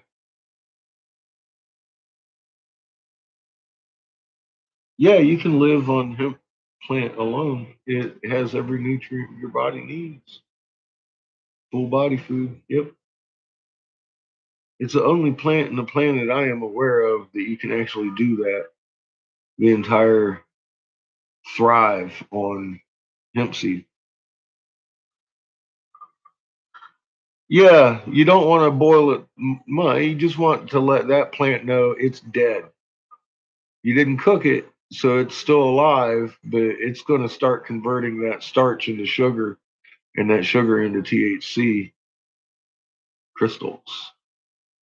And that's what you want. That's how Jack Hare fucking won Cannabis Cup 4 years in a row. He was dipping. He was dipping. There's a few different tricks, you know. Like I was telling people the other day, if you want to really tease your plant and get it going, wait until it starts producing the crystals real good, and then get yourself, you know, a Q-tip, get yourself a little bit of pollen on it, and put that Q-tip in a Ziploc baggie. Go strip down, take a shower, fucking get in new clothes, then go into your female room. Take that Q-tip out and touch one of the buds with it on every one of your little plants. Then put it back in your thing and walk the fuck out of there with it. Because you only want a couple of seeds in every plant. That's going to tell the plant there's pollen. Guess what it's going to want to do? That's right. Produce more THC. And you got a couple of seeds in there for your next batch. Just remember which strand you put it on. You can harvest that seed too. You mark it. It's my fucking seed branch. And generally, that's the only bud that's going to get seeds in it. That branch, anyway. Then you dip them. You're going to have more THC on that fucking plant than plant by the time you're done. If you go do those two things.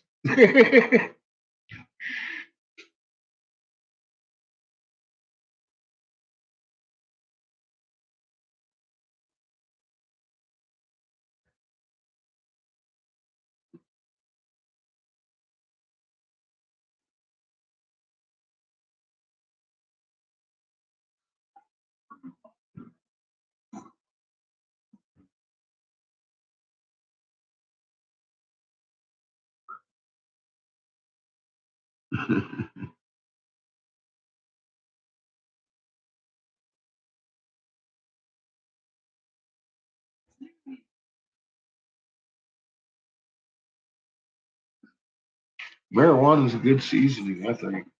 I like putting green butter over my fish and wrapping it so it steams right into that shit.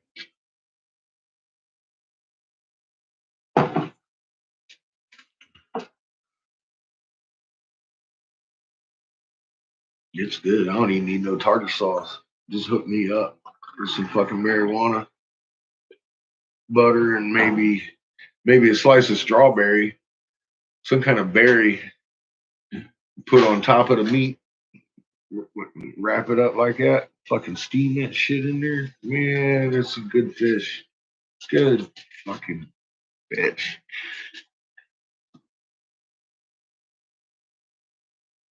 Mm.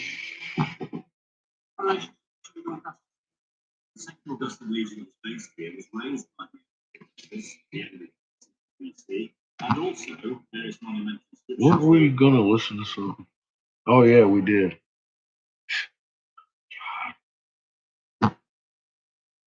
Already did. It was pretty lame, wasn't it? Yeah, it was alright. For what it was. Anyway. Doesn't seem like any other educationals been popping up today. Been a slow day for educationals.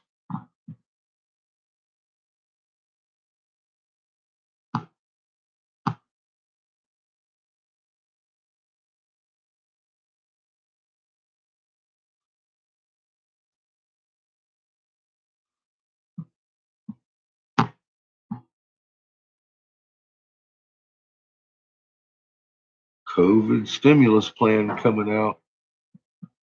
We're all gonna get some more money. More money, but we're gonna have to take a shot first, probably. I don't know.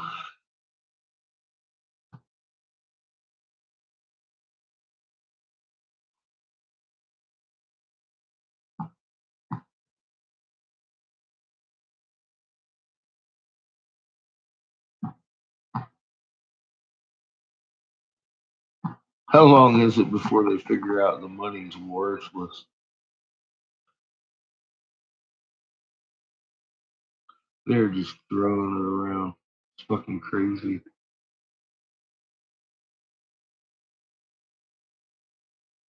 I love interns.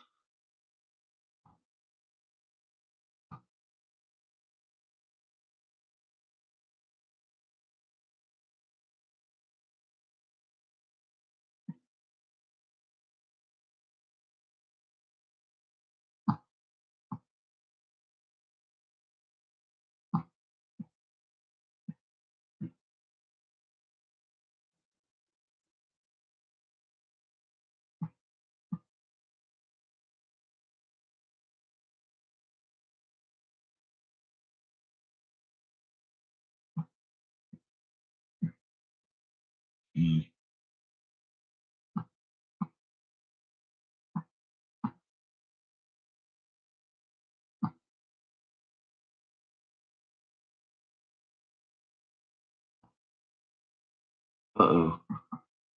New telling of the story of Hannibal. I don't know.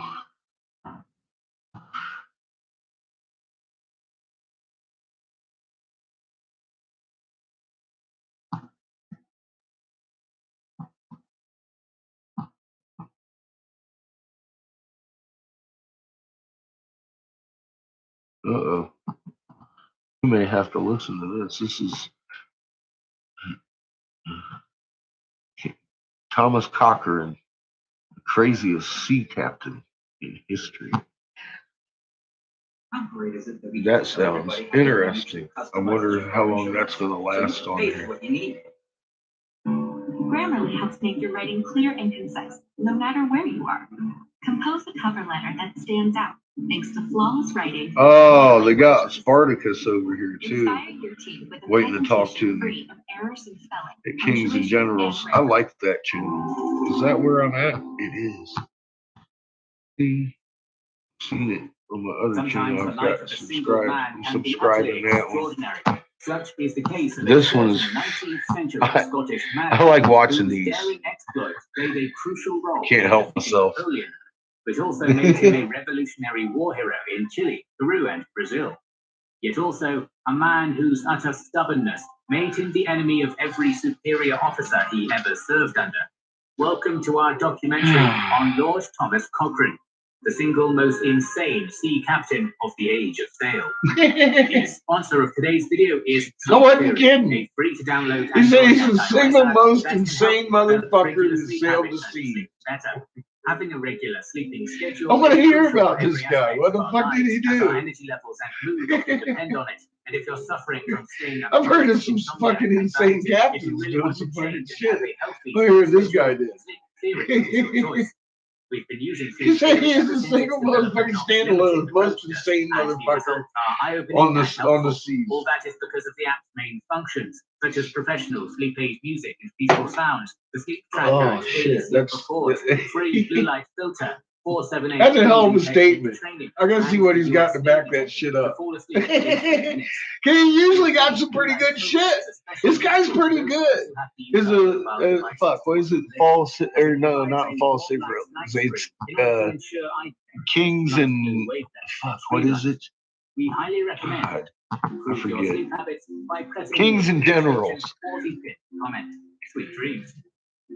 Thomas Cochrane was born in 1775. I like this shit. Scotland, to Anna Cochrane and the 9th Earl of Dundonald, Archibald Cochrane.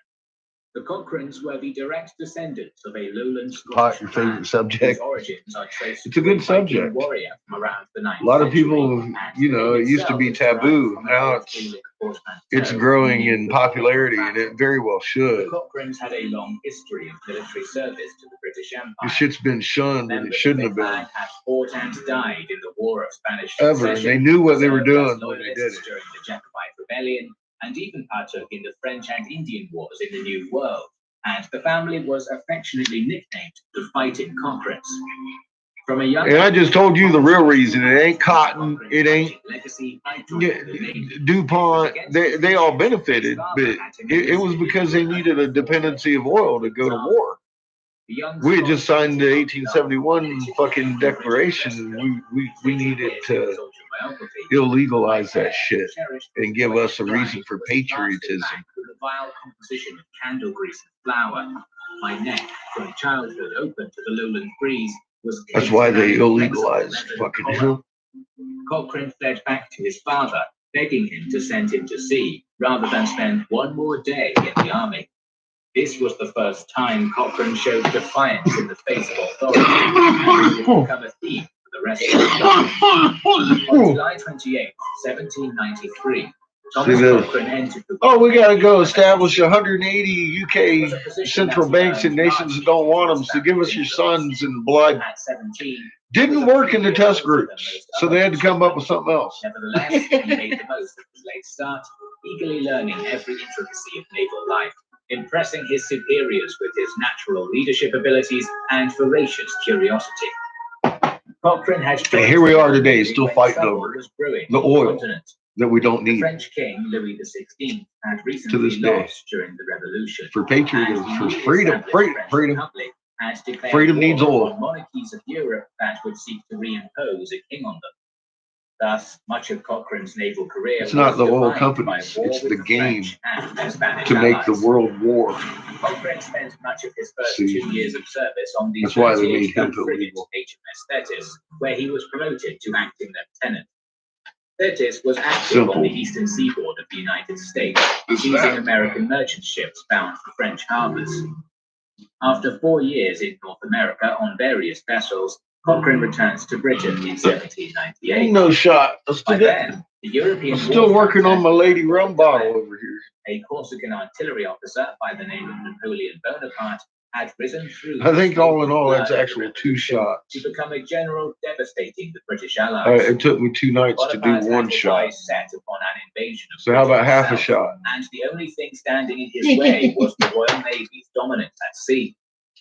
Meanwhile, other big names among British seamen were making names for themselves, as Britain was still celebrating Horatio Nelson's victory over the French at the Battle of the Nile. This only further invigorated the fighting Scot to seek out glory of his own. Luckily, Cochrane's connections in the Scottish aristocracy managed to get him appointed as an 8th lieutenant aboard the HMS Barbara, flagship of the British fleet in the Mediterranean, captained by the acting admiral, Lord Keith. For around a year, Cochrane served... That's the only reason they made it illegal, honestly. In southern Spain, managing to keep a fleet of 20 Spanish warships blockaded in Cadiz. Meanwhile, many of Cochrane's peers... Don't get the shot. Don't get that shot. And his enmity would soon come to a boil. The young Scot found himself butting heads with the Barbara's... Don't get that shot.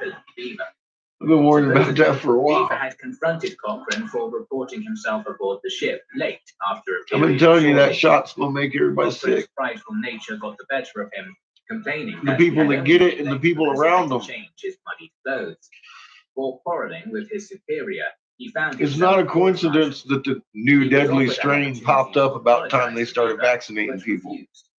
Nevertheless, not a he was still coincidence. acquitted by Lord Keith, but the incident Engineered would cost him. He that was way. now on his admiral's bad side. In January of 1800, the Mediterranean fleet was dispatched to Italy to join forces with Horatio Nelson. While ashore on Sicily, Cochrane had the opportunity to meet Britain's most famous admiral. Nelson was a celebrity, and Cochrane looked up to him. Cochrane's autobiography mentions a particularly laconic piece of advice given to him by They've Nelson. done it before. Never mind maneuvers, always go at them. Cochrane would take this advice to heart. A month later, Nelson seized a squadron of French ships off Malta, and Cochrane was tasked with delivering one of the prize frigates into British hands at Port Mahon through enemy-infested waters. A storm nearly sunk his quarry, but he prevailed. For his success, he was promoted and appointed commander of the HMS Speedy. Unfortunately, Speedy was a tiny sloop equipped with only a handful of 4-pounder cannons, which Cochrane called a species of gun little larger than a blunderbuss. Cochrane even found his new living quarters impossibly cramped, with barely room to stand straight, sit properly, or even shave. It is possible that this appointment was a form of punishment by Lord Keith, who hoped to shackle the impudent Cochrane to a small, insignificant vessel, dooming him into obscurity. If this was truly the intention, it would end up backfiring spectacularly. The path of destruction that Thomas Cochrane would embark upon commanding this vessel would be the first of many adventures that would cement him into legend. Alright, you gonna give me a pea shooter? I'm gonna shoot everything with it. April 22nd, 1800, with an immediate success. Cochrane was a mere month into his first Oh cruise my when he God, captured I'm a liking French this guy privateer already. vessel off the coast of Peguillan. Within the next 3 months, 3 more small vessels were captured, while dozens more were harried, which put Cochrane back in the good graces of his superiors. Cochrane regarded his early conquests as modest, as he had larger ambitions. Following winter, Cochrane really began to employ his legendary cunning. His sloop had been patrolling the eastern Spanish coast for the better part of December, and on the 21st of that month came upon a vessel they perceived to be a well-laden Spanish merchant. Speedy drew closer to the vessel, only for the target to raise its gun ports, revealing itself as a frigate of war. Cochrane had no intention to risk battle with a vessel far superior in firepower to his, nor was his tiny brig able to outsail the foe. Luckily, he had space and time to spare.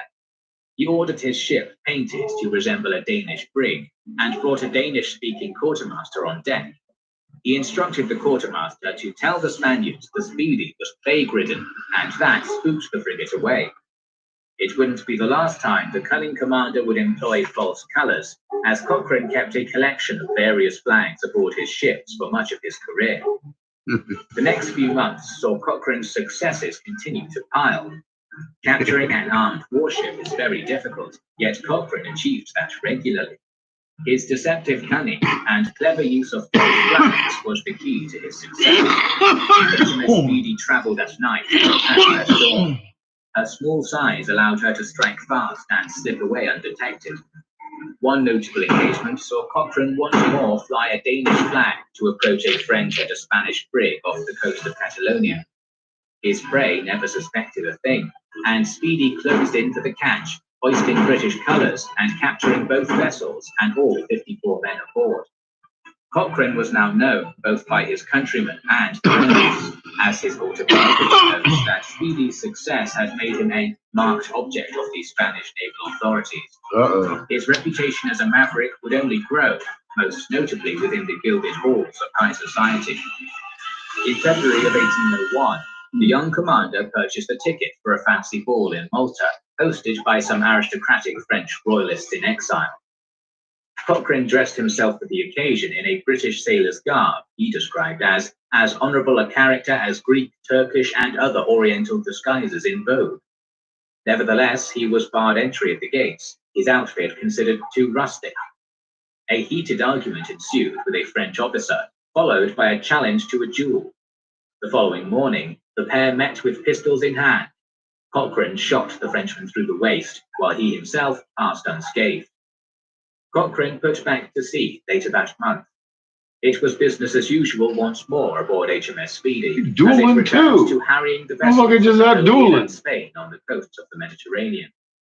By the morning of May 6th of 1801, Speedy had already captured or sunk 17 vessels off the Spanish coast and was now cruising the coasts of Barcelona. There, she came across a peculiar vessel on the horizon and tacked on the breeze to investigate. He found mermaids! As it turned out, it was the El Gamo, a Xebec-class Spanish frigate, which likely had been deployed specifically to eliminate the menace that was Speedy. Cochrane knew his situation was dire, as Gamo was a heavy warship bearing 32 cannon and 319 crewmen. Speedy, on the other hand, had only 54 hands on deck and 14 cannons, which lacked power and range. Admiral Nelson's words rang true in the daring Scotsman's mind. Never mind maneuvers, always go at them. Cochrane ordered his crew to hoist an American flag and make directly for the Gamo. The Spaniards hesitated, unwilling to risk a diplomatic incident by firing on what could be a neutral vessel. This allowed Cochrane to approach so close to Gamo that he could see the whites of her crew's eyes. Speedy's yardarm locked with Gamo's rigging, and from there the jig was up, and Cochrane gave the order to let fly. The Union Jack was hoisted, and Speedy unleashed a deadly broadside cannonade at point-blank range. Her guns had been elevated and unleashed destruction upon the Spanish deck, killing Gamo's captain in the first blast. Speedy's proximity made it so her foe's cannon fired harmlessly over her short deck. Sneaky. Musket fire proved an ineffective tool as well in picking off the battle-hardened British crew. Twice the Spaniards attempted a boarding party, and twice Speedy veered out of range and fired another broadside. Cochrane soon realized it was time for the coup de grace, stating, "Our rigging being cut up and the Speedy's sails riddled with shot, I told the men that they must either take the frigate or be themselves taken." And so, Speedy once more latched onto Gamo, and Cochrane and his crew blackened their faces with soot so as to appear more terrifying. From there, the British boarded the frigate from the bow and stern, a fierce melee of pistols, axes, and cutlasses ensuing, with Cochrane at the center of it all. Always a quick thinker, the daring commander ordered his men to haul down the Spanish flag flapping over the mainmast. This was a brutal strike to Spanish morale, for they now believed their officers had given up the ship and laid down their arms to surrender. Gamo was taken as a prize and sailed to Fort Mahon. Following that, Speedy continued upon its cruise of destruction. By July of 1801, she had captured, sank, or ran aground a mind-boggling 53 enemy ships. It's boggling my mind. The motherfucker's just a fucking terror out there. Oh my god. It took 3 massive French ships of the line, bearing over 70 guns each, to capture the tiny sloop. This motherfucker's crazy. Cochrane was taken aboard one of the warships, to say, and presented his sword to the captain. The Frenchman declined for his foe. That's scream for the vaccine. Would not take the sword of an officer who he had for so many hours struggled against him, possibly. Cochrane's captors treated him with kindness, and the Scotsman in particular notes the French Admiral, Charles-Alexandre Linois, who held him in high regard, and often asked him for nautical advice. Cochrane witnessed the British defeat at the Battle of Algeciras from the deck of the Dessay, before he was eventually released in a prisoner exchange and sent to Gibraltar. On July 18, 1801, Thomas Cochrane stood aboard the deck of the 80-gun HMS Pompey to face a military court for the capture of HMS Speedy. However, he knew that the slew of unlikely victories he had won on his little sloop outweighed the cost of its eventual loss. Sure enough, Cochrane was honorably acquitted. With that out of the way, he had expected 3 things: a swift promotion to post captain, a shiny new frigate to command, and a return to the bountiful fame of Napoleonic warfare. Unfortunately, none of this would come to pass. The Royal Navy brass dragged their feet, and for 3 months he watched rival officers get promoted ahead of him. Although he was finally appointed post captain on August 8th, he had become resentful towards the British Admiralty, publicly berating the Lord Admiral St. Vincent, an act which would earn him ire from the aristocratic oligarchy that was British Naval Command. Oh, shit. On May 18, 1803, Ire. Britain declared war Earned him on ire. France once more. Cochrane, who had been unemployed during a year-long truce, was delighted to finally be deployed. Unfortunately, his ill-advised aggressions had come back to haunt him, as the vengeful Lord St. Vincent saw to it that the new post-captain was stiffed again. Cochrane was appointed to command the HMS Aram, a destitute sixth-rate frigate which he equated to a flat-bottomed cargo hauler rather than a Royal Navy warship, lamenting that she would sail like a haystack. For the next year, Cochrane was relegated to patrolling Northern Europe, remarking that it was literally naval exile in a tub. However, in May 1804, St. Vincent was replaced by Lord Melville, who had more appreciation for Cochrane's achievements, and in autumn gave Cochrane command of a vessel worthy of his talents, the HMS Pallas. She was a brand new, top-of-the-line, fifth-rate Thames-class frigate, armed with 36 cannons. Her deck was nearly twice as long as the HMS Speedy, and had a crew capacity thrice as large. Pallas was a sleek weapon of destruction. By the turn of 1806, HMS Pallas had become an infamous menace to both France and Spain. In one cruise along the Azore Islands, she had captured 4 Spanish treasure galleons heavily laden with New World silver, depriving the Spanish treasury of millions of dollars worth of capital. Cochrane was then deployed to the coasts around the Bay of Biscay, He's making where he friends. harried a dozen more French vessels. Pallas's most noteworthy action came on the 5th of April, 1806. Cochrane heard word of a squadron of French corvettes anchored down the estuary. The waters and coastline did not make open battle favorable. Thus, Cochrane waited patiently for nightfall and anchored his frigate at the mouth of the river estuary. From there, he appointed his lieutenant, John Haswell, to take 180 of his crewmen and embark upon the boarding boats, rowing upriver along the shoreline under cover of darkness. Sure enough, this boarding party came upon a ship at anchor, Tapageuse, a 14-gun corvette serving as a guard ship for the rest of the French vessels upstream. At 3 a.m., the crew of the Pallas launched themselves upon Tapageuse, catching the Frenchmen by surprise. After a brief but fierce skirmish, the British sailors prevailed, inducing the enemy's surrender.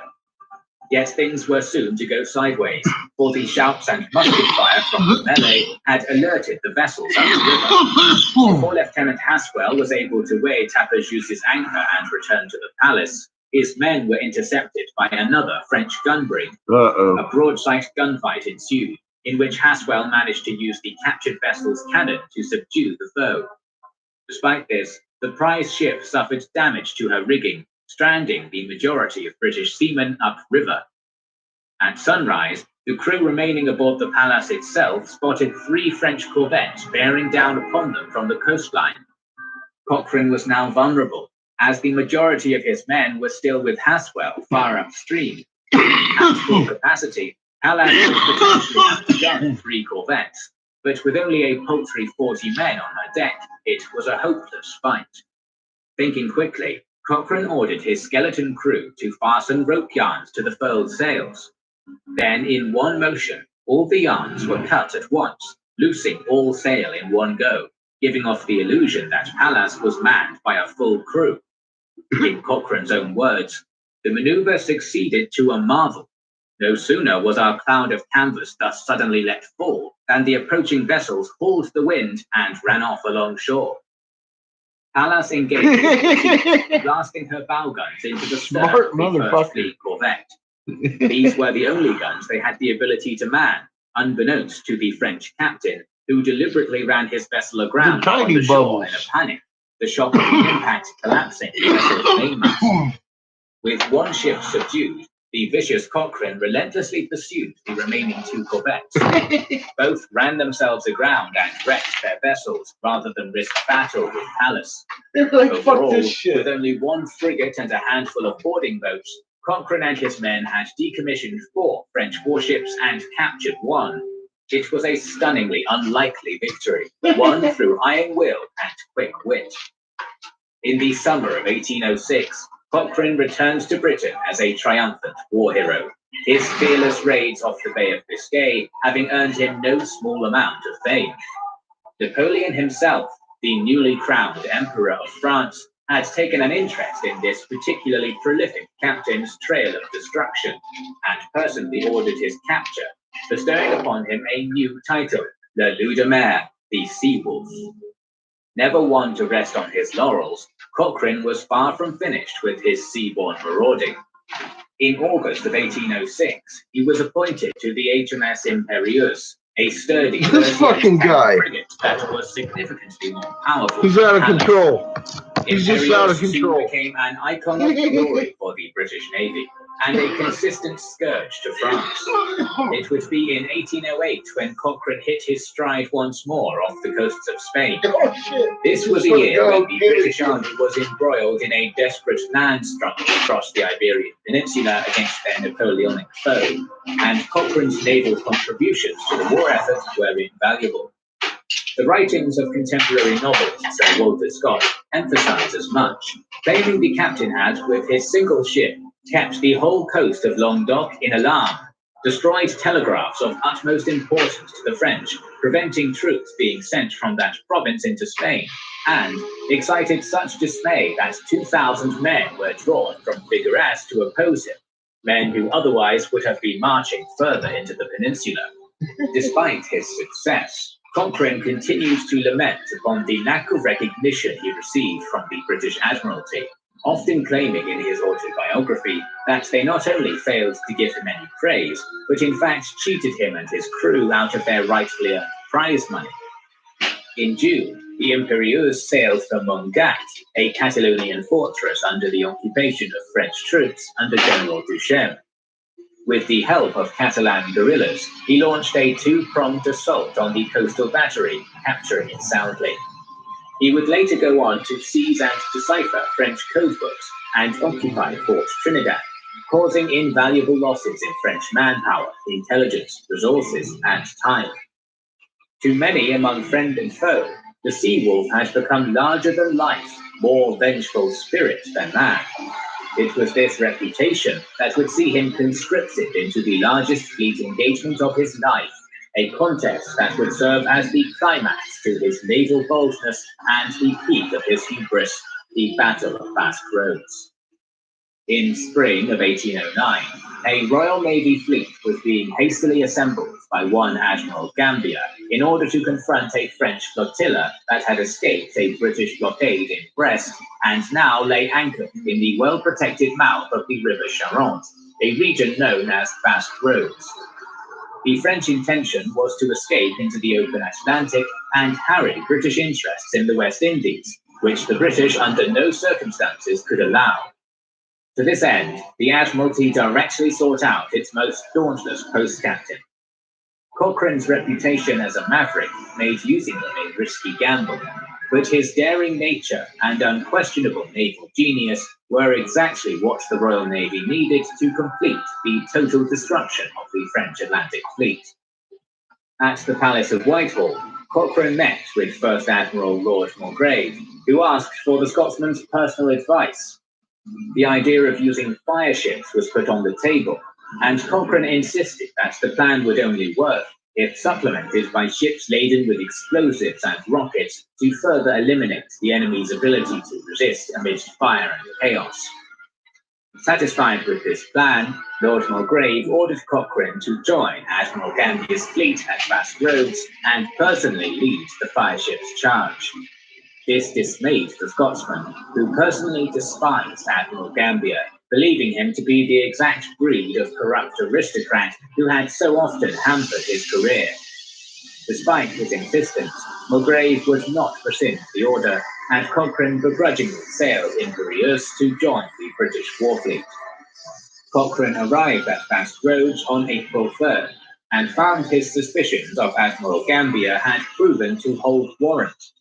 Gambier was a vacillating commander, an evangelical Christian who insisted on distributing religious tracts to his men, making them study them rather than actively planning an attack. The arrival and appointment of Lord Cochrane as head of the coming assault did not help matters. One Admiral Sir Eliab Harvey was enraged that he had been snubbed of the role in place of a junior officer, and fiercely denounced Gambier, calling him a psalm slinger, as well as claiming, "I never saw a man so unfit for the command of the fleet. If Admiral Nelson were here, he would not have anchored in Basque Roads at all, but would have dashed the enemy at once." Harvey had been the captain of the HMS Temeraire. He was a hero of the Battle of Trafalgar, yet he was sent to London and court-martialed all the same. His departure was an ill omen for the British fleet. The two fleets stood 9 miles apart from one another in an indefinite standoff. The French column, commanded by Admiral Zachary Almond, was comprised of 11 ships of the line and 4 frigates, organized into 2 rows, wedged between the tiny hill decks and the perilous shallow Boyard Shoal. Furthermore, a fortified garrison, complete with operational gun batteries, sat firmly on the island's northern edge. With both sides inaccessible to the British vessels, the French had secured their flanks and were firmly wedged in. Realizing there was no time to waste, Cochrane asked for permission to convert the transport ships in Gambier's fleet into fire ships and explosive vessels, which was granted.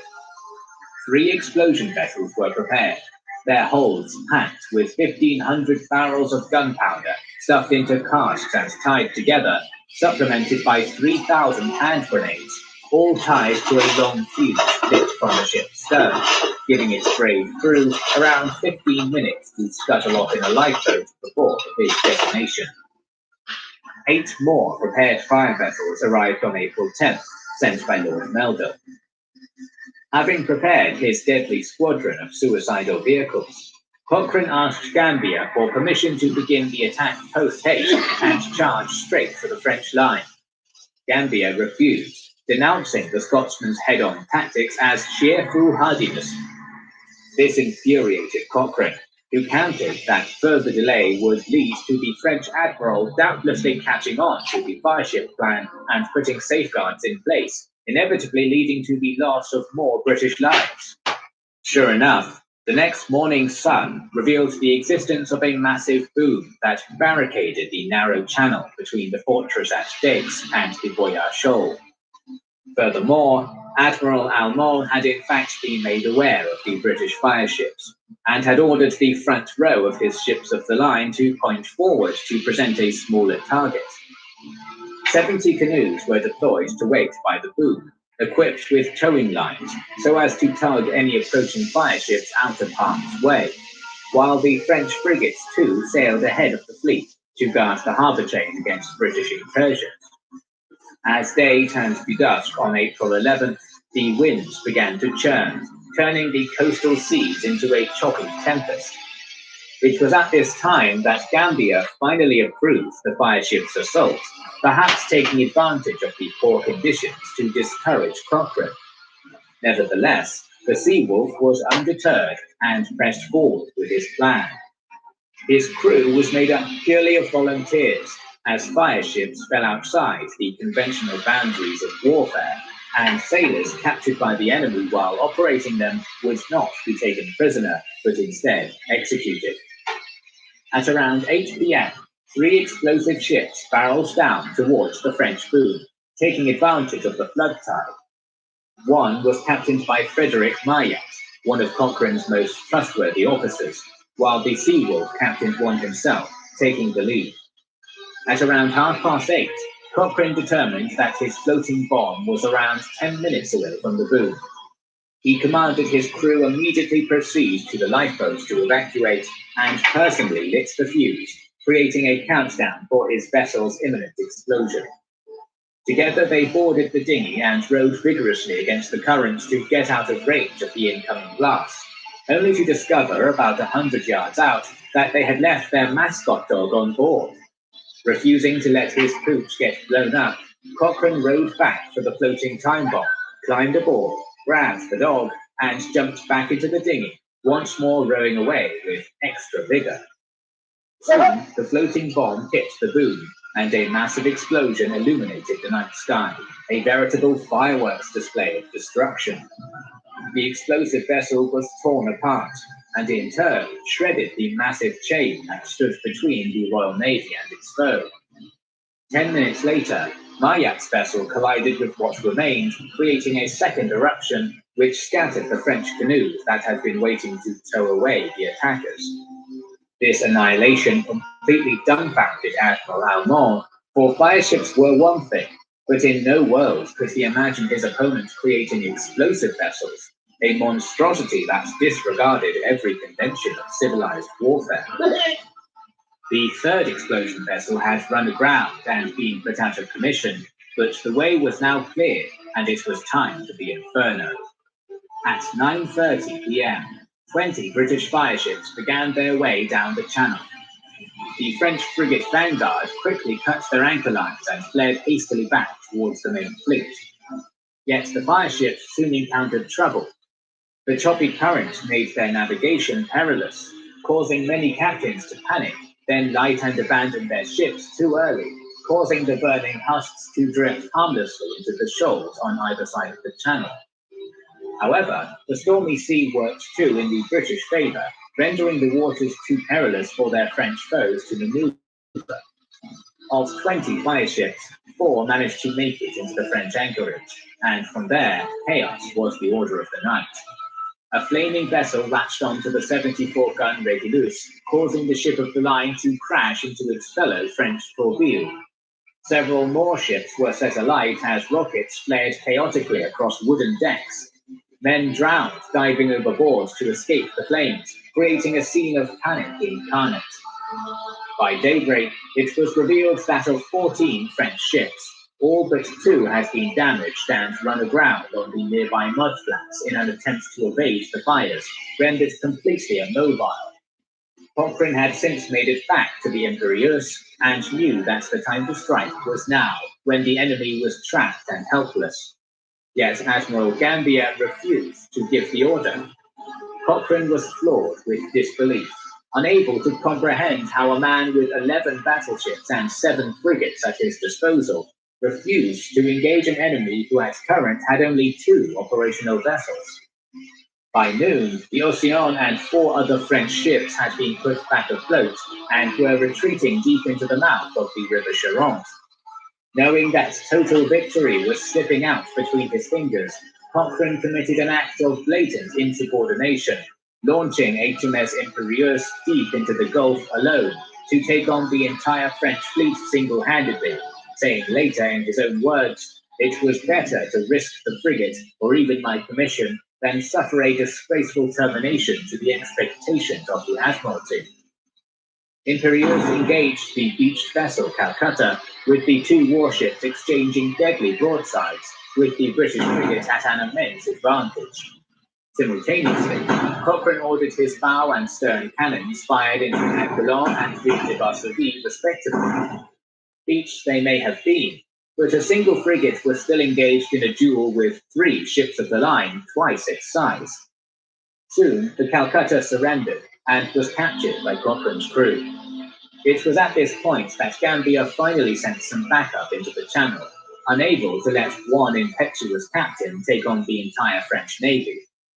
5 frigates and 2 ships of the line entered Basque Roads.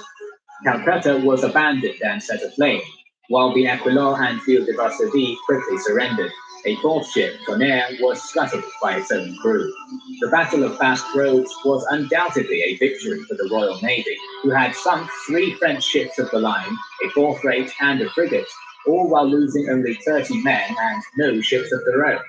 However, had Gambier shown any initiative, the entire French Atlantic fleet could have been destroyed in the space of the morning, whereas now the majority of it would live to fight another day. Cochrane remained infuriated by Admiral Gambier's incompetence, and upon returning to England, publicly shamed him for his conduct. Defiance in the face of authority was nothing new to Cochrane, but never before had he been so enraged or so viciously ripped into the personal character of such a powerful, well-connected man. Gambia demanded a court-martial to determine his innocence.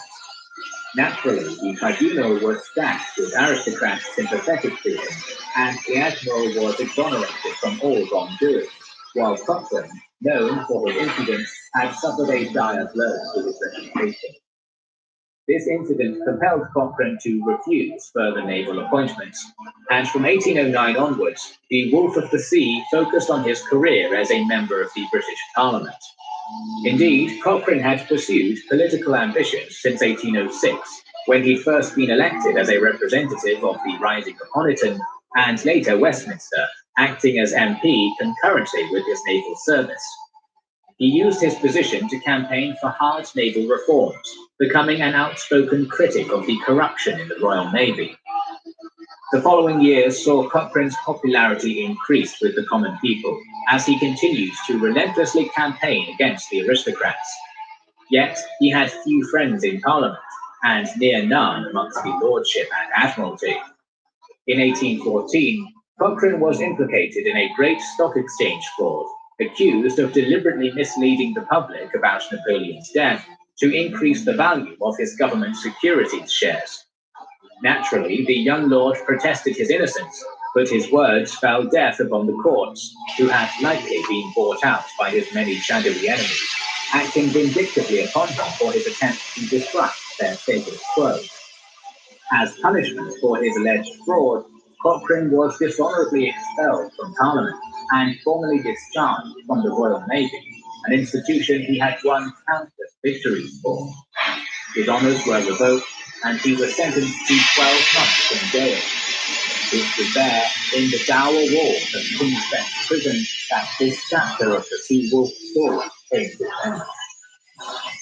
In 1815, Napoleon was finally defeated at Waterloo, and his demise brought an end to the war that had defined the entirety of Cochrane's naval career.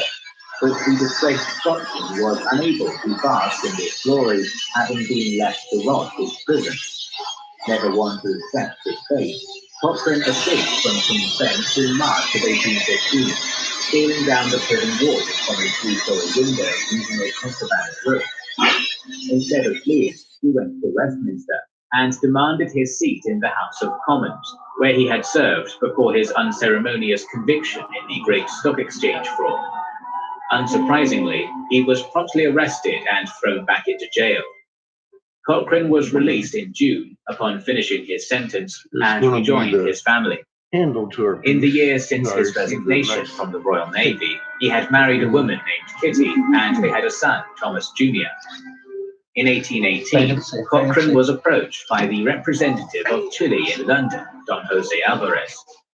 At this time, Chile was a rebel nation fighting for its freedom against Spain. The aftermath of Napoleon's demise saw much of South America rise in open rebellion against the Spanish Empire, fighting in wars made iconic by the likes of Simón Bolívar, who at present was engaged in a struggle to establish republics in Colombia and Bolivia.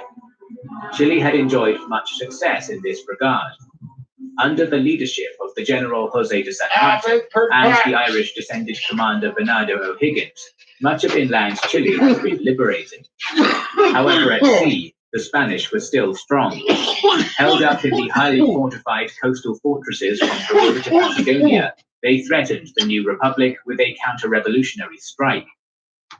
Ambassador Alvarez had specifically sought out Cochrane and implored him on behalf of the Commander-in-Chief of the Chilean Republic, O'Higgins, to assume command of the Chilean Navy and drive the Spanish from their coasts. On August 15, 1818, Cochrane departed for Chile with his family. On November 29th, Cochrane came upon the docks of Valparaiso, the provisional capital of the Republic. Soon he was introduced to the Chilean Navy. It was not much, consisting merely of 3 frigates, 3 brigs, and a sloop. The largest ship was a 50-gunner, O'Higgins, named after Chile's commander-in-chief. Cochrane made this vessel into his flagship. On January 16, 1819, Cochrane set sail upon his first South American campaign. To his great irritation, he found out that his 5-year-old son had enthusiastically stowed himself aboard his flagship. By the time the child had been discovered, it was too late to turn back. he begrudgingly allowed his son to stay aboard, where the sailors outfitted the boy as a midshipman. One of the Spanish fortresses in the region was the harbour town of Callao, where Spanish ships could resupply their soldiers under the protection of a massive beachfront fortress.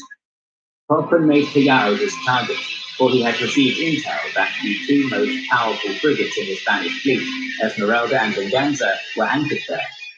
In February, they arrived at the town, which conveniently was celebrating a carnival.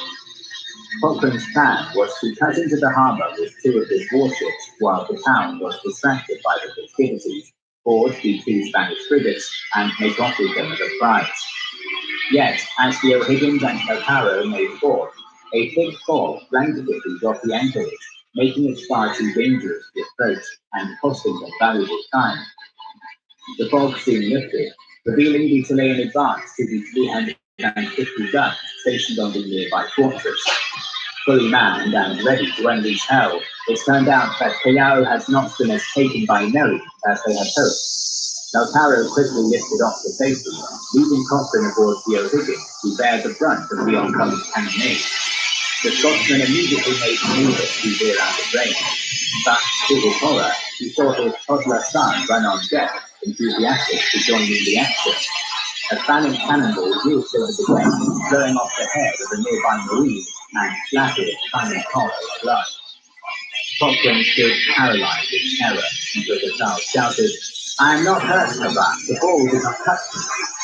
Cochrane quickly packed his vessel out of cannonade, all the while ordering his son to be carried back below. Not wanting to miss the action, Tom struggled and screamed until he was allowed to stay. The O'Higgins managed to escape with little damage. Unfazed, Cochrane engaged in an exchange of prisoners with the fortress, trading captives he had taken from a royalist gunboat for indentured Chileans. During these talks, the Spanish viceroy demanded to know why a British officer would serve a nation of continental rebels. Cochrane replied, "A British nobleman is a free man, capable of judging between right and wrong, and at liberty to adopt the country and the cause which aim at restoring the right to the human nation." The Spaniards remembered all too well the terror that Cochrane had caused them before they commenced siege 20 years earlier. Cochrane was pleased to hear that Spanish sailors had a nickname for him, El Diablo. Having exhausted all his avenues into the Yarrow, Cochrane turned to the south and set his sights upon Valdivia. While O'Higgins respected Cochrane, he refused to lend him funds and manpower for an assault on that city, as it was widely considered to be the most impregnable redoubt in all South America. Chile would never be secure while Valdivia remained Spanish, but attacking it was considered suicide. But Cochrane never cared about the odds. So in December of 1819, the Sea Wolf sailed southwards with only his flagship, fully intending to take on Latin America's most fortified stronghold alone. On January 17th of 1820, the O'Higgins arrived at Coral Bay, an estuary upon which 7 heavily garrisoned fortresses stood firm.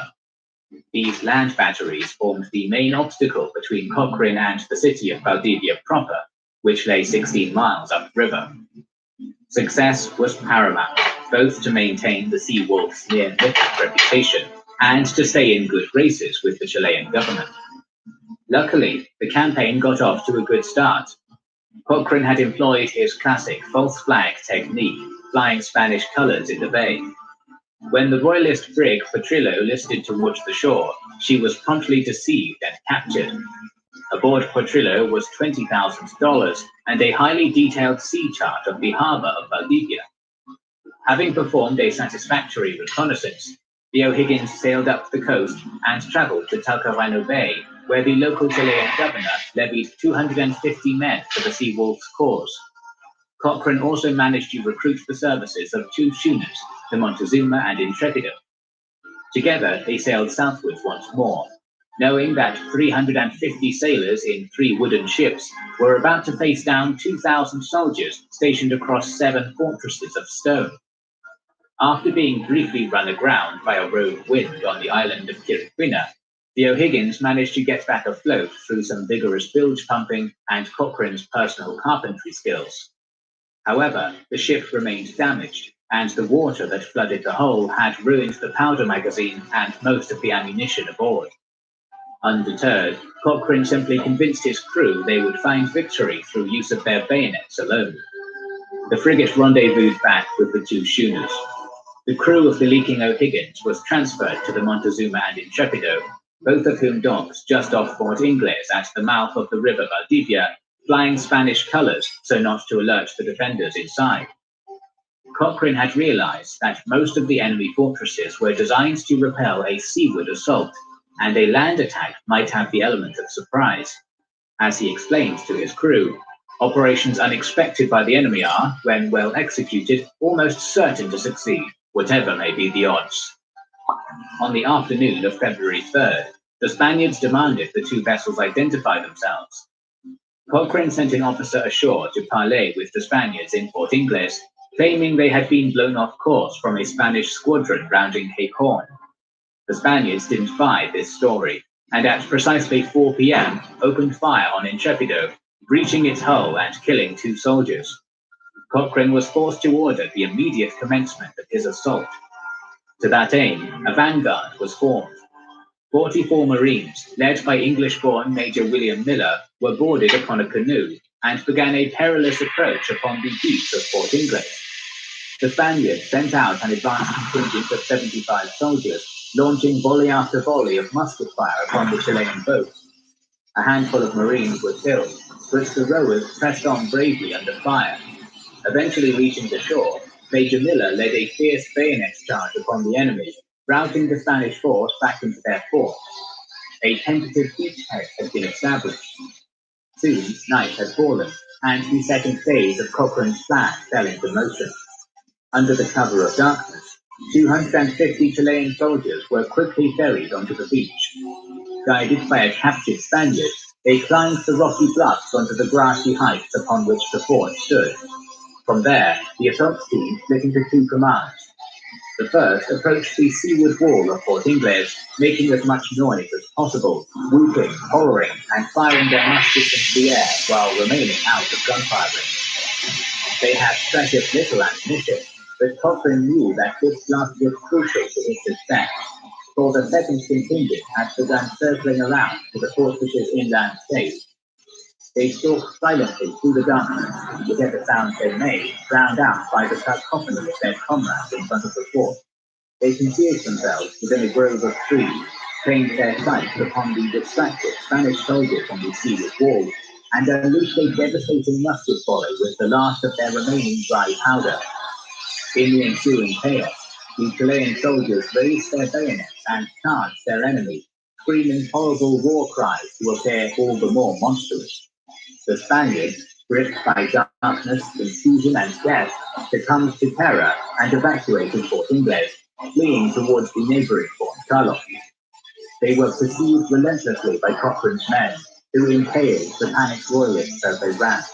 As the Spanish garrison of Ingles fled towards the neighboring Fort San Carlos, the commander of the battery frantically ordered its gates open to receive the refugees. In the shroud of night and amidst the chaos of terrorized men, the Sea-Wolf warriors slipped right in through the open doors and began hacking away at the Spaniards inside. Once more, the combined garrisons of Ingles and San Carlos abandoned the second battery and fled towards Fort Amagos.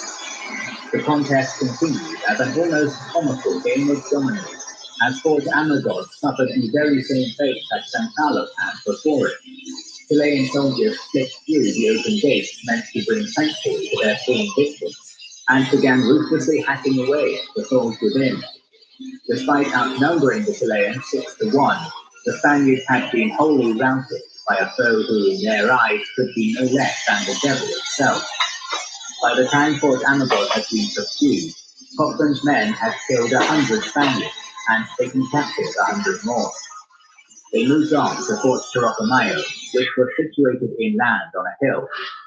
Unlike the 3 forts before it, Chorocomayo offered token resistance, but was eventually overcome by the ferocity of the Sea-Wolf's Marines. When the sun rose on the morning of February the 4th, 4 out of the 7 fortresses were in Chilean hands. Absolutely stunned by this humiliating defeat, Spanish morale was at an all-time low.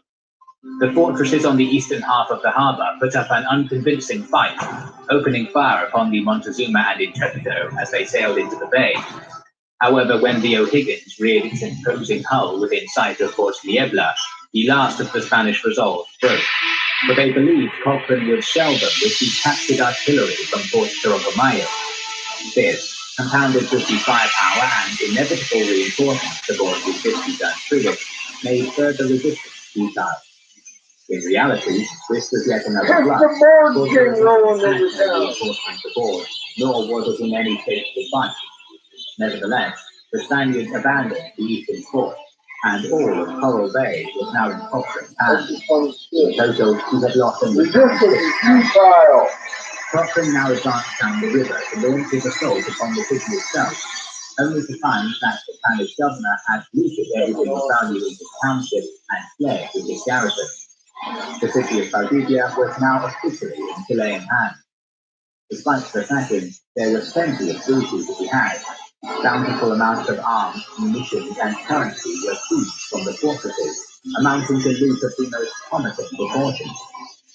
More importantly, the last Spanish stronghold in Chile had been eliminating the final holdout of colonial power in the south of the continent. This victory effectively secured the long-term future of Chilean independence and won them their autonomy over their coast and southern frontier. It was the greatest victory that Lord Thomas Cochrane would win on South American soil. Cochrane then returned to Valparaiso. The Chilean government had assumed he would fail in this Valdivian campaign and had preemptively prepared his court-martial for insubordination. Learning that he had succeeded, they quickly backpedaled and publicly honored the Cochrane's victory. To follow up his triumph at Valdivia, Cochrane turned his attention back northward to Peru. More specifically, the harbour of Callao, a stronghold which thus far had managed to defy him. On August 21st, 1820, the Sea Wolf departed Valparaiso at the head of the entire Chilean naval squadron. Aboard workin was the esteemed General San Jose de San Martin, alongside 4,200 of his troops, which made up the bulk of the Chilean army. Ultimately, their goal was the conquest of Lima, the Peruvian capital city that sat adjacent to Callao. Cochrane soon developed friction with San Martin. The Chilean general refused to commit his men to an all-out assault upon their main objective. Instead, he disembarked his men at various ports, hundreds of miles from both Lima and Callao, stalling for weeks at a time and accomplishing very little. Believing San Martin to be a feeble military mind, Cochrane cut off from the main Chilean force and made directly for Callao with only 3 vessels, O'Higgins, Lautaro, and Independencia. He told San Martin that he intended to blockade the port and thereby isolate Lima by sea. But this was not the truth, as Cochrane was planning something much bolder. He had suspected that the Spanish frigate Esmeralda was still anchored at Callao, and upon reaching the port, his suspicions were confirmed. To launch a frontal assault upon the coastal fortresses in the bay would be suicide, and Cochrane's previous attempt to do so had taught him as much. However, the Esmeralda was the most powerful Spanish warship on South America's Pacific coast. If he could launch a stealth assault upon the frigate and snatch her out from under the cannons of Callao, it would be a mortal blow to royalist naval power in Peru. The plan was simple in execution. Under the cover of darkness, a quiet boarding party would row into the harbour aboard small launch craft, board and subdue the crew of the Esmeralda as they slept, and make off with the prize frigate while the harbour fortress remained none the wiser. At midnight, the attack commenced. The Sea Wolf's crew embarked upon 14 canoes. They rowed harmlessly past 2 neutral vessels, the American Macedonia and the British Hyperion. Soon enough, the boarding ship reached Esmeralda and began scaling its hull via the frigate's mainsail. Cochrane was put in a perilous situation when the deck watchman heard the clanking of chains and raised the alarm. Esmeralda had now been alerted, and the attackers had no time to waste. Cochrane heaved himself onto the deck, only to be struck upon the forehead by the blast of a sentry's musket. He fell unceremoniously back onto the skiff below, but flung himself right back upon the chains, climbing the frigate's hull once more. This time, he shot the sentry with his pistol and launched himself onto the gangway, bellowing loudly, "Up, my lads, she's ours!" Chileans swarmed upon the Esmeralda, routing the Spanish crew to the forecastle bow, where they rallied and unleashed a volley of musket fire upon the boarding party. Cochrane was shot in the thigh, but pressed on. The remaining Spaniards were soon routed, diving overboard or submitting to capture. The Esmeralda was in Cochrane's hands. By now, the fortress had been well alerted and began opening fire upon the captured frigate. The Seawolf's crew set to work, unfurling the sail and hastily throwing their fire down in the harbour. Being yet another stroke of cunning, Cochrane ordered Esmeralda's tail lights to be raised in an identical pattern to the neutral Hyperion and Macedonia, making it indistinguishable from the two. Unable to risk firing upon neutral vessels, the Spaniards could do nothing but helplessly watch their strongest warship slip out between their fingers. The capture of the Esmeralda functionally crippled the Spanish Navy west of Cape Horn. Cochrane was now the master of the coast and proceeded to blockade Callao. The Spaniards within, now cut off entirely by both land and sea, realized that their options were to surrender or starve. After only a month, the defenders within the fortress deserted and joined the Chilean Republic. General San Martin, meanwhile, had gained little with his ground force that besieged Lima. He devoted his efforts into inciting the local native population to rebel against the Spaniards, but that failed. Cochrane became wary of San Martin, believing that the general was deliberately keeping his army intact to seize control of the nation at this time. Frustrated, Cochrane offered to lead the assault on Lima himself, which was denied. He then requested that the general at least lend him 600 men, which was reluctantly agreed. Cochrane took to his ship and proceeded to harass the nearby Spanish coast. The royalists in Lima had their supply lines all but shredded by the wolf's prow, and after 3 months, the Spaniards' resolve finally broke, and they surrendered the city. On the 28th of July, 1821, General San Martin marched into Lima and declared the independence of the nation of Peru. On July 17th, Cochrane himself entered the newly liberated metropolis and was given a hero's welcome by the local citizenry. The Scotsman had come a long way since his fall from grace, once more reclaiming his status as a military legend.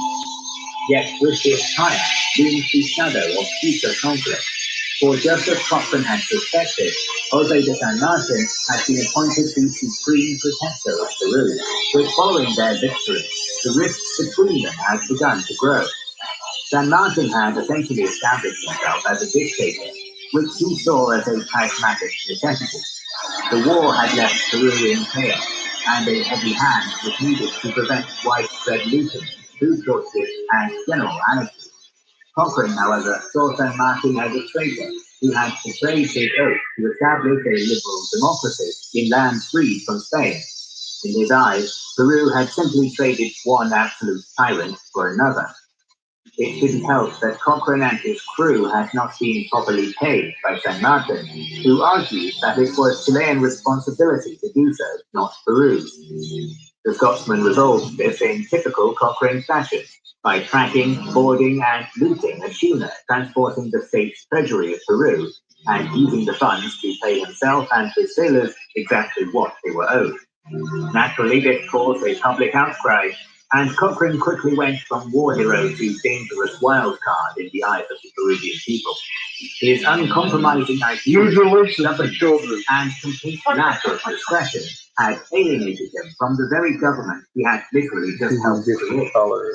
Cochrane returned to Valparaiso, where the local Chileans still held him in high regard. It was there, in November of 1822, that the received a letter from Juan Antonio Camara, a Brazilian agent operating out of Buenos Aires. It was a tantalizing proposition. Cochrane was being offered command of the Brazilian Navy. At first, he didn't intend to accept. But civil strife was brewing in Chile, and the Scotsman had no intention of getting involved. With his mind made up, he addressed the Chilean people with a fiery oration. Chilenos, my fellow countrymen, you know that independence is purchased at the point of a sale. Also know that liberty is founded on good faith and on the laws of honor, and that those who infringe upon these are your only enemies. With that, he sailed away from the country he had helped liberate, never to return. Much like the Spanish side of South America, the nation of Brazil was currently embroiled in an independence struggle against its own colonial father, Portugal. Although as far as revolutionary wars go, this one was unique. In 1807, Napoleon's armies had overrun the Portuguese kingdom, forcing its royal family to flee to their wealthiest colony across the Atlantic. During this period, Brazil had become the de facto capital of the Portuguese Empire, and as such its people were afforded the highest status and privileges. In 1815, Napoleon had been defeated, and Portugal's ruling family was called upon to return to their newly liberated mother country. King João IV went home, leaving his son Pedro to rule Brazil on his behalf. King João soon began rolling back the privileges the aristocracy of Brazil had been enjoying, reverting its status back to a subordinate colony. But the Brazilians had had a taste of liberty, and now called for rebellion. It would be an unlikely man that would rise to lead the revolution, the young prince, Pedro. I like it. Despite being heir to the throne of Portugal, he had spent most of his life in Brazil and cared deeply for his adopted homeland. So Pedro made the slightly unorthodox move of seceding from his own royal line, declaring independence or death for Brazil. Before long, he was crowned as the new nation's first emperor. In the spring of 1823, Cochrane arrived in Rio de Janeiro. By then, the young Emperor Pedro had more or less secured the independence of the southern half of his realm, but the Portuguese still remained in control of the northern regions of Bahia and Maranhão. Cochrane received a brief audience with the emperor, who accompanied him to survey the ships that would be under his command.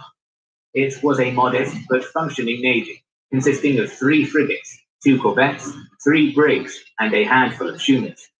Cochrane's flagship was the fleet's only ship of the line, a 64-gunner named Pedro I. In April, Cochrane was deployed northwards for the first time. His initial target was the seaport of Salvador, capital of the province of Bahia, and the most powerful stronghold in Brazil, which was still in Portuguese hands. The city was currently besieged on the landward side by the forces of Emperor Pedro, so Cochrane blockaded the harbour with 5 of his ships to prevent the city being resupplied by sea. The Seawolf knew that the reliability of his crew was tenuous at best. During colonial times, Brazilians had been shunted from maritime jobs in favor of Portuguese-born sailors, so the new empire faced a severe lack of reliable mariners. Cochrane's ships were manned primarily by English and American mercenaries, African freedmen recently liberated from slavery, and Portuguese nationals who were poorly paid and treated with suspicion. Cochrane knew he could depend on the Anglophones, and the Africans were a wild card, but the disgruntled Portuguese laborers were highly untrustworthy. He didn't have much time to address his misgivings, as on the 4th of May, a squadron of 13 Portuguese warships appeared on the horizon, intent to relieve the naval blockade of Salvador. As usual, Cochrane was outnumbered 2-1. Equally as usual, the Seawolf's answer to this dilemma was to abandon all caution and charge headlong into the enemy.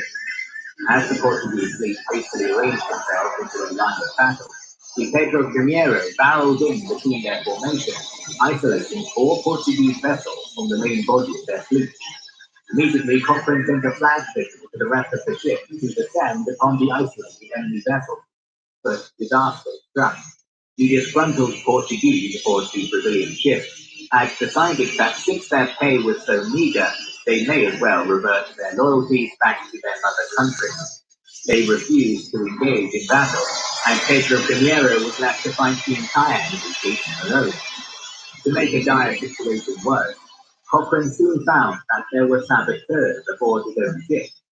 2 Portuguese laborers had imprisoned the Pedro I's powder monsters below deck, preventing crucial gunpowder from being transported to the gun deck, and rendering his ship unable to effectively return fire to the enemy.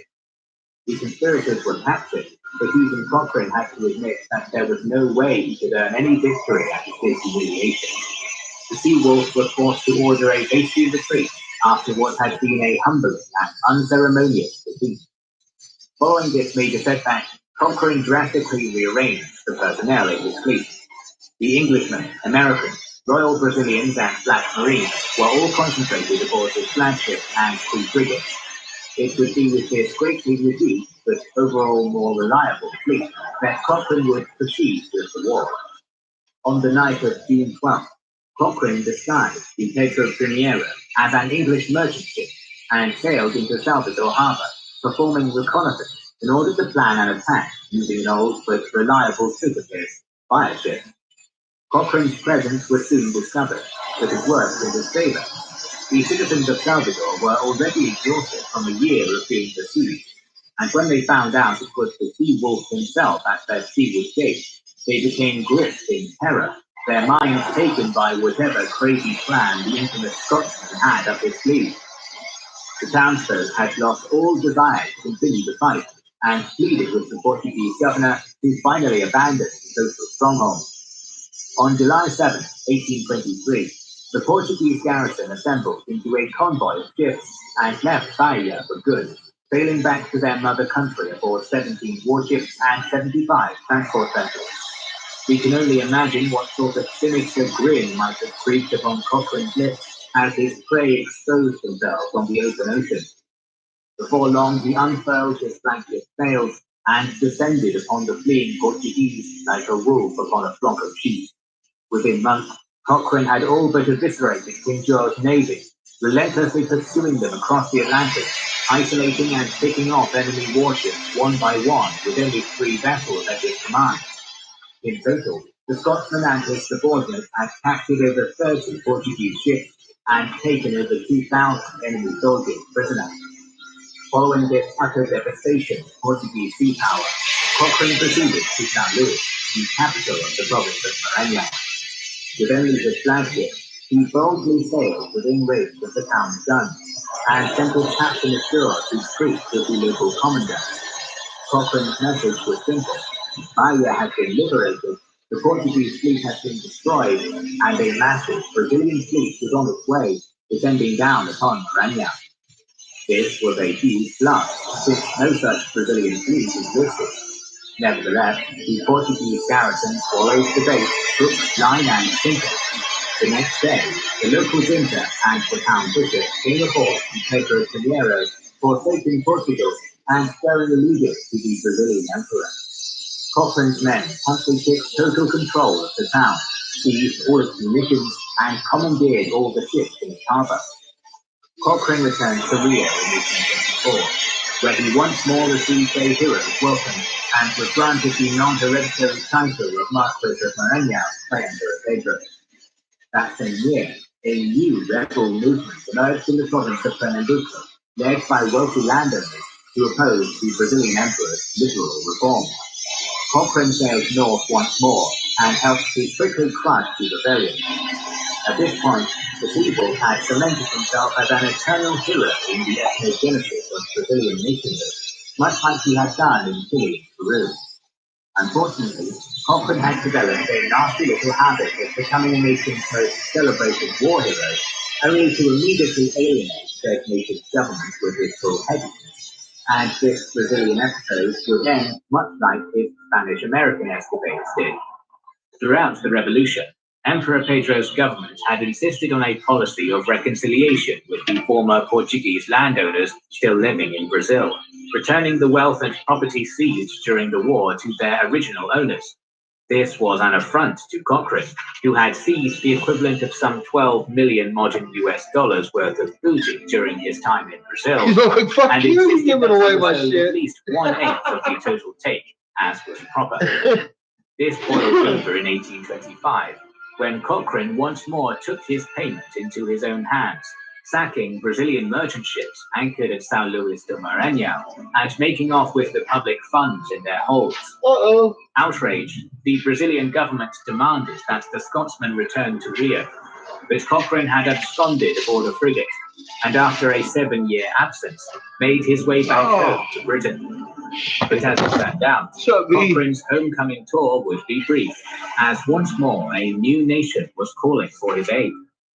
While the people and culture of Greece were ancient, its modern nation was very new and forged in rebellion.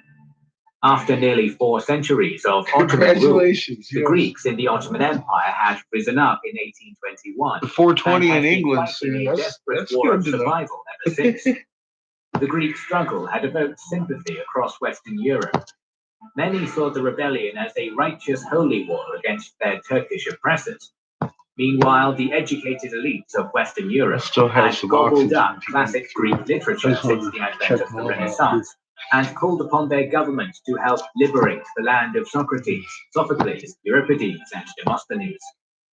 All of this was very tantalizing to Cochrane, who, despite being over 50, still craved action, adventure, fame, and glory.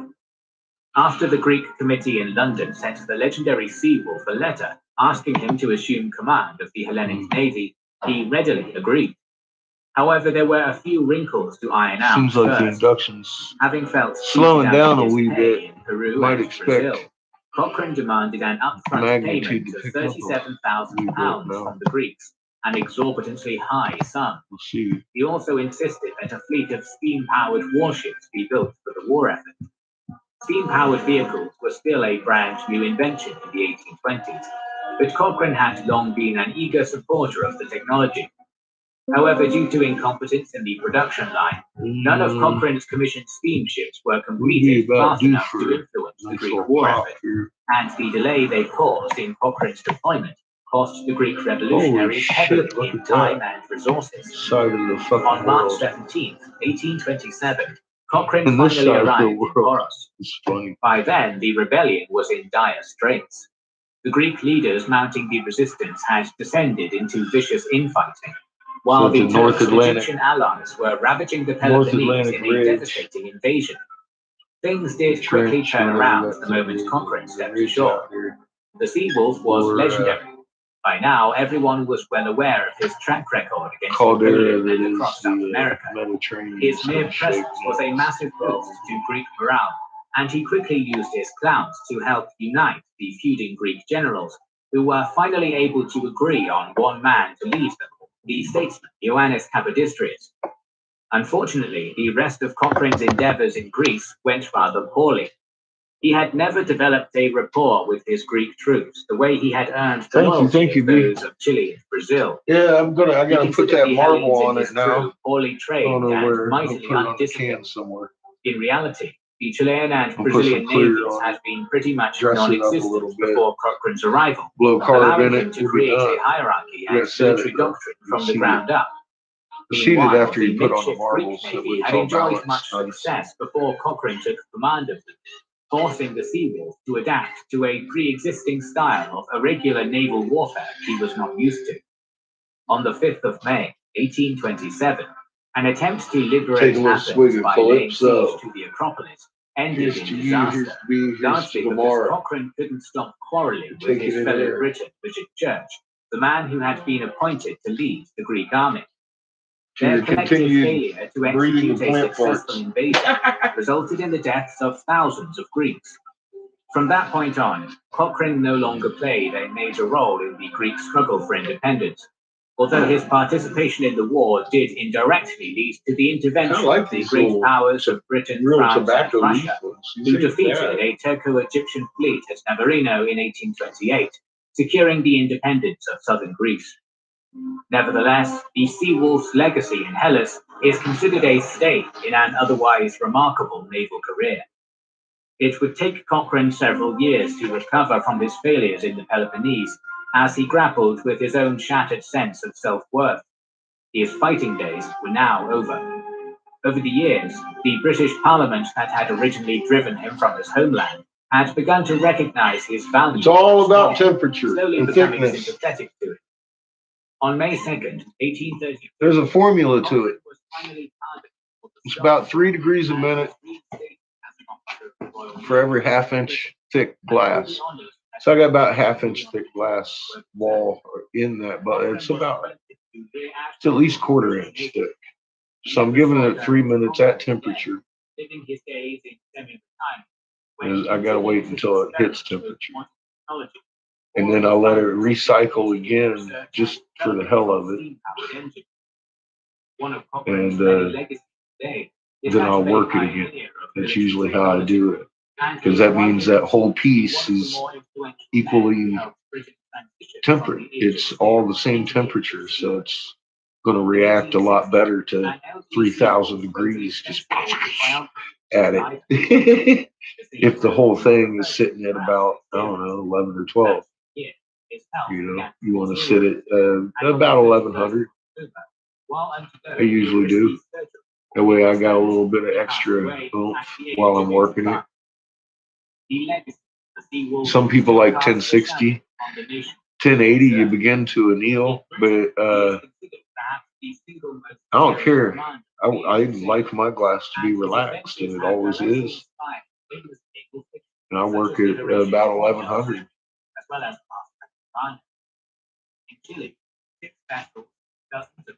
I find the extra 40 degrees really works well with Pyrex. It just does. It doesn't. It works really well. And then you anneal it nice and hot because some of your colors don't even strike in till about 12. So you like to cook your glass. Like I said, figure about 3 degrees a minute for every half inch and make sure that shit soaks in good. And you ain't gonna have too many problems coming up out of the kiln to work with it again. And that goes for annealing your glass too, about 3 degrees a minute coming down. That's pretty much your formula. You'll want to hold it about 850 for about 20 minutes and then crash your kiln. Because at 800, if you have any stress left in it, it's permanent. So you want to cool it down at that point and let it hold for a minute or two and then bring it down. I find that is usually the best for tempering your glass. And then just let the bricks cool. It takes a few hours. Then take your jewels out. Don't hurry it. Don't pop your kiln. Don't. Just let it come down. After 800, it's all good. If there ain't no stress in it, there ain't going to be no stress in it. Here's a lesson in why I sit and look at my. I sit and look at this over here like a fucking vulture. Like, what temperature am I at? Special heating box, what you doing over there?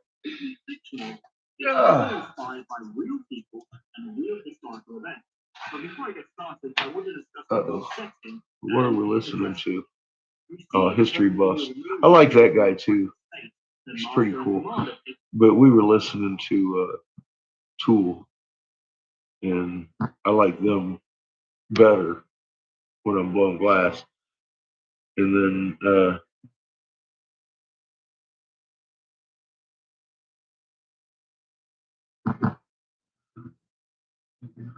yeah, we have a few good songs coming up in this here playlist, including Sound of Silence here in about 5 or 6 songs. I like that one. These are all good for blowing glass. Close that down. Turn that on. Start putting this bead on this piece. Well, yeah, that's next.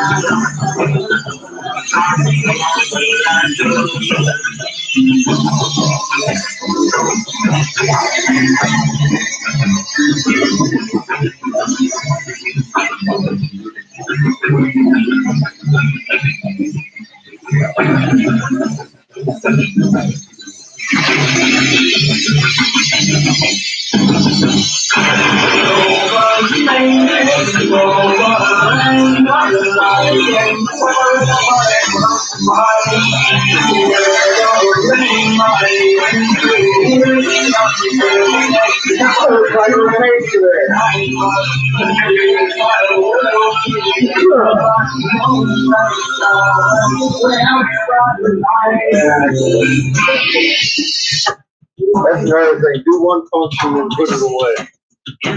If it's inside out like this, don't press your luck. There we go. Get home now.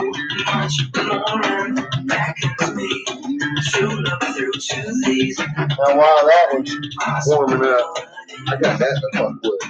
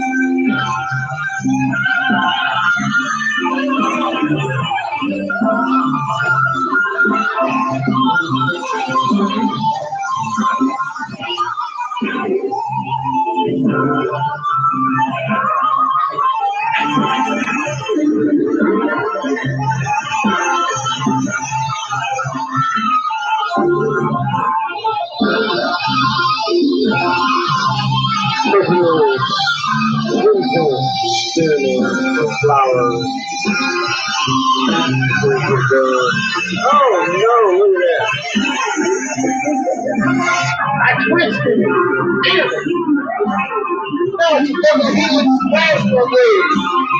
He opened Halo. I got my entire life.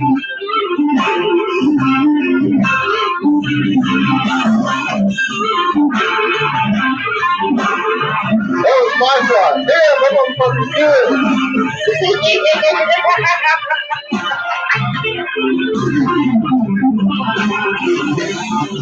Oh shit.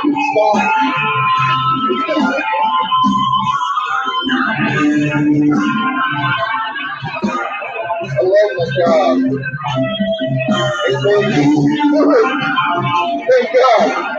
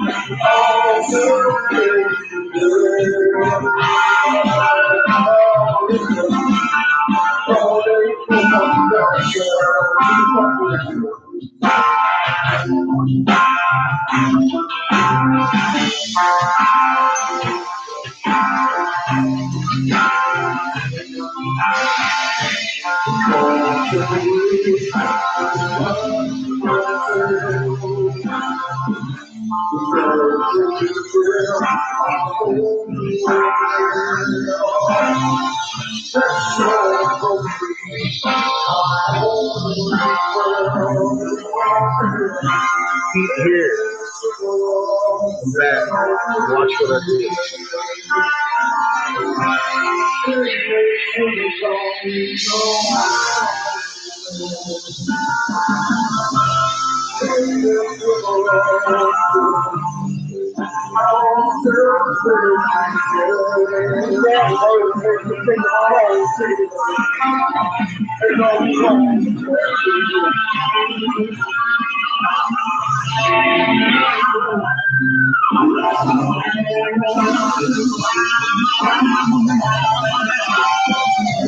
Alright, stage one's done. They're all three in there. Stage two. All of it. You don't want to get inside there. Want to go there.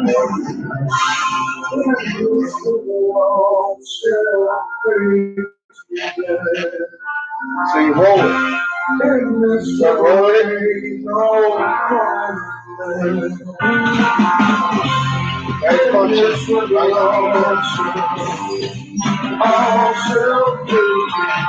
all three holes, All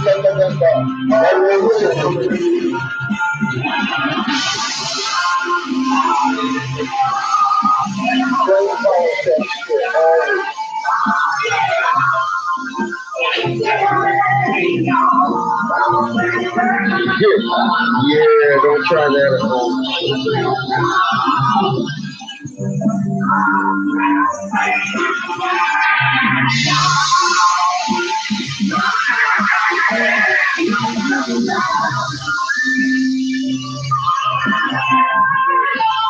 I just made that look easy. Fuck, bingo. Yes, it is. I've done like 10,000 fucking things.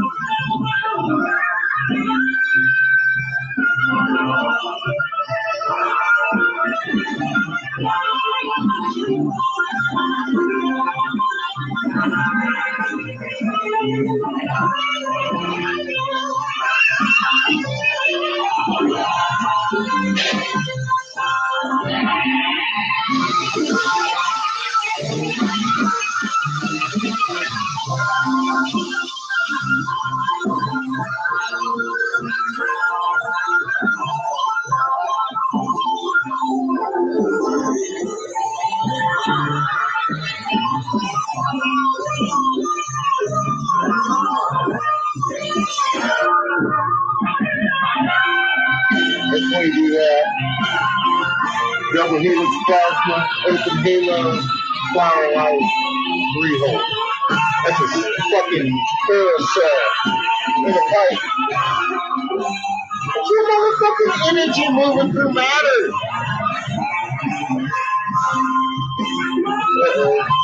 That's just a sick 420 with a fucking hoopy.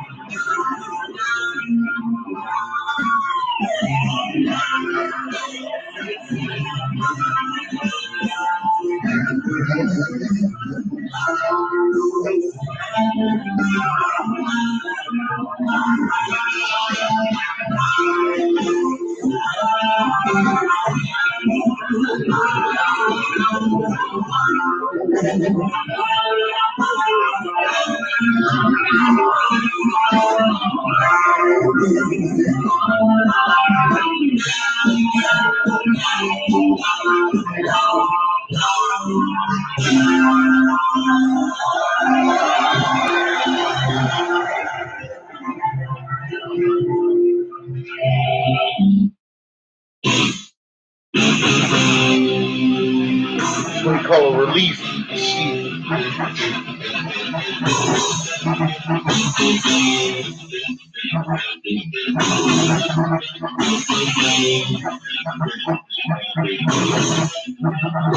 That'll relieve any stress in this glass from being issued. It's no longer a sheet, it's comfortable. Strong like a motherfucker. Bam! Drive a nail with that shit. Just from doing that little trick.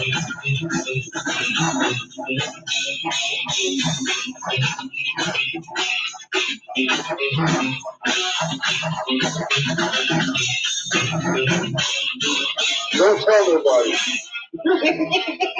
It's a secret. Thank you. I'll try to teach you how to make your own. Don't try this at home. Not without a dog baby man.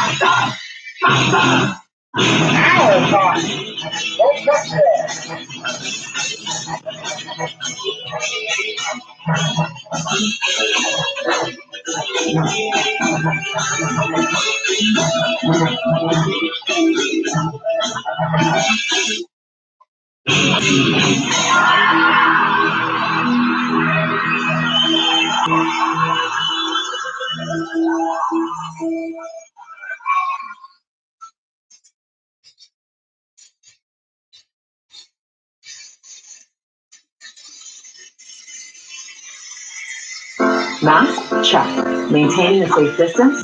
Check. Phone? Get alerted if you are exposed to COVID-19 with Colorado exposure notifications. It's free, easy, and completely private. Visit addyourphone.com to learn more. I'm stuck! Oh, it's back to normal. Fuck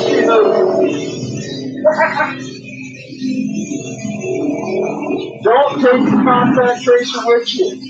Circle the solution right here. Don't take it with you.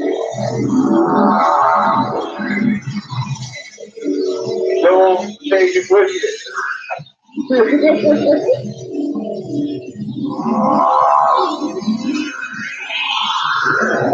That way ain't no tracing going on.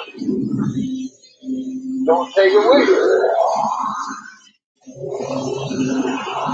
Leave it in the car if you need it.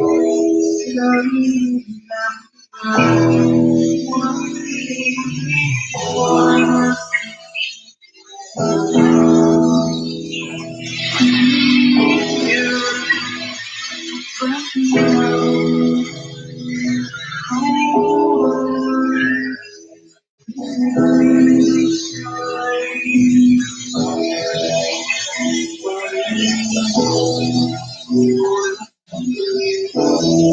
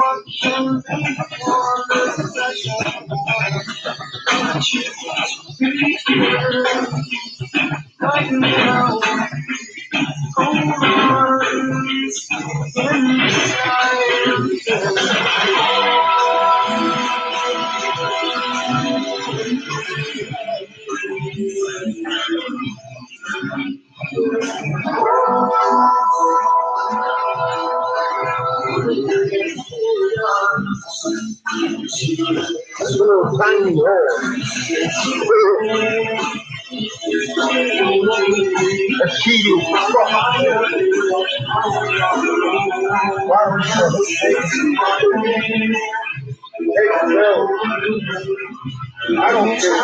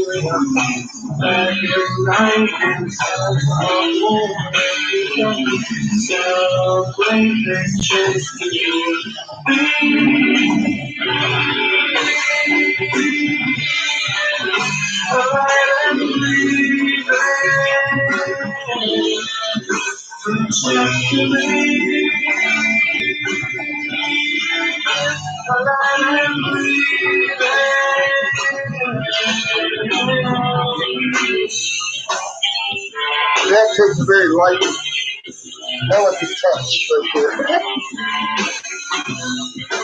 Over and over and over and over and over. 100 times.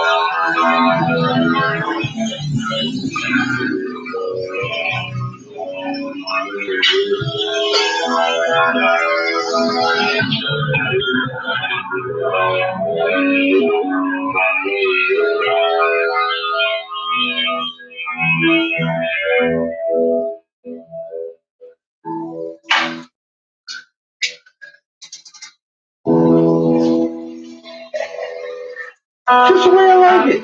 Perfect. Sits fucking square and steady. No water needed.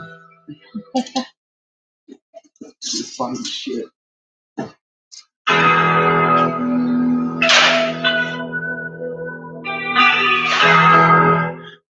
I was in Honest one time and this glass blower walks in with these bubblers. They rocked like little rocking chairs when you set them down. And Anna looked at her and says, this thing's a little wobbly. He's like, oh, you put a little water in it, it'll stabilize that shit.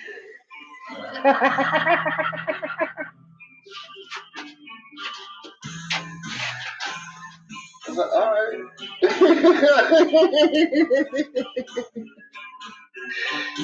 You're supposed to do that on your fucking bed, baby. That's some good stuff. I love being a glass blower. It's fun. It's a lot of fun. Oh, shit. Hi, Judy.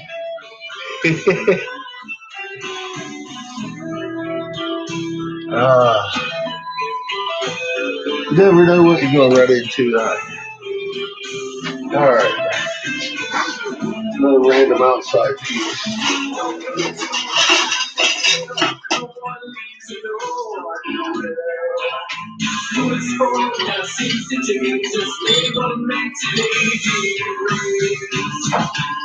Use up some of these little collar tips.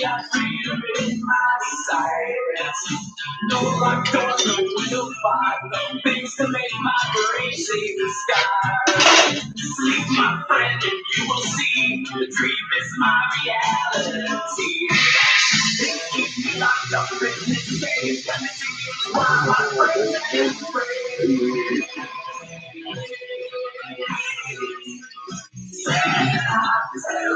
This is one of my favorite songs from Metallica. Gotta turn it up.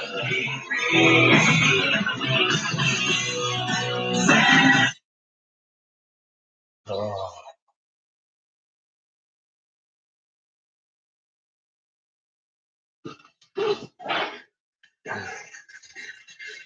They've learned more from me than the average viewer there, bud. That's the only reason I'm still online. I can tell you that right now. They've learned more from this channel than my average viewer. Because they were 33rd degree Masons, and we uncovered that and went beyond it. And they know this. So here we are. That's the only reason I'm still here. How many times I got to check? You know the third video on Angry Catfish? That was the one that got me Google banned. Before Rock showed up, I started reading hieroglyphs. Life band. Life band. Whisper things into my brain, assuring me that I'm insane. They think I answer in their hands, but violent use brings violence plans. Keep him tight and makes him well. Stick to God, can't you tell? My first video over there shows them how to read a hieroglyph, which in their own writing they said they had no idea how to do. I felt pretty confident putting my moon video back up. I was very thankful. A friend of mine off of Facebook had saved it. She went around, and I didn't know it. She'd been following me, writing every word I'd ever said down.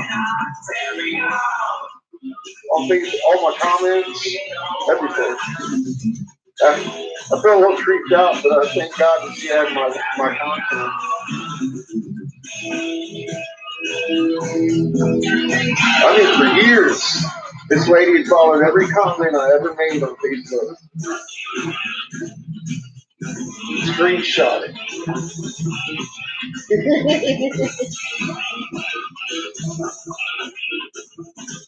And when I started lamenting my golf ball, she goes, "Oh, I got that." I was like, really? And then she told me what she'd been doing. I was like, oh my God.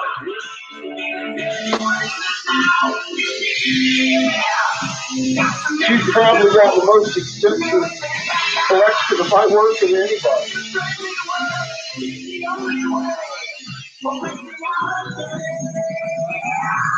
That was way before I started making videos. She's been doing that. I've been sounding crazy for a long time.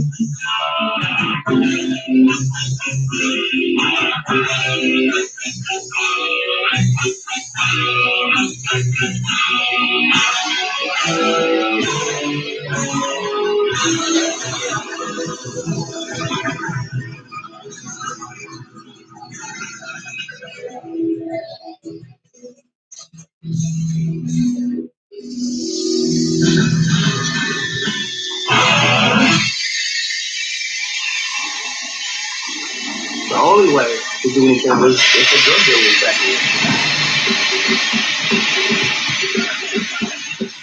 Hip hop is taking way out. Hip hop on cover. For me, especially where you go up on that track.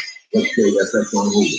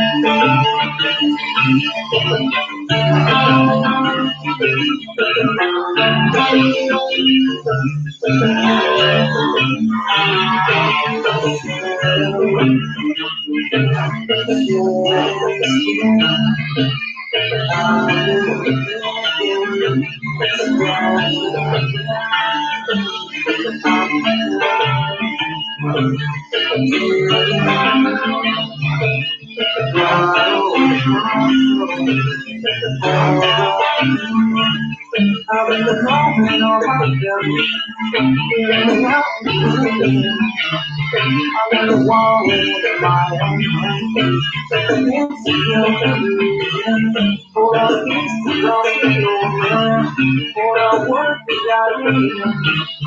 I wanna do what you do. I wanna know what I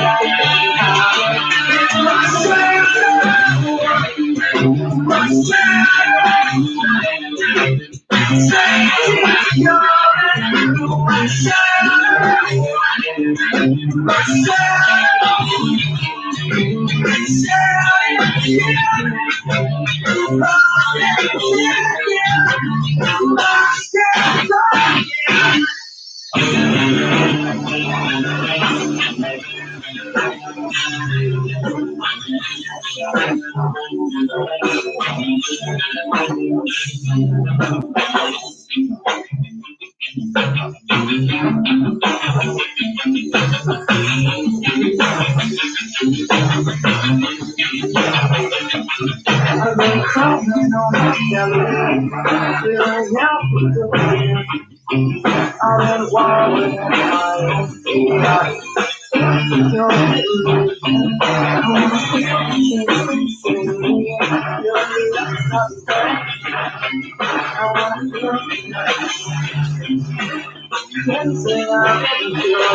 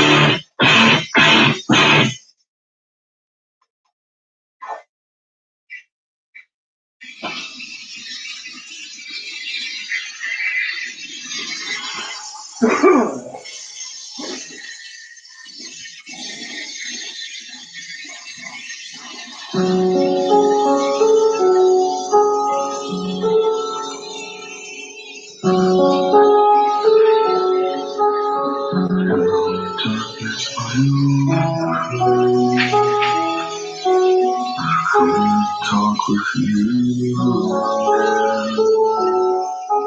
because the visions of life left It seems I'm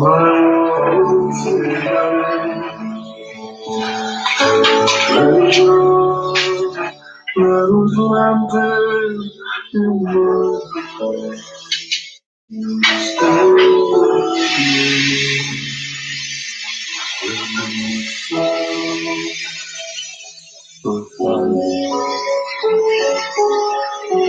the street I walk alone.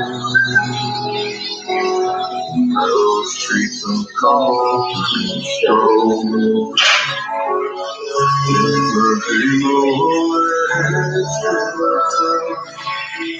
I turn my color to be cold. When my eyes were staring by the flash of a neon light, the smell of the night, touch the sound so silent. And in the naked night I saw 10,000 people people talking without speaking, people hearing without listening, people writing songs, and voices never shared. No one there. Stand aside from silence.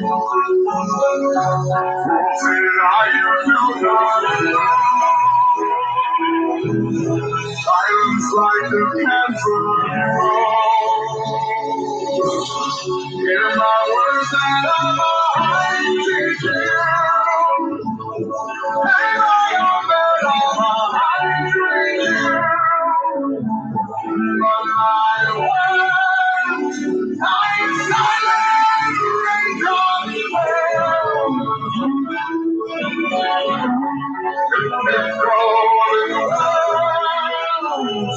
I'm silent. And the people bowing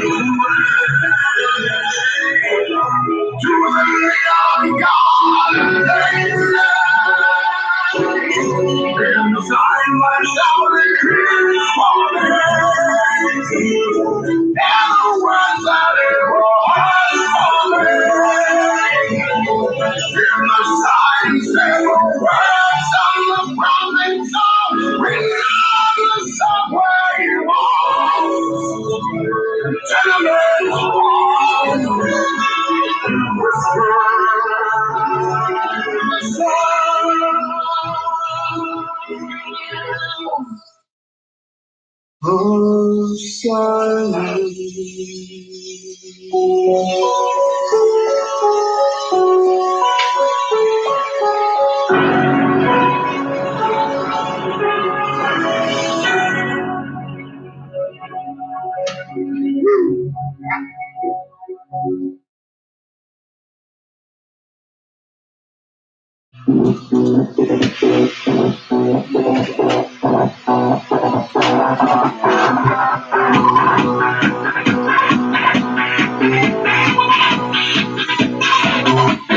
I'm never gonna live, never gonna get, never gonna die my way, walk no go away, never gonna try, never wonder why, never gonna change, no, say what, never understand, never give a damn, never see through your life, fuck you, no way, never understand, never let a hand, never see through my heart, there's a fire within, hate to admit, but I always knew, my hands stand, keep me fearless, keep me from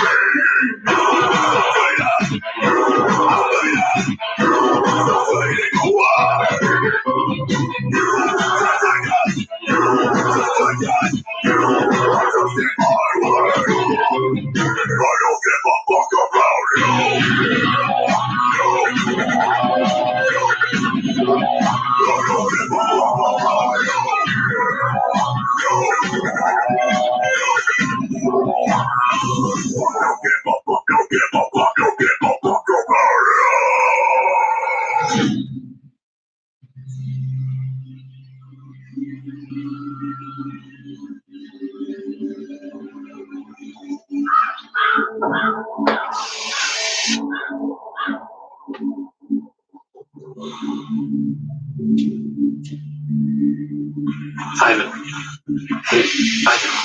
Who left my plane?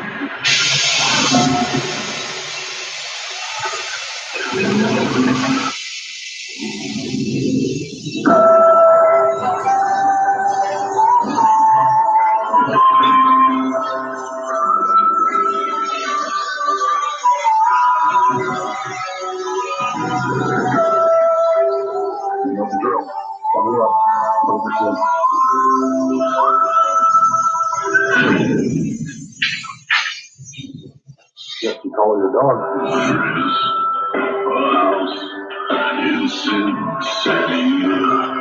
They call rising sun.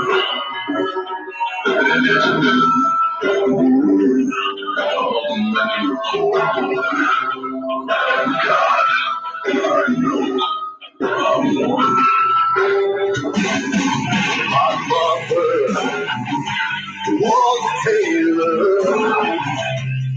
She stole my blue jeans. My father was a gambling man. Down in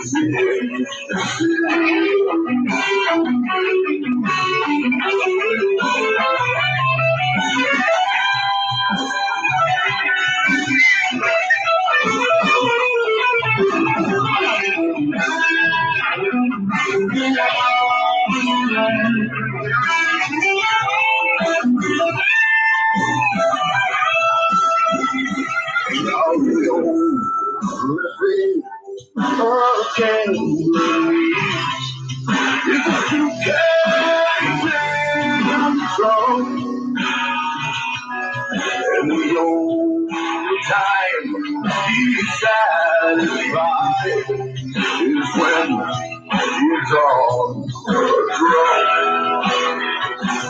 I got one foot on the platform. Your brother's on the train.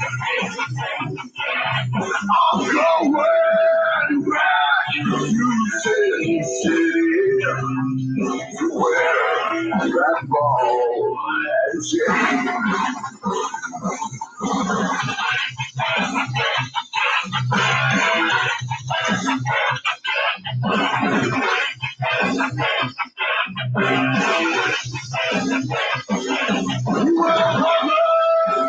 Tell the children never do what I've done.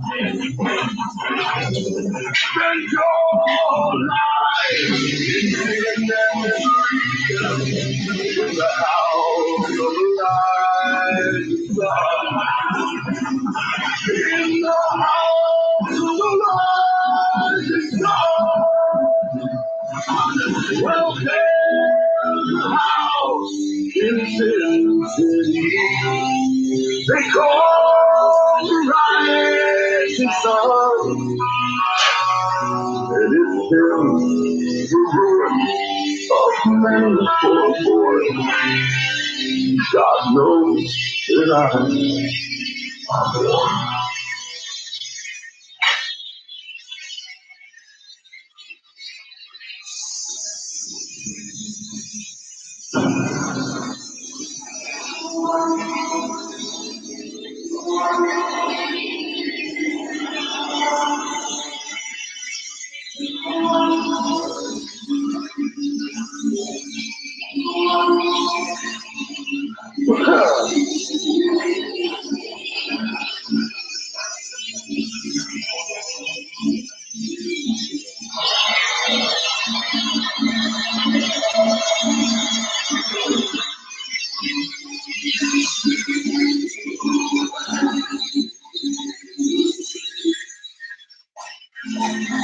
You're playing music on your phone, catching up on all the latest tunes.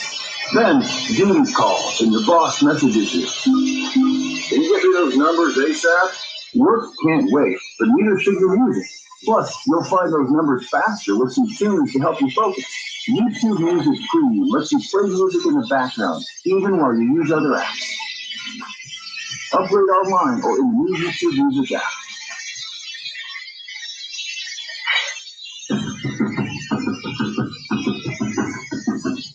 Down with the service.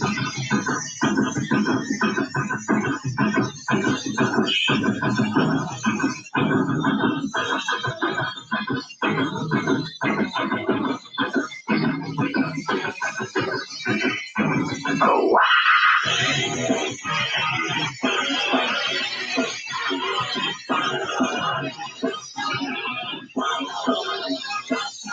Oh, wow.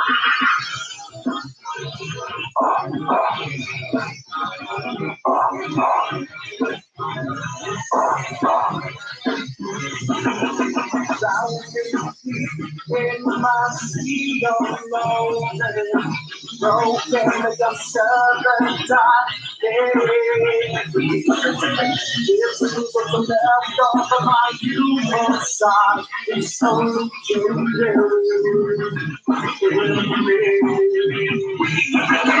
looking at my own reflection. Suddenly it changes. My reality it changes.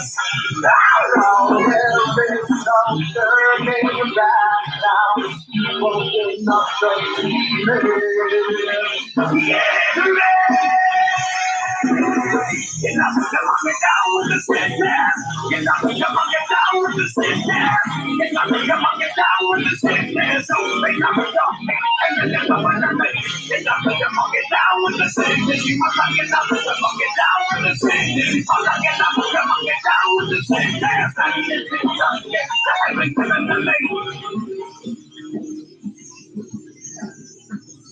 I can see inside you the sickness is rising. Don't try to deny what you feel. It seems that all that was good has died. I twisted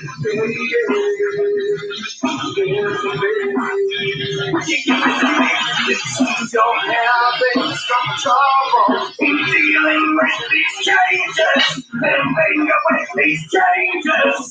Now the world is a scary place. Now that you've opened up the lead. Yeah, man. You're not gonna get down with the sickness. You're not gonna get down with the sickness. You're not gonna get down with the sickness. Open up your head and never run away. You're not gonna get down with the sickness. You must not get down with the sickness. You must not get down with the sickness. And you just don't get everything in the face.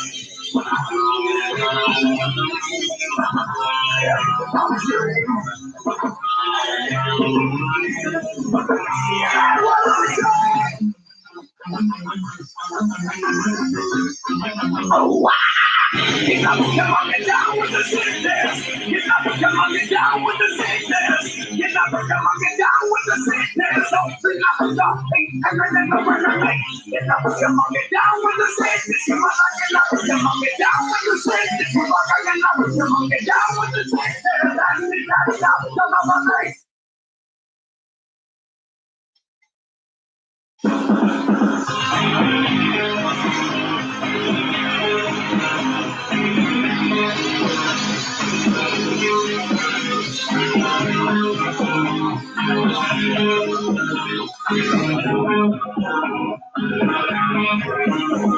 I must have seen 1,000 dreams. You're only for your million dreams. But I can live them all in weeks. Moving into the streets. Now continue to lose today. They say that they can't stop our way. But I can see the fire still light. Burning into the night. It's too late. Too many people making too many problems. And it's not love just go round. Can't you see this is a lot of confusion? Oh, This is the world we live in. These are the hands wherever. Here's let's start trying. Make it a place worth living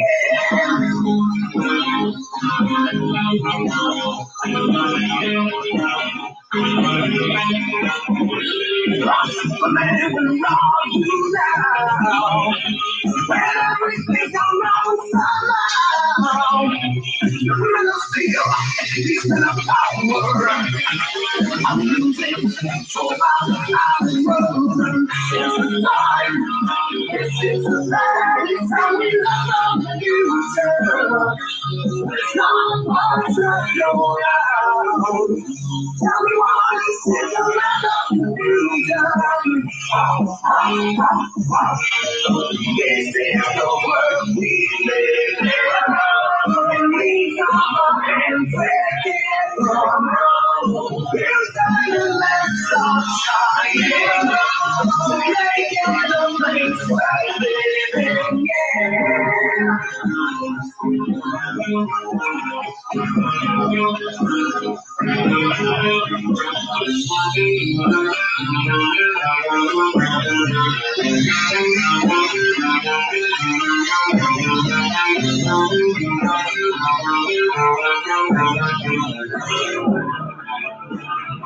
I remember long ago when the sun was shining. Now the stars are shining all through the night. In the wake of this madness, it's time to die. So long ago.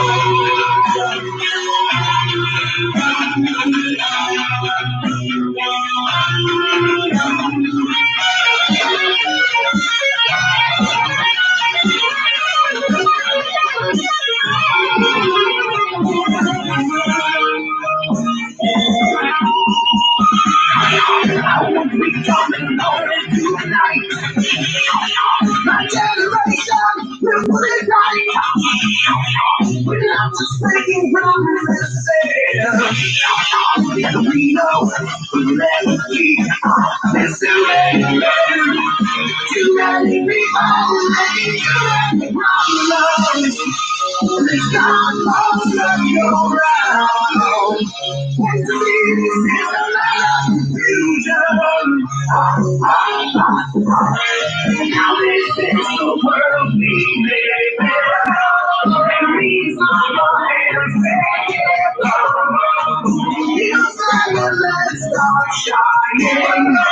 To make it a place worth fighting for. This is the world we live in. And these are the names that give up. Stand up and let's start showing. Just where our lives are going to.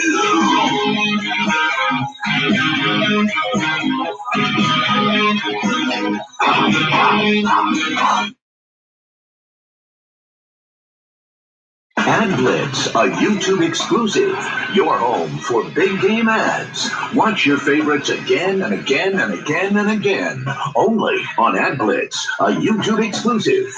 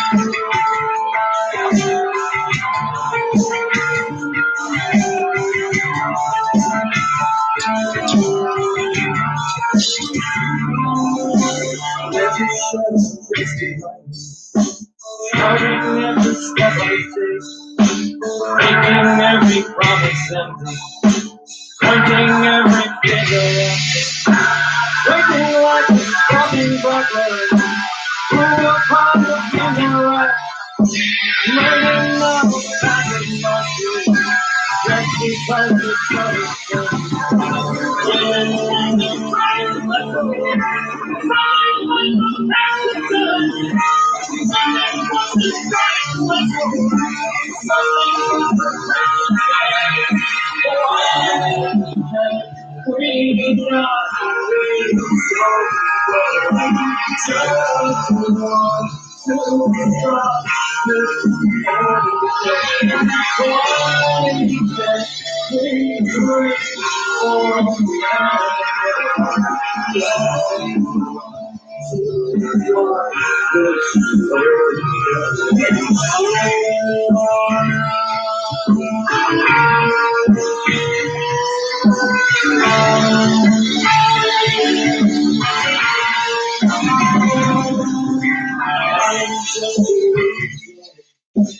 I'm just a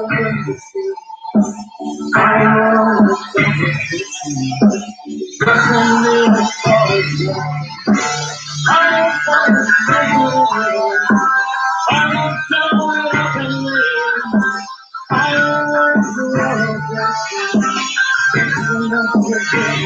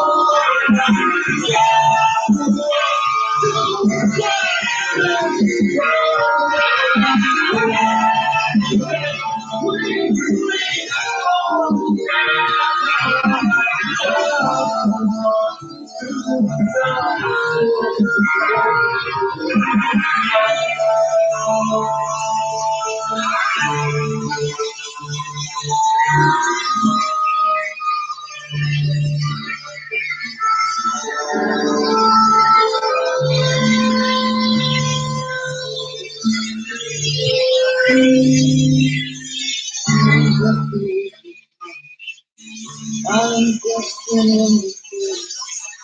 I'm alone. Nothing is solid.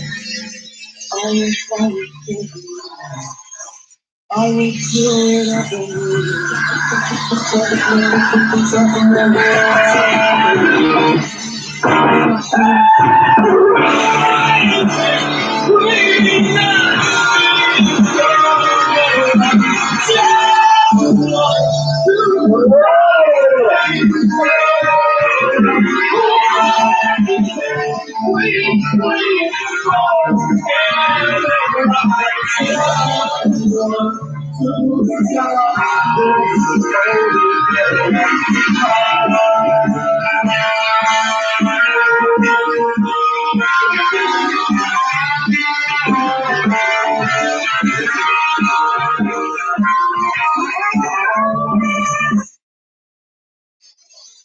yes, we're still listening.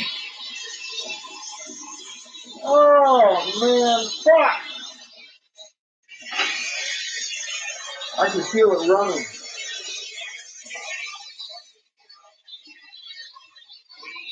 Problem is, you get blood over here, man. It wants to get into the glass. That's the only problem when I cut my lip like that. Like, fuck! You gotta be careful. Oh man, it's bleeding good. Oh fuck, it's bleeding good. I cut the shit out of myself. Fucking damn straw.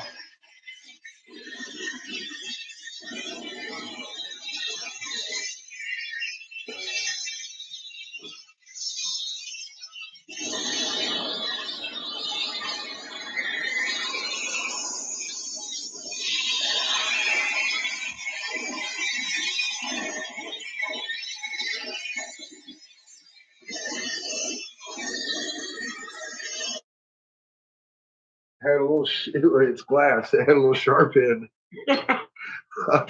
What?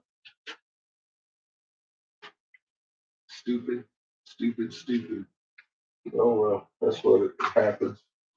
All right, let's answer the survey here. They want to know if we're still listening or not. Yes, we're still listening.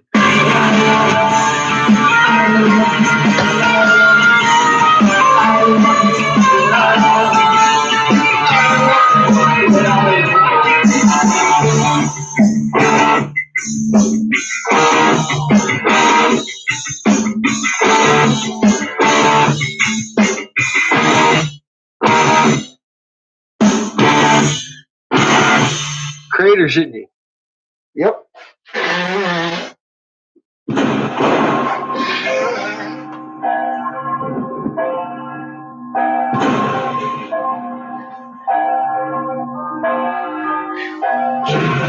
Wow, you fucking whore. What are you whore? What are you whore? What are you whore? What are you whore? What are you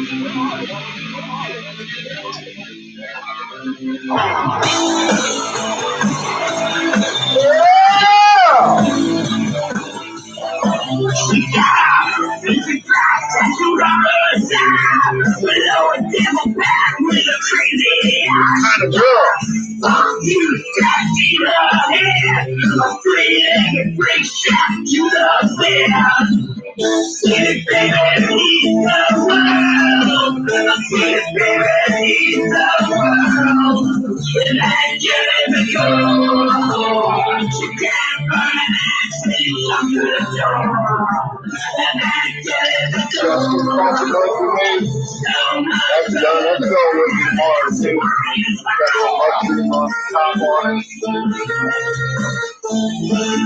Coffee guts, it's like a real percolator.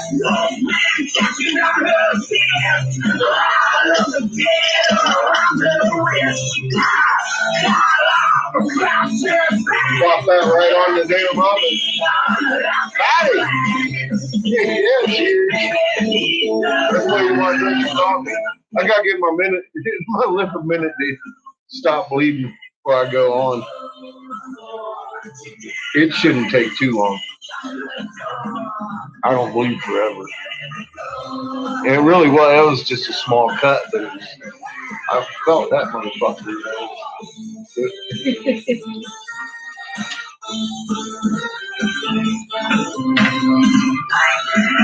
Spitting that shit got caught on my lip just a little bit. That's not good. I've cut the fuck out of my lip before. That wasn't too bad.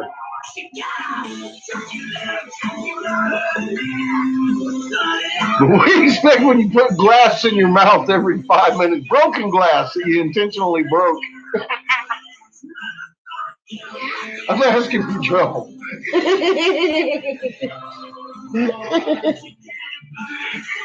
Yeah, just give it a minute. It'll crust up. I could blow again.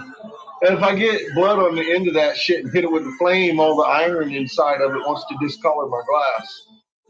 So I've learned not to do that. Turns it black. It's like, oh fuck. They're like, what's that? Oh, nothing. Just cut myself. Yeah, DNA fused in glass.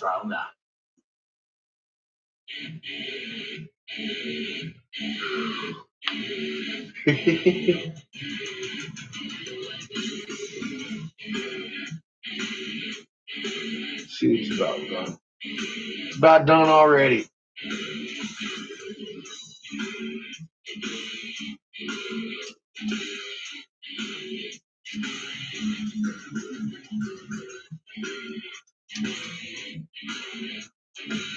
I'm wondering how much oxygen I got left. I need to go check on that. I'll be right back while I'm sitting here thinking about it.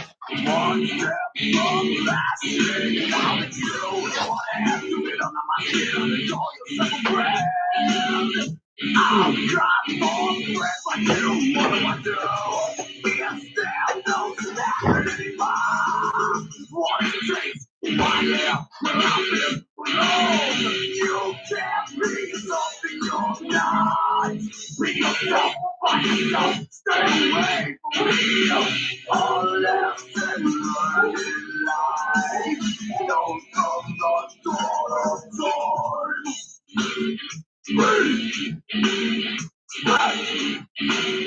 Walk, what you say?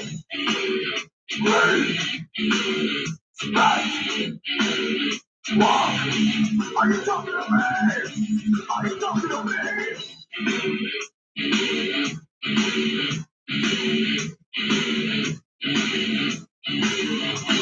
Right about when I'm not around, it's easy to achieve.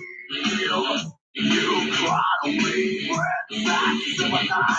Can't hell about you, play your song. Don't say, but tell me your every word. If there no staggering in mind, what it takes, who I am, where I've been alone. You can't be something you're not. Be yourself, find yourself, stay away from me. All left and learn in life. Don't throw the door.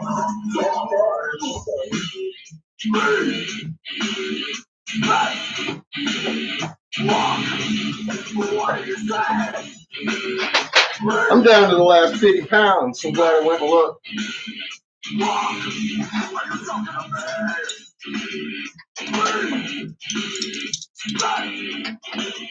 I must get that shit out quick like.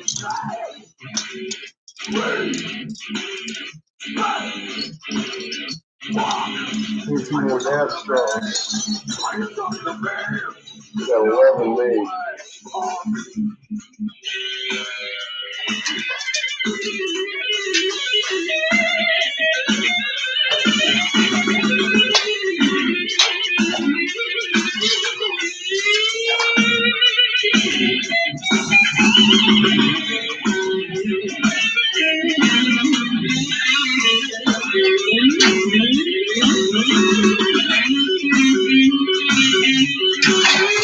Cut these puppies up.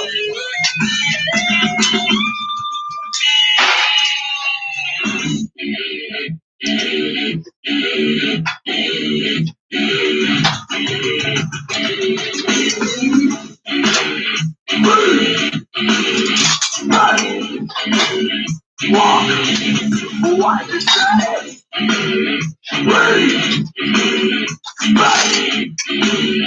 Walk. Are you talking to me?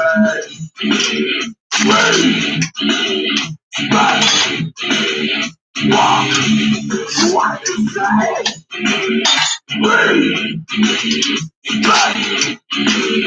Walk. Are you talking to me? Are you talking to me? Walk on home, boy.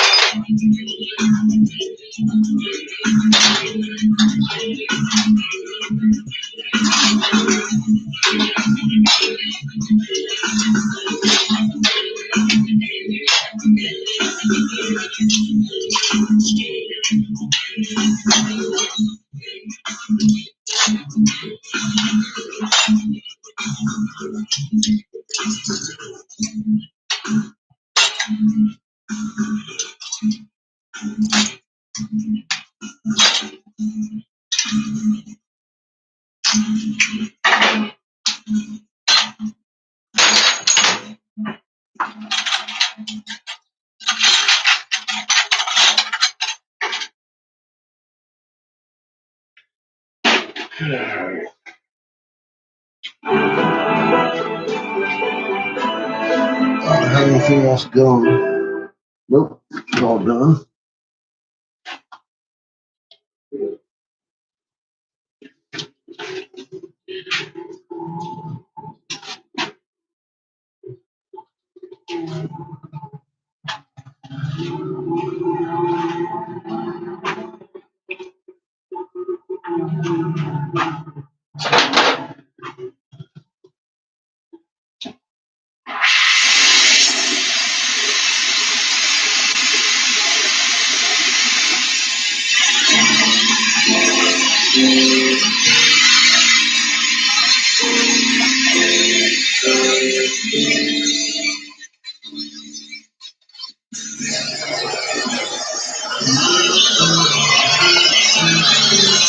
I know they quit. I watched it fall apart.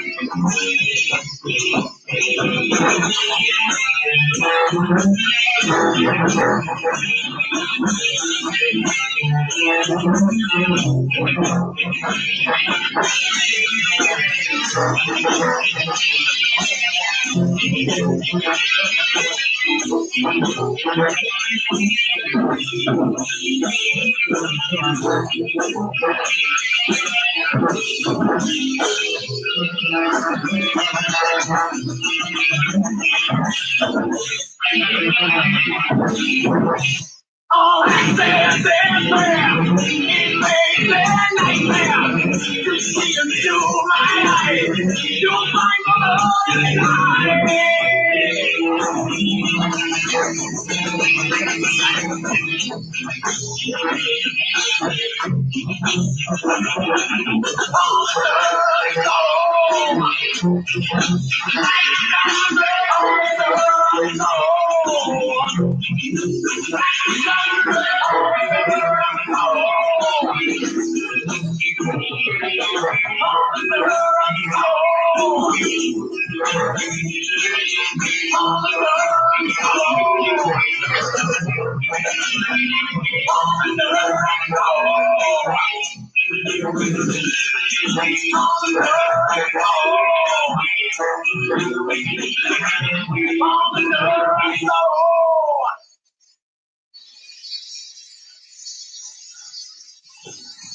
Your moods can change like the seasons, and sometimes you need a very specific playlist to match your vibe. Maybe a wistful autumn soul playlist, or a winter unplugged playlist, or a springtime hip hop playlist, or a Latin summer takeover playlist. Yeah, we've already made all of those, and more for you. Download the YouTube Music app to find them. The new music streaming app made by YouTube. Thank you! Good on. Thank you so much! You should be proud of me too. A lot of things start happening too. There's a ready for the braggers. There's a big song. Alright. Keep looking. Elements. Shine this one. Title track of TML 3 number 2. This is called Glass Run.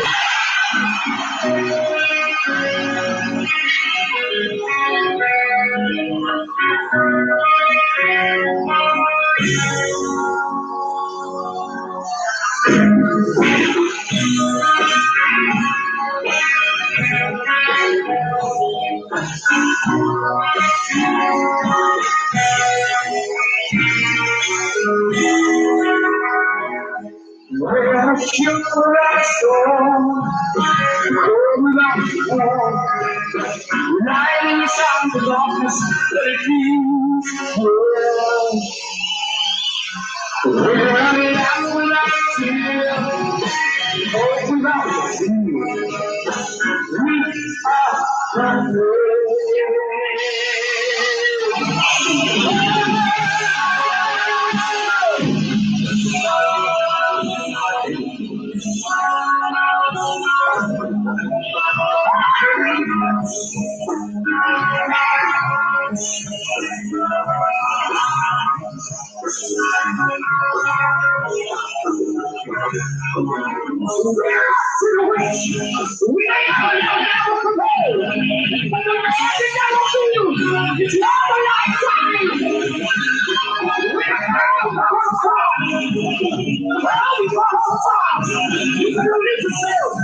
we are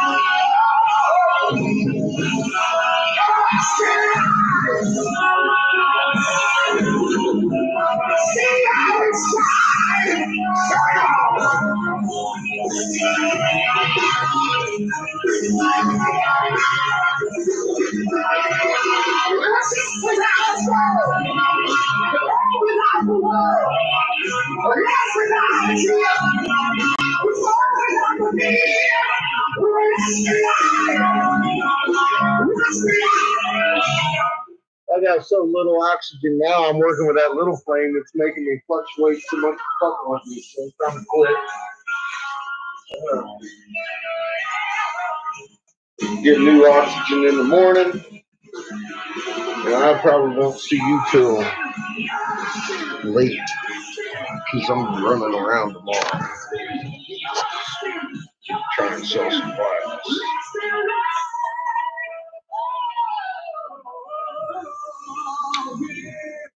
Introducing Sing It with Oreo, where you can turn your voice into a musical message. So that's how you do that. To send to someone special.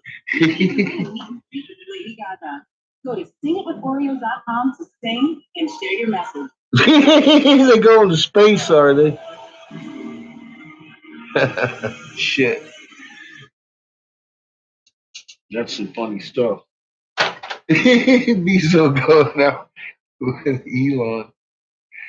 Oh, yeah. That's going to be funny. They go drive a car in space. Oh, shit. So let's check, see if we had that quake yet.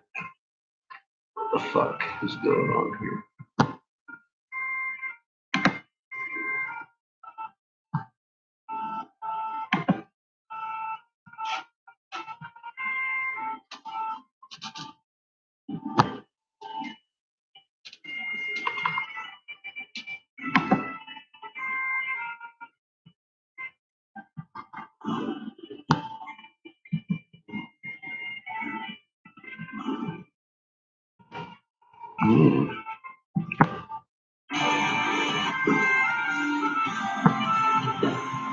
No.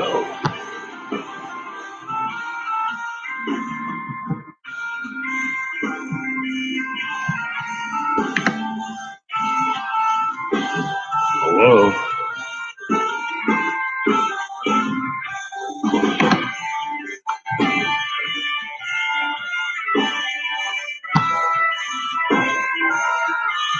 Oh, wow. It's double inducing again. No wonder.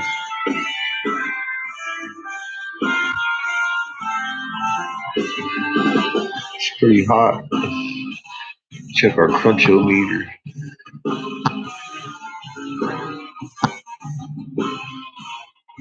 Yeah, it's going pretty good too. So we probably are due for one.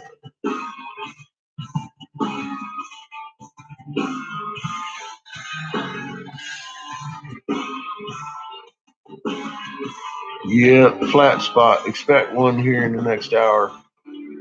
Bam. It'll be a good test of this wall. Wait a minute.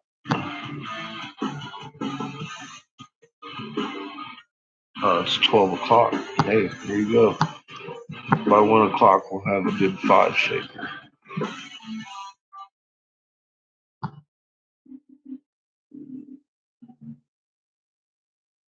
What's up, Prepper? How you doing? I'm fixing to go to bed. I've been up all night, or all day, blowing glass. Been about 8 hours here.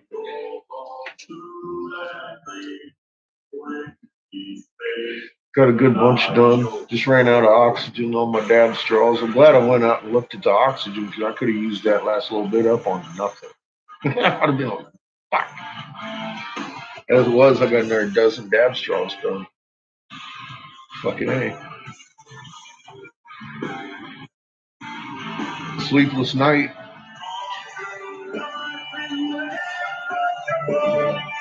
I've run into a few of those myself lately.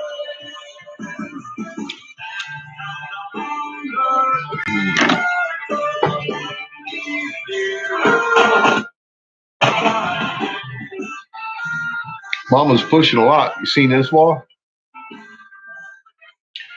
Probably has something to do with it. I'm hoping after I take my shower, I feel a lot more tired than I am, although my body's telling me I need to go to bed.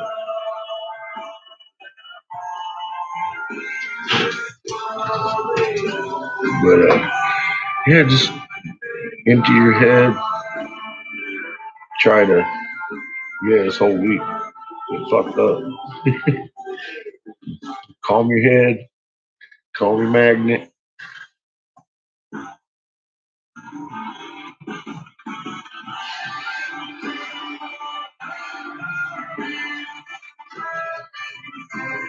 If it helps, hit you a Schumann generator.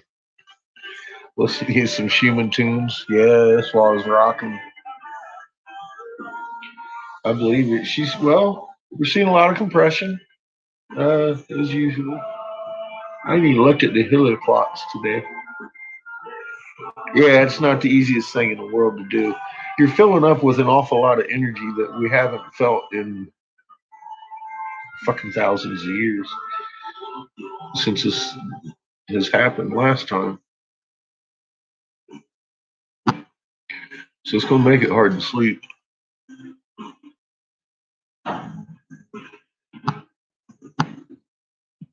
Oh, God. Yeah.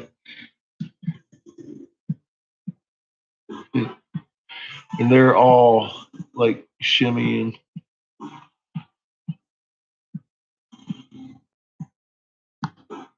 A lot of magma moving. Harmonic tremors. All over the place.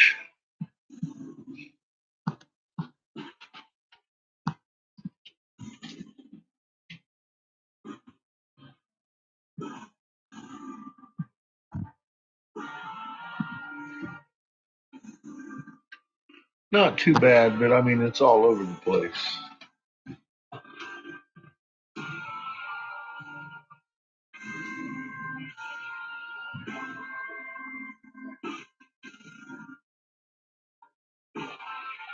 Yeah, it did.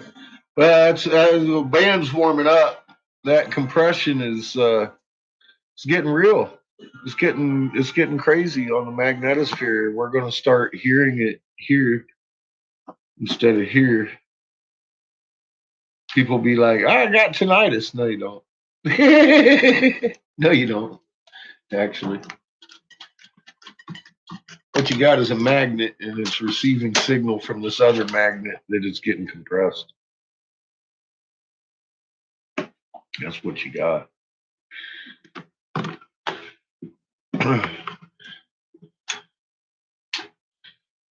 Apparently, we don't need that much sleep.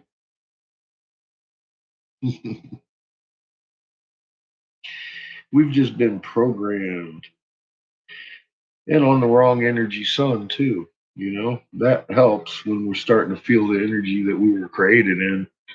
It starts waking things up, like us in general.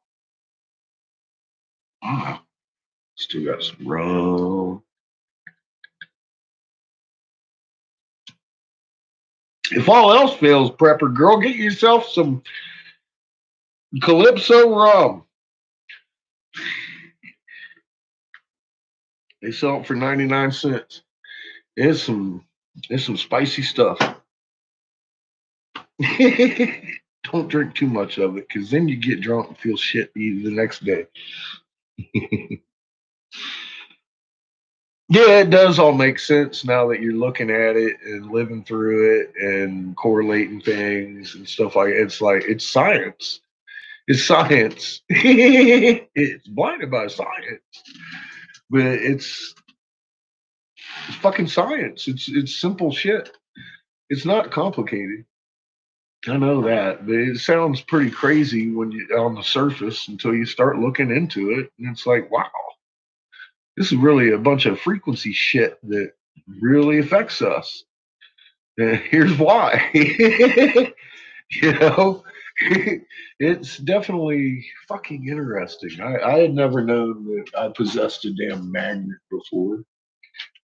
What are you going to do with that? I don't know. All kinds of shit, apparently. We got to relearn it, retrain ourselves to be human again.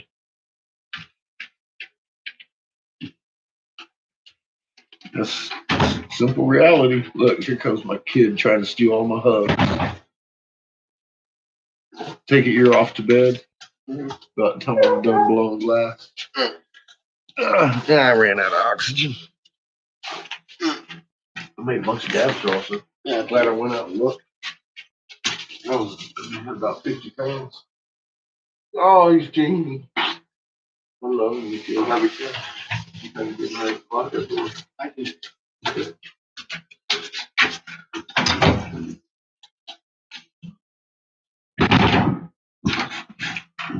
So I'm hitting it upstairs.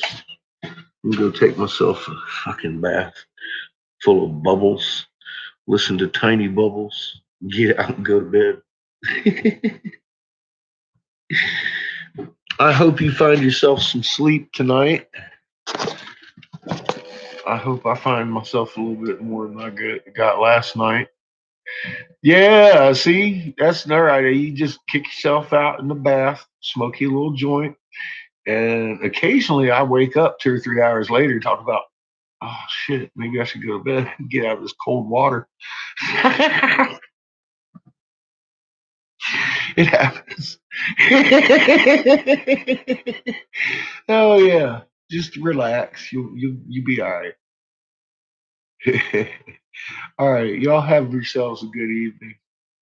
And seriously, I hope you get you some good sleep because you may need it here in the near future. Things is getting crazy.